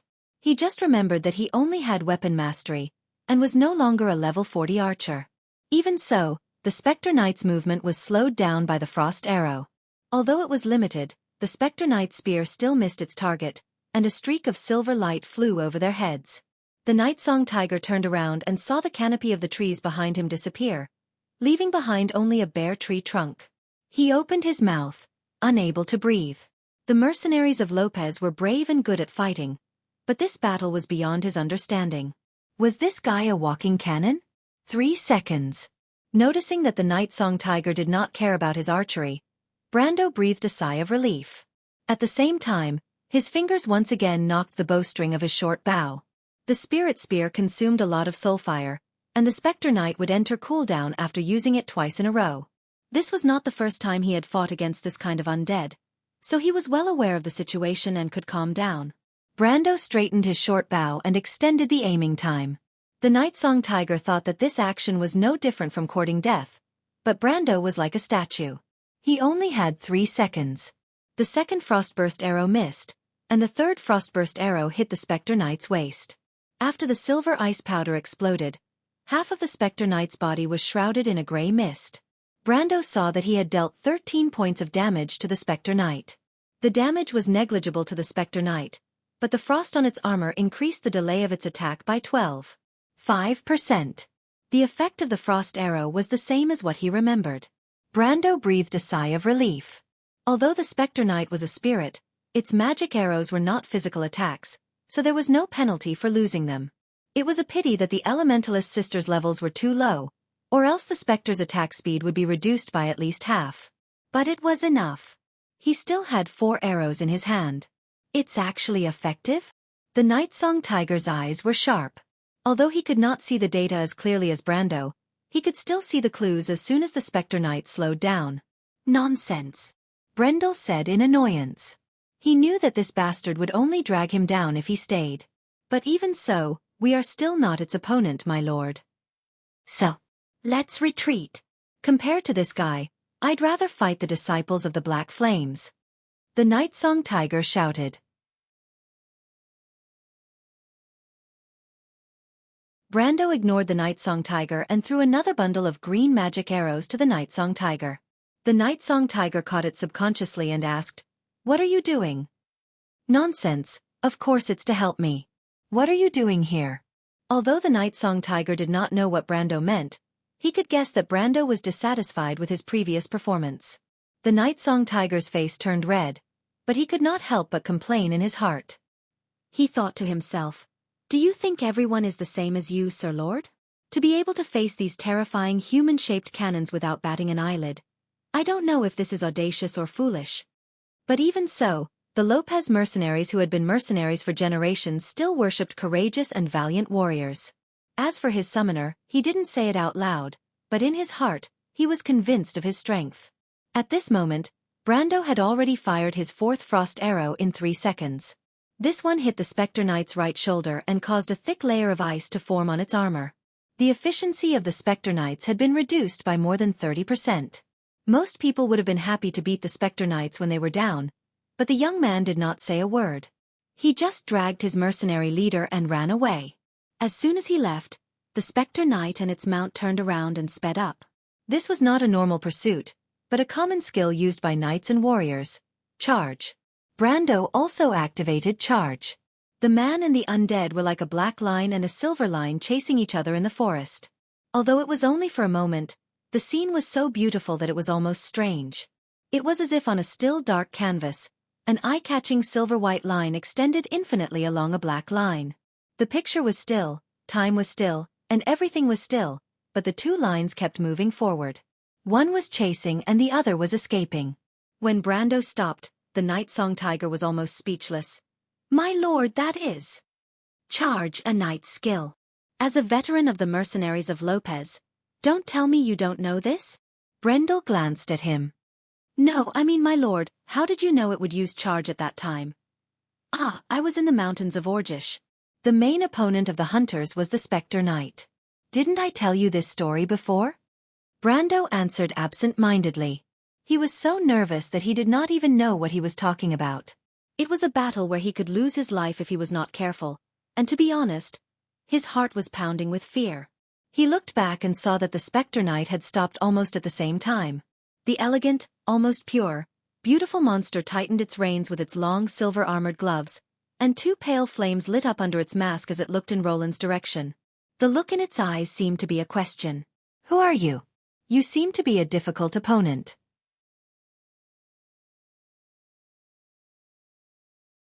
"Where did you come from?"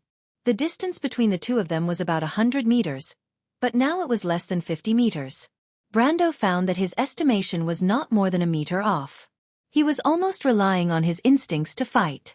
A warrior's instinct. In fact, it was not only the Night Song Tiger who did not believe his words. When the 2 straight lines separated the forest into 2, Amandina could not help but gasp in surprise. The mercenaries behind her were silent. Brando and the Spectre Knight's actions and judgments were exactly the same, as if the latter's every move could not escape the former's eyes. In fact, it took almost a second for them to realize how dangerous it had been before they realized what had happened. The Roman pursed her lips and looked in the direction of the battle with a glimmer of excitement in her eyes. If the younger generation of Karsuk's Highland Knight were all like this, then Erewhon would be one of the strongest countries in the world. Amandina took a short breath. This liar. But in reality, Brando was not as optimistic as she was. The Spectre Knight's speed was fast, and its charge still had a cooldown of 1 minute. Its soul fire was also burning brightly, and its ultimate skill was far more than that. The young man stopped and gestured to the Night Song Tiger to follow him. The 2 of them quickly made their way to the center of the valley, where rocks intersected with each other to prevent the Spectre Knight from using his horse. However, Brando did not retreat blindly. The effect of the Frostburst arrow was to buy him time. Now, he needed to use the time that he had bought. Night Song Tiger. Yes. Use Wind Arrow. What? Brando made a gesture, and the latter was stunned for a moment before he understood what he meant. Although this mercenary captain had always been against fighting this monster, at this moment, he seemed to have subconsciously integrated into this battle. If you want to know what will happen next, please go to www.chidian.com. There are more chapters. Support the author and support the original reading. Translator. Endless Fantasy Translation Editor. Endless Fantasy Translation.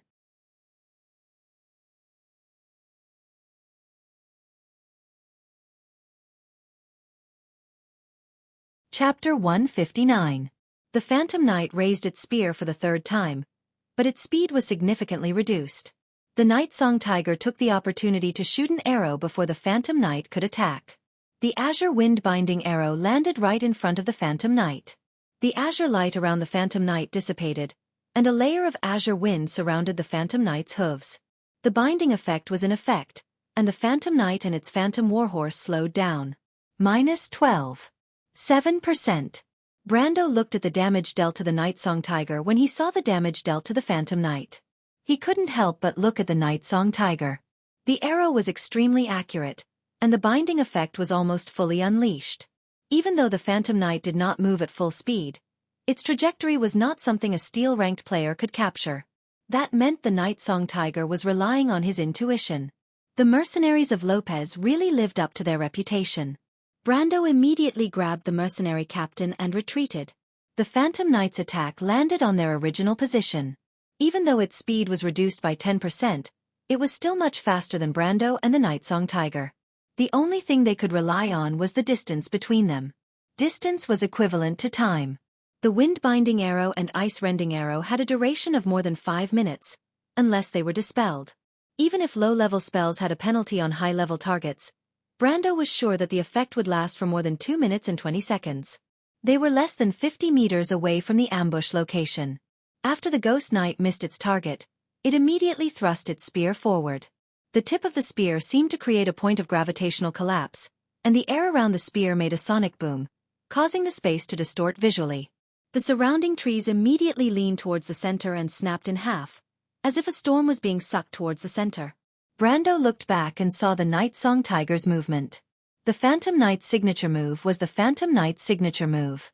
In the early stages of the game, many players had lost their lives to the Phantom Knight's skill, but this time, it was not enough to scare him.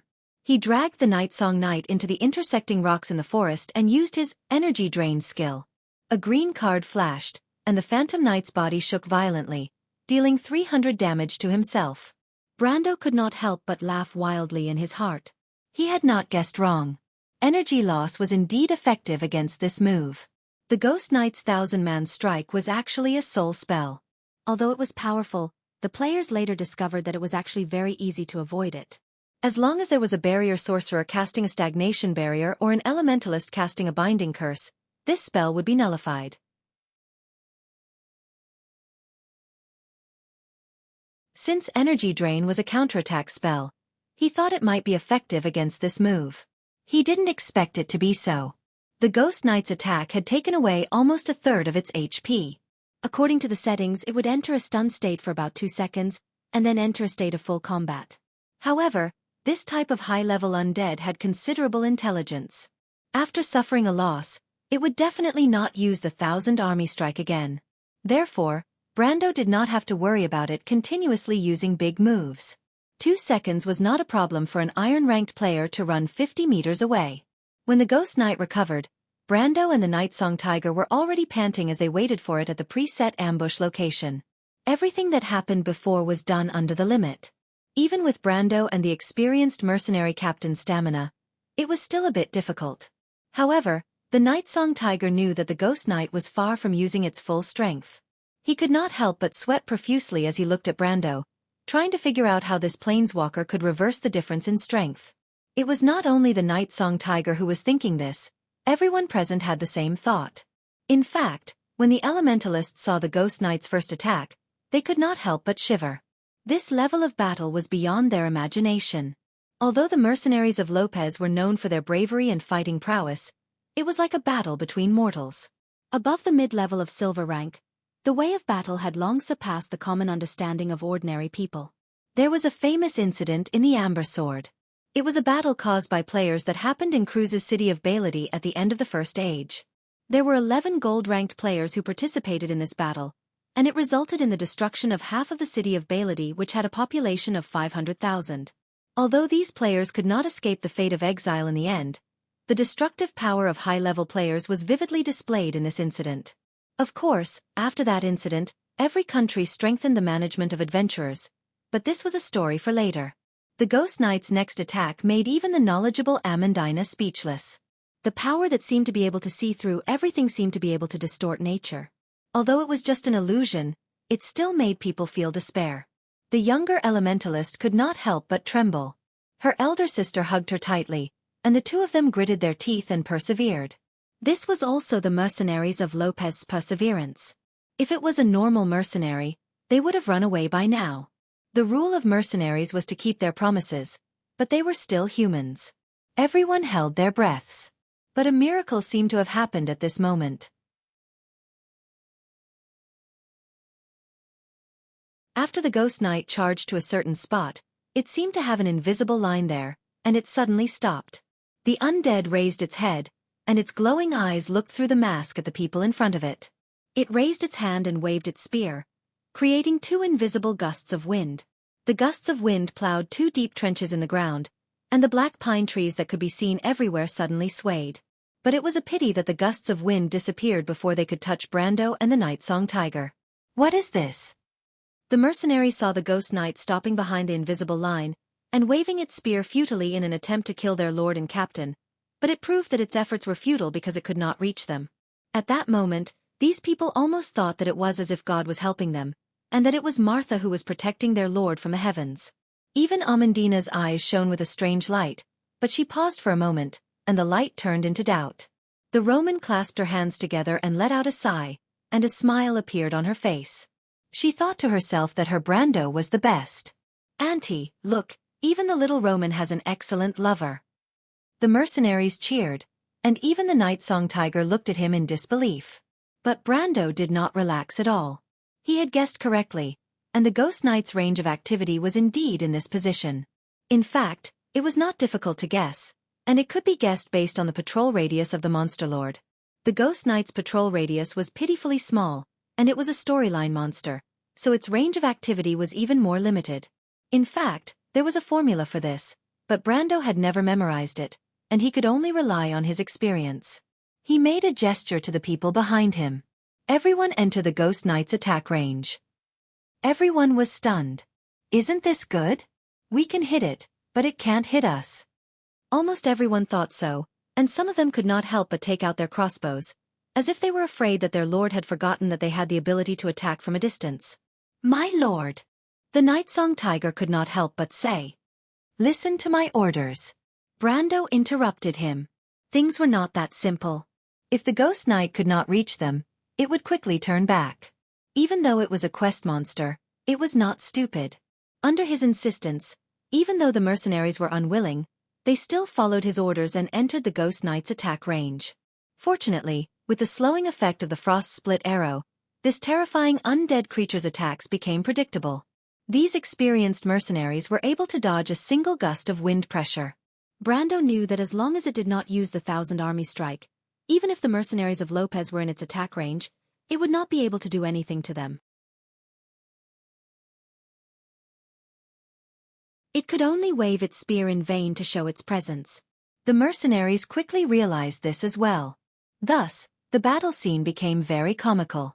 The Ghost Knight was like a game of whack-a-mole, and the mercenaries were really like a group of rats, dodging around and occasionally retaliating with their ranged weapons. The only difference was that the Ghost Knight could never hit its target, and the mercenaries did not care about their image. As long as they could survive, it was enough. The Night Song Tiger was stunned by the scene. If the Ghost Knight's terrifying strength was beyond his understanding, then the strange battle between the two sides had once again exceeded his understanding. He had been in the battlefield for decades, but he had never seen such a battle. Brando saw the Night Song Tiger's expression and felt a little proud. He knew that in the past, only a few people could decide the outcome of a battle. Knowledge was in the hands of a few people, and thus the thinking of war tended to be fixed. But he was different. He came from a more civilized world. At least half of his soul was like that. In that highly civilized society, universal education allowed everyone to have the right to think. Endless creativity allowed the players to develop endless tactics in this virtual world. In the era he lived in, there was a famous saying in the gaming industry: the more free the rules, the more difficult it was for the players. Players were always looking for ways to solve problems once and for all. They did not adhere to the rules, and used all the resources and advantages available to them to defeat the enemy. Brando was confident in this point. It was as if he represented the wisdom of the entire human race. Looking at this world from a different height, it was a world full of suffering and struggling to move forward in the darkness. He did not say anything and handed the remaining frost arrows to the Night Song Tiger. He believed that the old mercenary knew when to use the debuff on the Ghost Knight. The frost arrow was one of the most commonly used magic arrows, and the mercenaries of Lopez should know how to use it. The mercenary captain was stunned. "My lord! If you want to know what will happen next, please go to www.chidian.com. There are more chapters. Support the author. Support the original reading."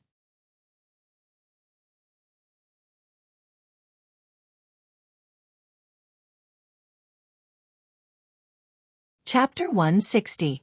The mercenary captain noticed Brando's movement and paused for a moment. "My lord, I'll go around to its back." Brendel interrupted him and said, "The Ghost Knight may be an undead, but its intelligence was close to that of a normal human. It wasn't going to stay here and let these weaklings slowly drag it to death. As long as it had about 10% of its HP left, it would decisively retreat. But of course, Brando would not let this opportunity slip away. No, it's too dangerous." The Night Song Tiger paused for a moment. He could guess what Brando was going to do and quickly stopped him. "I'll go in your place." "You know what I'm going to do?" Brando retorted. As a matter of fact, he didn't want to do it. Although he was always the one to clean up the mess, he knew that the other party was a Spectre Knight, and in this world, even the slightest mistake was intolerable. It was not as simple as losing a level, but losing one's life. Anyone who was faced with such a situation would be so nervous that their heart would be pounding. The only thing he could rely on was his innate ability, indomitable will. As long as his heart and head were protected, he could at least guarantee that he would not die like a normal person. At the very least, he could finish his will without any problems.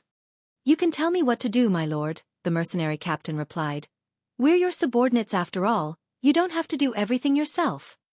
"I also wish to save you the trouble," Brando smiled and took out the rope from before. "But unfortunately you can't learn this." "What is it? Do you know alchemy?" The Night Song Tiger was stunned. If he knew alchemy, why would he need to be a mercenary?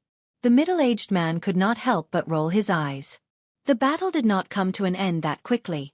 The Ghost Knight's defense was one of the best among level 35 elites, and even level 40 monsters. Not to mention other things, its glowing spiritual body armor could block most attacks.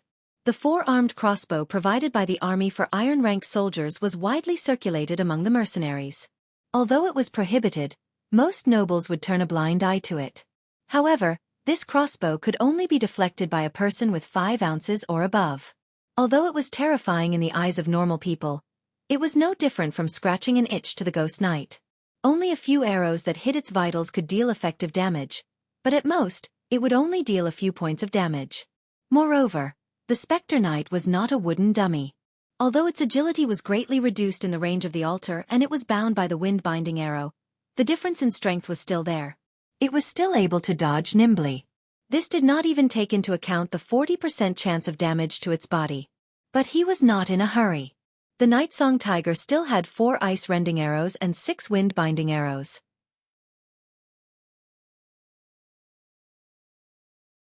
With the remaining duration, he should be able to hold on for at least 10 minutes.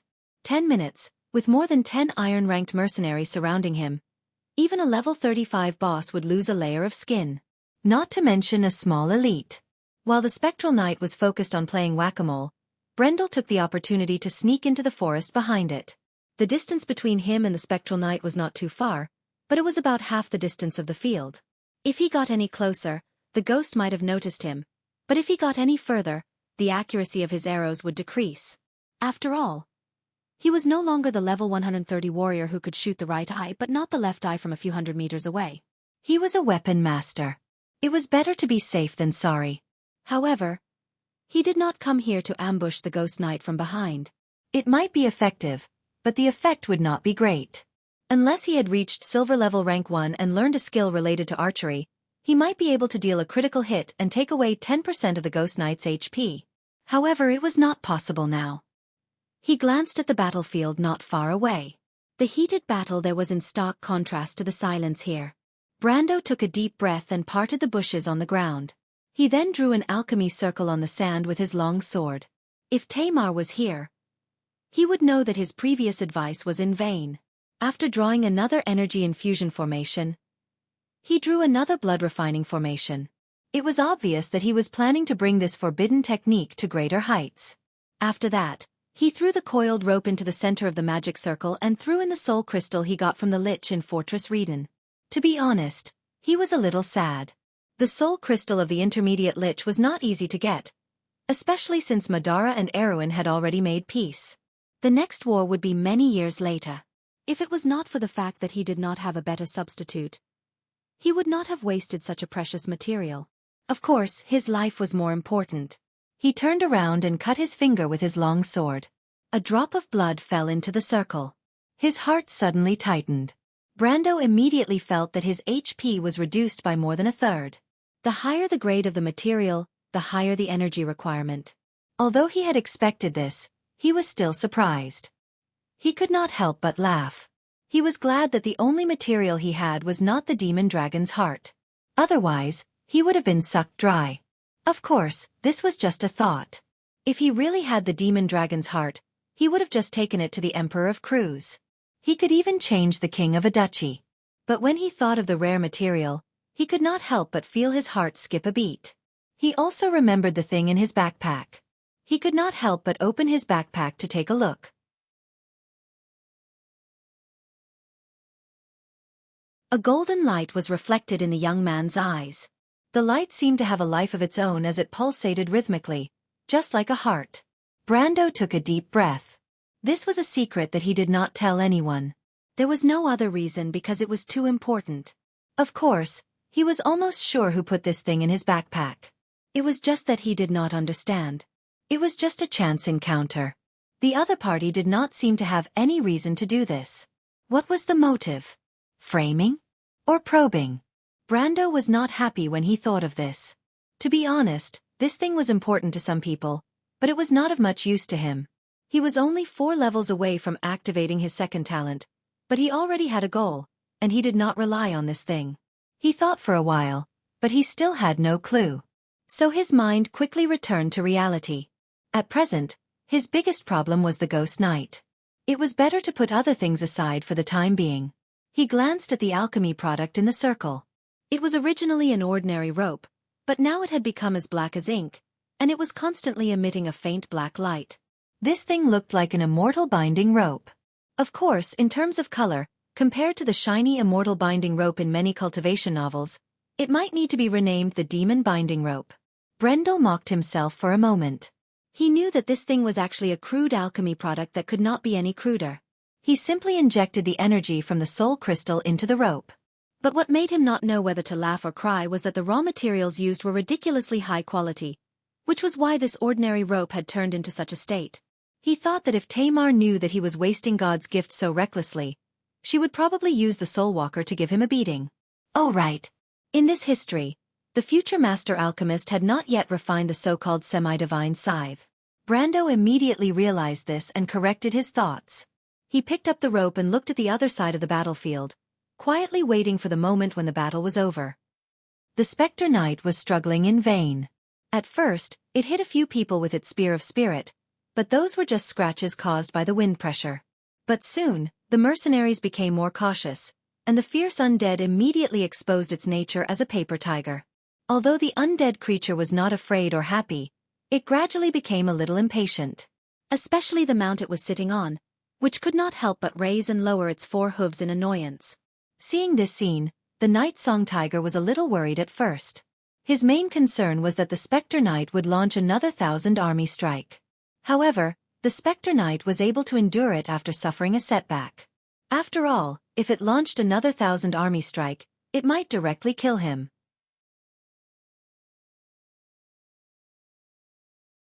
The Ghost Knight had the ability to calculate, so naturally, it would not make such a low-level mistake. Of course, it did not know that it had been making a low-level mistake all along. The mercenary captain fired the last frostburst arrow. After nearly 10 minutes of fighting, the Spectre Knight could no longer hold on. Its upper body, which was almost covered in a thick layer of frost, began to creak. It then began to retreat. The undead creature retreated so quickly that it was almost beyond everyone's imagination. They thought that after being hit by so many ice bolts, the undead creature's mobility would be limited, but it seemed that it was only a little. The Night Song Tiger reacted quickly and immediately shot another wind-binding arrow, but unfortunately, it did not have much effect. The mercenaries exclaimed in surprise, and some of them wanted to chase after it, but the Night Song Tiger immediately stopped them. What a joke! If the Ghost Knight turned around and attacked them, they would all die here. It would be fine if they died here, but if Brando died, then they would be doomed eternally. The Night Song Tiger looked at the forest. He knew that the mysterious lord would come up with a solution. Unknowingly, the mercenaries had developed a kind of trust in Brando. But as expected, 2 shining silver arrows appeared in the dark forest one after the other, like 2 white lines that stretched forward against the black background. It was so eye-catching. To be continued. If you want to know what will happen next, please go to www.chidian.com to read more chapters. Support the author, support the original reading.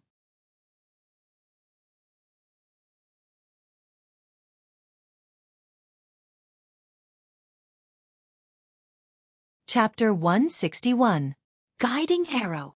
Someone shouted from the back. It was the Elementalist sisters. They were the ones who made the magic arrows, and only they knew the effects of the arrows. These 2 silver arrows had the most unique magic brilliance among all the types of magic arrows. Other than the guiding arrow, there was no other possibility.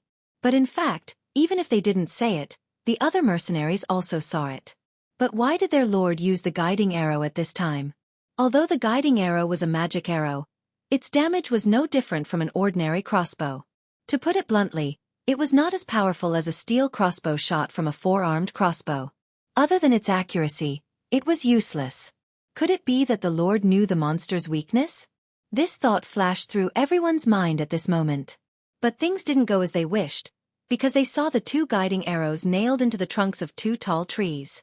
With 2 soft sounds, the arrows went straight into the trees.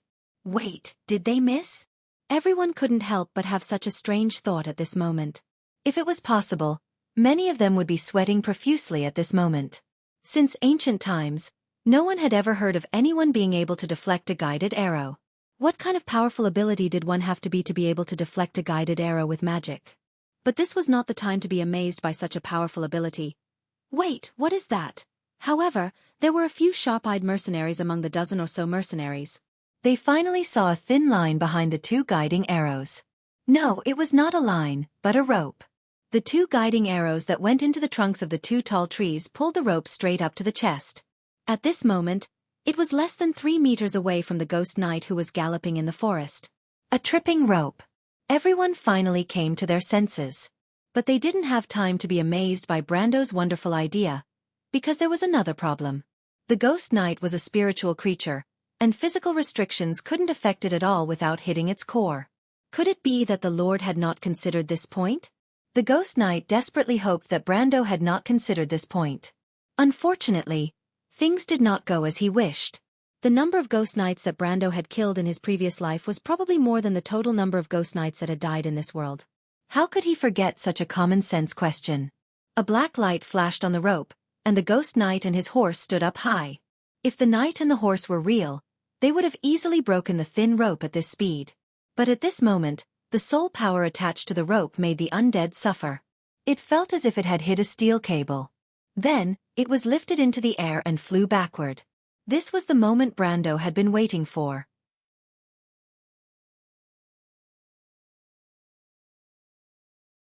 The ghost knight was too agile, and he could not aim while riding on his mount. However, it was different now. Before elemental activation, he had never heard of anyone who could turn around in mid-air. As for the divine skill of stepping on the back of the right foot and turning in mid-air, it was even more unheard of. He raised his hand, and the ruby ring that Freya gave him shone in the dark. His heart moved, and a laser-like red line shot out from the ruby, hitting the chest of the ghost knight in mid-air. Flame! He chanted the activation words, and a golden light bloomed. This light moved along the red line, from slow to fast. In the blink of an eye, it had hit the undead that had not had time to fall to the ground. At that moment, it was as if the surrounding starlight had dimmed and was absorbed by a point with the golden light as the center. The surroundings became extremely dark, and then a ball of fire seemed to bloom from the center of the darkness. With a roar, the air shot in all directions like knives. The air traveled so fast that the sound was misplaced. After a moment of extreme silence, Brando heard a terrible roar that swept through his entire hearing. With the explosion as the center, all the trees within a 10-meter radius were vaporized, and the soil crystallized. Further away, the leaves were charred and curled up, and the heat waves rolled, washing the faces of everyone present. Everyone was stunned, and the younger of the two wild elves murmured, "Fireball, is the Lord still an elementalist with silver-level strength?" As the elder elemental, she covered her fair forehead with her hand and replied, "It's just a magic item." But even so, the girl's voice could not hide the surprise. She could hardly believe that they had won, and there were almost no casualties. They had indeed won. Brando had received the EXP prompt that he had successfully reached level 23. 2 more levels, and the second talent could be activated.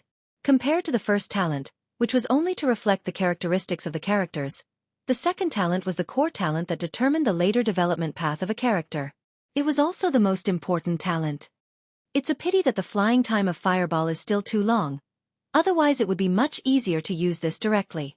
Brando sighed. He looked at the crackling forest and knew that the flames would soon be extinguished. Because there was no real fire here, and the extremely high temperature only existed at the moment of the explosion. The flames that everyone saw now were just an illusion formed by the elemental clusters. Otherwise, no one in the game would choose to use fire spells. A fireball would reduce the loot by half, and no one could accept it. He let out a long sigh, took out a water bag and drank. This battle could not be said to be exhausting, and it was not even comparable to many of the battles he had experienced in the game in the past. At that time, sometimes people did not even have the strength to move their fingers after a day. But this time was different, and it was a real race against time. Every opportunity was so precious and important that he could not afford to make a mistake. Fortunately, he found that he had not thrown away all his past experiences. But he was sighing, and what happened in the fire soon made him stop in surprise. When the flames dissipated, Brando found that the ghost knight did not turn into ashes.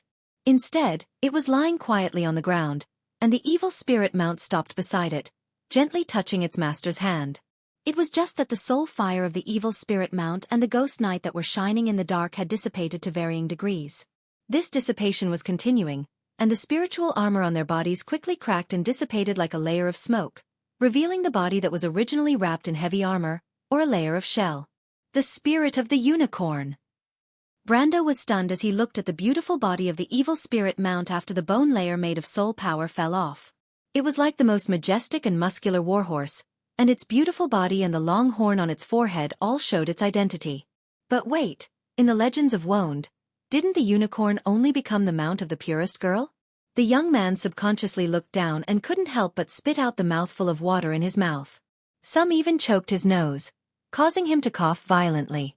After the armor of the ghost knight completely dissipated, there was actually an elven girl sleeping peacefully under the armor, like a princess. No, it should be said that it was the soul of an elven girl. The silver mark on her forehead was still there, which in the customs of the silver elves meant that she was not yet an adult. It seemed that this was a child who died young, but now was not the time to sigh. Brando thought of the fierce ghost knight that fought with them for 300 rounds. It was actually an underage girl? Who could tell him what kind of ridiculous situation was this?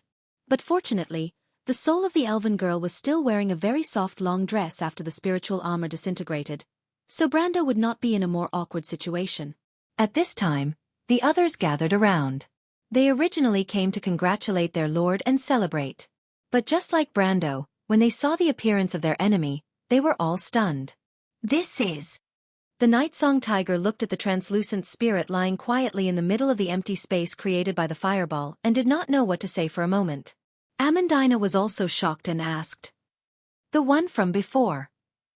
Was it her?" Brando nodded. Even though it was a little unbelievable, it seemed to be the truth. Besides, it wasn't impossible. After all, evil spirits wouldn't appear out of thin air.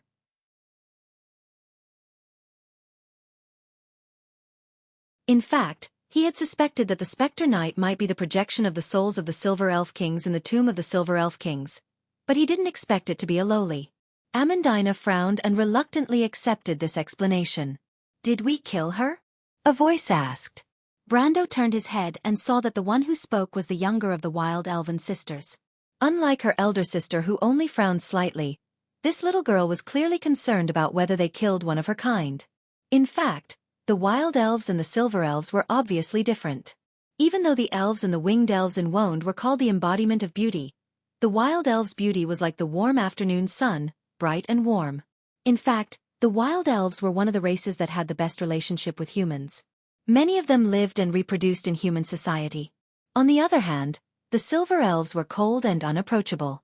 Because of the ancient prophecy, they had long been isolated from the world and left the world with a mysterious and arrogant impression.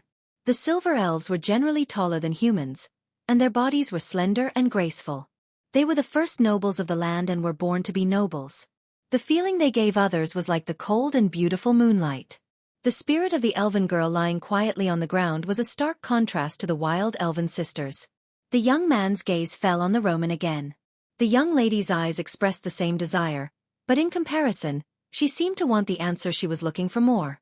Brando shook his head and his gaze fell on the spirit's body. This phenomenon meant that the spirit's power was disintegrating, and the power that maintained the elven girl's existence in this world was extremely weak. Even though she did not immediately disappear, it was likely that she would not be able to hold on for long. She died long ago. Even now, her spirit is only on the verge of disintegrating. Romain let out a sigh of pity. But when Brando said this, he could not help but click his tongue. Just how much life did she have? After taking a hit from his strike of the 1,000 armies, being beaten up by the mercenaries for half a day, and then followed up with a fireball spell, she should have died even if she was 10 levels higher. But the reality was that the elven girl was lying there perfectly fine. She was Sleeping Beauty. To be continued. If you want to know what will happen next, please go to www.chidian.com to read more chapters. Support the author, support the original reading.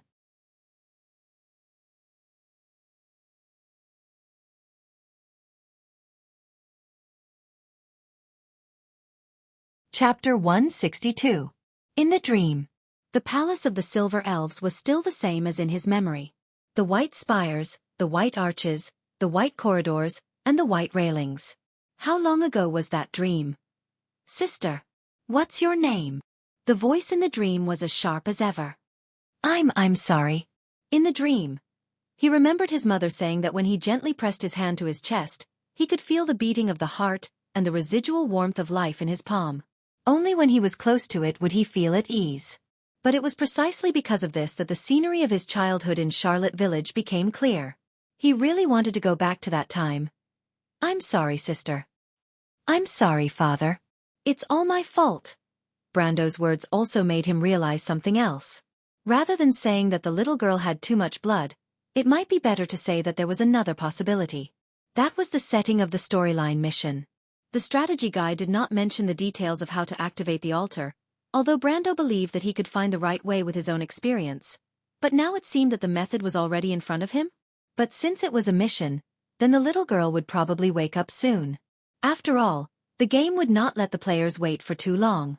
Brando raised his head and looked at the starry night sky, wondering if this world was the same.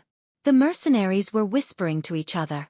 Amandina grabbed Roman's hand and looked nervously at the underage silver elf girl on the ground. No one dared to get too close. After all, the spirit of the unicorn was still guarding by her side. Who knew if it would suddenly attack and hurt people? But as Brando expected, soon the little girl's eyelashes moved, and then she opened her eyes. It was a pair of somewhat confused eyes. The rainbow was silver and seemed a little hollow. But the hollow eyes seemed to be injected with a lot of things in an instant, like memories, emotions and some more complicated factors. After a pause, the little girl's body moved. She turned her head and everyone's faces, including Brando's, were reflected in her vision. She seemed to remember something. She frowned and showed a painful expression, then curled up and coughed violently. She released her hand, and her palm was covered in silver blood. Then, she trembled as she groped around on the ground. She gritted her teeth and tried to grab the silver spear on the other side. The mercenaries drew their weapons vigilantly, and some of them seemed to want to stop her. Brendel, she can't fight anymore. Amandina turned around and whispered to Brendel. The elven girl's previous performance seemed to have touched this noble lady. She had been down and out before, so she could empathize with the elven girl. It was as if the elven girl had struck the weakest spot in her heart. She did not have the ability to fight anymore. Brando nodded.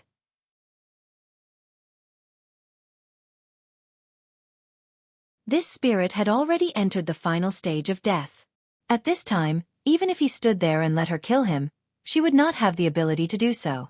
A spirit was able to stay in this world by relying on a persistent wish for something. This wish was the power of her soul. However, after the power of her soul dissipated, her last connection with this world would disappear as well. From then on, the meaning of this little elf girl's words completely disappeared from this world without a trace. Indeed, after groping for a while, the elf girl suddenly stopped. Because she saw that her hand on the ground was faintly discernible, as if it was going to disappear at any time. Brando raised his hand and stopped the others. In fact, he did not need to remind them. The mercenaries all stopped their actions. If the Spectre Knight from before was so powerful that it struck fear in people's hearts, then this elven girl's spectre was so weak that it made people want to protect her. Mr. Human, am I going to disappear? The elf girl looked at her disappearing hand in a daze and suddenly asked. Her voice was like a nightingale in an empty forest. It was unbelievably pleasant. Even the wild elf sister could not help but exclaim softly. The wild elves were also excellent musicians. However, in front of the elven nobles, the silver elves, they were still inferior in every aspect. Ever since the elves of Wonde passed down from the golden bloodline, there were only two purest silver elves. One was the silver elves, and the other was the mist elves. Because the golden bloodline had long disappeared, the silver elves and the mist elves became the elven royalty. Brando nodded silently. The quest came, but he suddenly found that he could not be happy. In the game, he would not be affected by this scene because he knew that it was just an NPC. But here, he found that he could not be cold-blooded. You! Amandina whispered. That knight from before. Was it you? The elf girl did not answer and nodded silently. Her arms and legs were beginning to become transparent. But she looked up and forced a smile. I killed a lot of people. So Lady Martha must have abandoned me. That's not your fault. Brando replied. That incident in history was indeed the Holy Cathedral of Fire was not kind enough, or else Lady Martha would not be so furious. In fact, Erwin's fate had been declining ever since. Besides, he had basically figured out the cause and effect. It must be that the monks of the Holy Cathedral of Fire wanted to change the contract between the ancient silver elves, Martha, and the elven goddess Shay. Brando had done things like changing the contract of the gods before. It was not complicated, but it was very risky. He was a player, so he naturally could bear it. He did not know where Erwin's people got the guts to do it, but in the end, it still allowed the evil spirits to take advantage of the situation.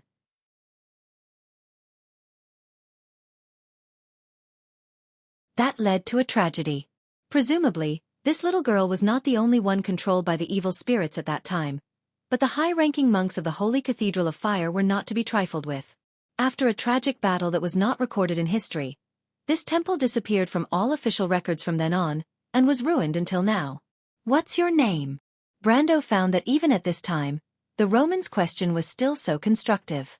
My name is Metasha, and my surname is Crescent Moon. The elf girl answered. You're not of the royal family? Brando and Amandina were stunned, and asked in unison.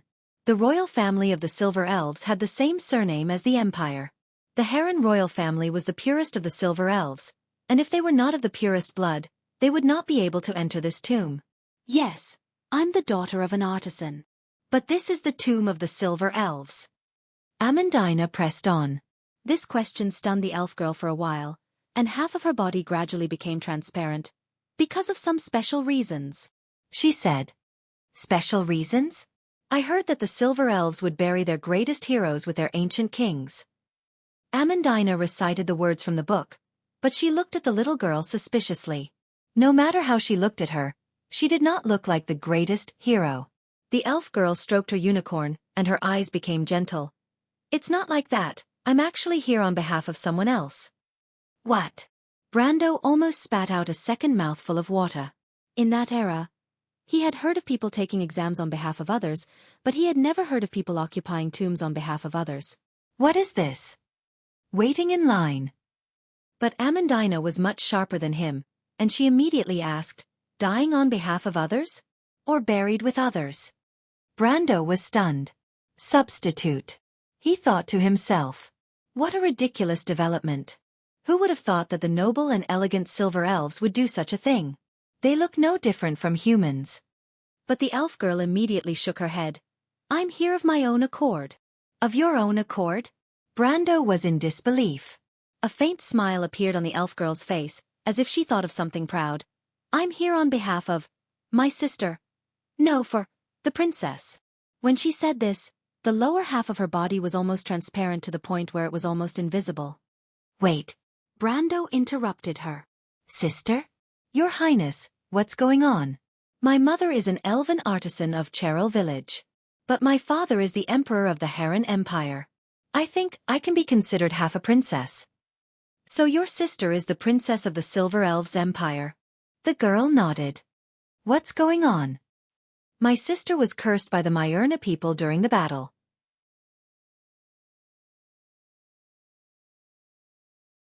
The court mage said to my father that unless someone related to her by blood died in her place, she would be weak for the rest of her life until she died." The elf girl slowly narrated. "But my sister is the most outstanding general in the empire.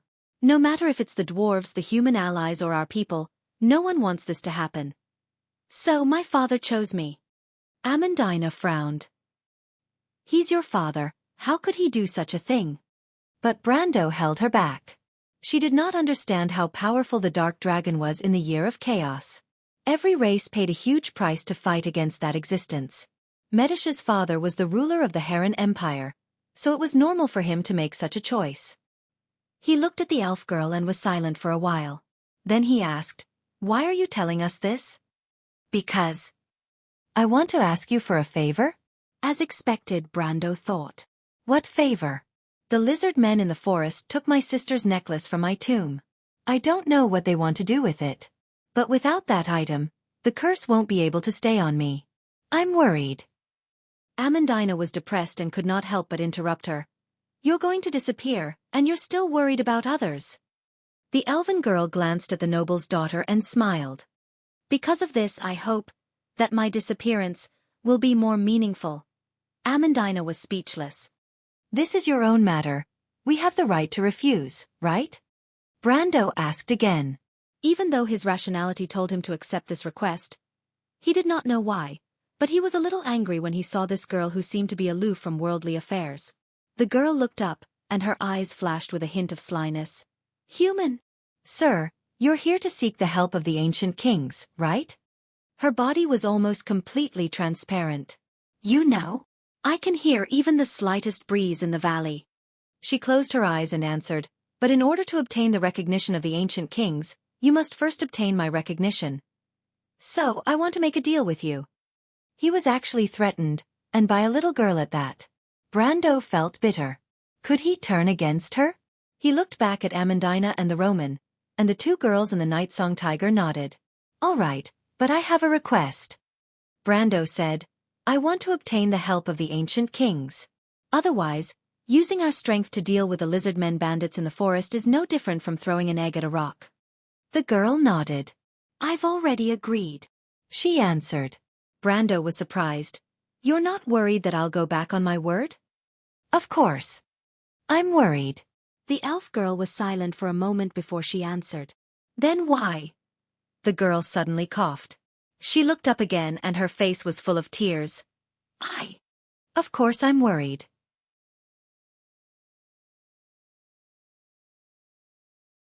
But I don't want to disappear. I still have things to do. I'm sorry, can you help me? The wind in the mountains blew past the top of the forest, and a sobbing sound could be heard from afar. Everyone was stunned at that moment. Although she had clearly disappeared without a trace, the last words of the elven girl's sobbing seemed to linger in everyone's ears. Brando looked back at the others, and for a moment he could not say a word. P.S. Fourth update. Carrying the silver elf lowly on my back for support. To be continued. If you want to know the future, please go to www.chidian.com. Support the author, support the original reading. You're tuning in to the Wisdom Diary YouTube channel. Don't forget to subscribe and join us on this journey to catch the most captivating stories.